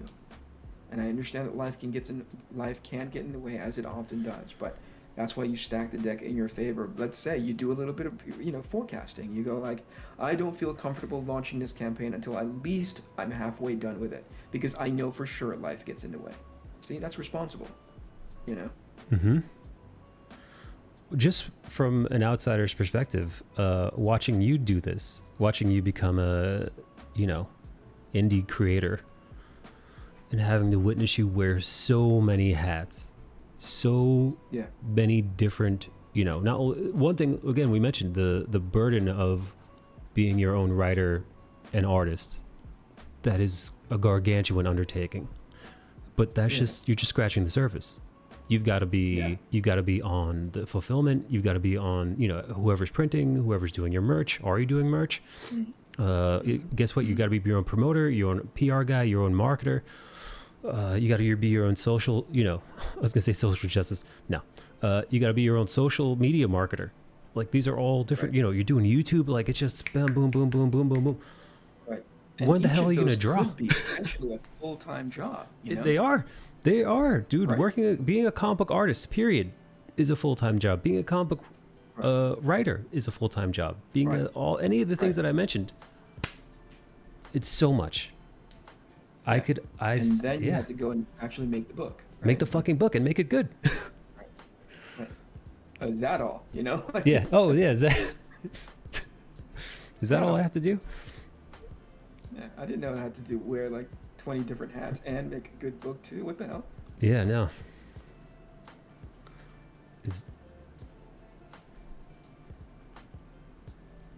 All right, I think that's it for me. That's it for me for now. Okay. That was 2 hours. You know what? I gotta find a way. So I set this program up so that it'll count down, and then it will tell me, okay, hit this button for it to go live, right? Mm-hmm. Mm-hmm. And so I'm like, oh, that's a great function. That's a great feature. Now, the 2 times that I've done that, it gives me an error message that it won't allow me to go live based on the stuff that I had put up on my social media. So I think there's a hiccup happening there, in which I'm just kind of like, maybe I shouldn't program this anymore. If I were just to hit the button and go live independent of that scheduling, everything's totally fine, right? But if I were to schedule it ahead of time, as much as like, let's say 30 minutes or whatever, with an appropriate thumbnail, and it goes up on my YouTube channel and all that kind of stuff, like, it glitches and it doesn't want to go live. It gives me that error message. Hey, there are streaming quality issues about that prevents stuff from going live. But if I were to turn that off, just hit go live right now, it does it just fine. What the? Danzig story. Hold on. Oh, okay. Pedrino just asked for the Danzig story. Okay, so one year we were invited to go to the Glenn Danzig New Year party in downtown Hollywood. Oh boy. And I'll just tell you part of it because there's a lot, right? So first of all, that's the first time I met this guy called Wall, W-A-L-L, big Asian dude, looks like a retired sumo wrestler, not because he's old, but because he's, he just decided to give it up to a more easier life of being a giant door of a man. So we go there. And so, by the way, the velvet rope. Keep in mind, we're a bunch of 20. I wish Jannard was still here because I think he was part of this. Yeah, no, Jannard was there that night. He could corroborate any and all of this. So we went to a Danzig New Year's party, and we're like nerds. You know what I mean? Yeah. Like complete nerds. This was still in the stage when Jannard was wearing like the Harry Potter circle glasses. Like boy. Too big for his own fucking face, right? Yeah, old school. Anyway, total freaking geeks pulled up in his 1990 whatever that was years Honda Civic hatchback, and Jannard remembers. Rope to try to, he does. There you Yep. go. There he is. I'm only gonna tell one part of it, Jannard. So don't worry, Jannard. I just remember the velvet rope to get into this place. It was lines of people trying to get into the party, right? And for what, like, can you imagine these guys are like dressed to the nines trying to get into this New Year? With Jannard, was it New Year's or was it Halloween? I think it was Halloween. Fuck. Anyway, it was one of those. I think it was Halloween. It's appropriate that it was Halloween because it's Danzig. Anyway, so like, we get up to the front, and I'm supposed to call Ruthie, who is Glenn Danzig's manager, right? And Ruthie is if she is not 5'10", if she's not 5'11", she's 6'2". Jesus. She was a tall lady, right? Yeah. The great part about it is she can be pretty cutthroat when it comes to like people, but she was incredibly maternal and warm and kind to us, to me, and then my friends by proxy, right? Call Ruthie once we get there. I text her, she comes down, she picks us up, and we are led through that crowd of people. And the looks that we got, a bunch of nerds getting into the Danzig Halloween party. Oh boy. You know what I mean? Kind of like, oh, here we go, And that's when I meet Wall for the first time. Big, wide Asian of a man who was just a big, sweet teddy bear, and goes, "You guys are going in, huh? Okay." So he just lets us in, Nice. Okay, I'll tell you, there's many things that happened that night, but I'll tell you one in specific, right? Well, no, I'll tell you two. One is that one of Danzig's business partners immediately grabs a stripper, throws me into a what do you call it? What looks like a comfort chair. You know what I mean? Like a big lazy boy or whatever the heck it is for that penthouse. We go to the penthouse. Did I forget that part? We go straight up to the penthouse. Jesus. Rick grabs the stripper, gives her, like, whispers something into her ear, and then proceeds to just show me every crevice in her body. Oh my goodness. Right? And so I was like, Yowzers. I'm a kid, all of maybe 22 years old, as much as 23, but I don't think that old. Happy Halloween. Right? Yeah, exactly. And so, but the thing was, she smelled divine. She smelled good in every inch of her body until she got up to my face with her mouth, and that she had the worst halitosis you've ever smelled in your life. It was the weirdest. It was the weirdest. Oh thing. no. So the other thing is that Danzig's being a good host, and he's just like, talking up to a bunch of people. And then he sees me, and so he grabs me by the wrist, throws. Jannard, corroborate this. He throws me into a chair, and then takes a bucket full of like $50 bills, and throws it on me. right? So it's kind of like sitting on my lap and all over. And whatever it was that the other strippers were doing for the other people in the room, they all turned their head. It was like it was a scene out of Aliens. You know what I mean? They caught your scent. It's like, oh, they caught my scent, and then they just came crawling towards me for those 20, and it was the most awkward that I never. This is gonna sound weird, but I'm not much of a lap dance guy. I'm not much of a stripper guy. I'm not much of a that version of Las Vegas guy. Sure. So I just sat there frozen in fear. That's 2 stories, but there's many more that happened that night. Yeah, no. Between Gennard and myself, we could probably come up with like. Yeah, Gennard's 3 or mentioning. 4 that was. Gennard wants you to tell us who got kicked out before you got there. Don't forget who got kicked out before we got there. I don't remember that part, dude. Who got kicked out before? Gennard, tell us. I don't remember. Part it 2 was next. Gennard, myself. To be continued. Who was it? It was me, Gennard, our friend Byron, our friend Joel. Was that the 4 of us that went that night? Anyway. There's Joel's stories, there's Byron's stories. I don't remember who got kicked out. Billy Idol got kicked out? Oh my god, dude. I don't remember that, dude. You saw Billy Idol getting kicked out of that party. Holy shit. What the fuck were we doing in that party? What the fuck? What the fuck were we doing in a party that had Billy Idol getting kicked out of it? Anyway, all right. Good night, folks. If you're not already following me on Instagram, if you're not following my social media, I'd really appreciate if you go do so right now. You can find me on Twitter and on Instagram under Eric Canetti, EricCanete, Twitter.com, Instagram.com. If you're not already following me here, please do so. Click that little subscribe button. Maybe you want to click on that notification bell so you know when I go live or when I start uploading videos again, which hopefully is sometime soon. Probably all going to be Arc Athena centric, Arc Athena related. And on that note, follow me on, if you're not already signed up for my newsletter, an opportunity to win or to receive, can I say win because that sounds like a contest, to receive one of these free thank you busts for the effort of signing up to my newsletter. That would be really amazing. You can go to eric-canetti.com/arc-athena-info. That will get you there. It'll ask you for your email. You'll get my newsletter. You get a lot of behind the scenes stuff there, a lot of work in progress, and maybe a few process videos as well. But most importantly, that newsletter will inform you on campaign start, which is going to be, I think, first or second week of September. I appreciate your support on that front as well. Follow my good friend Michael DiNicola. You can find him on Instagram, Twitter, and on Mike, have you claimed your YouTube name yet or no?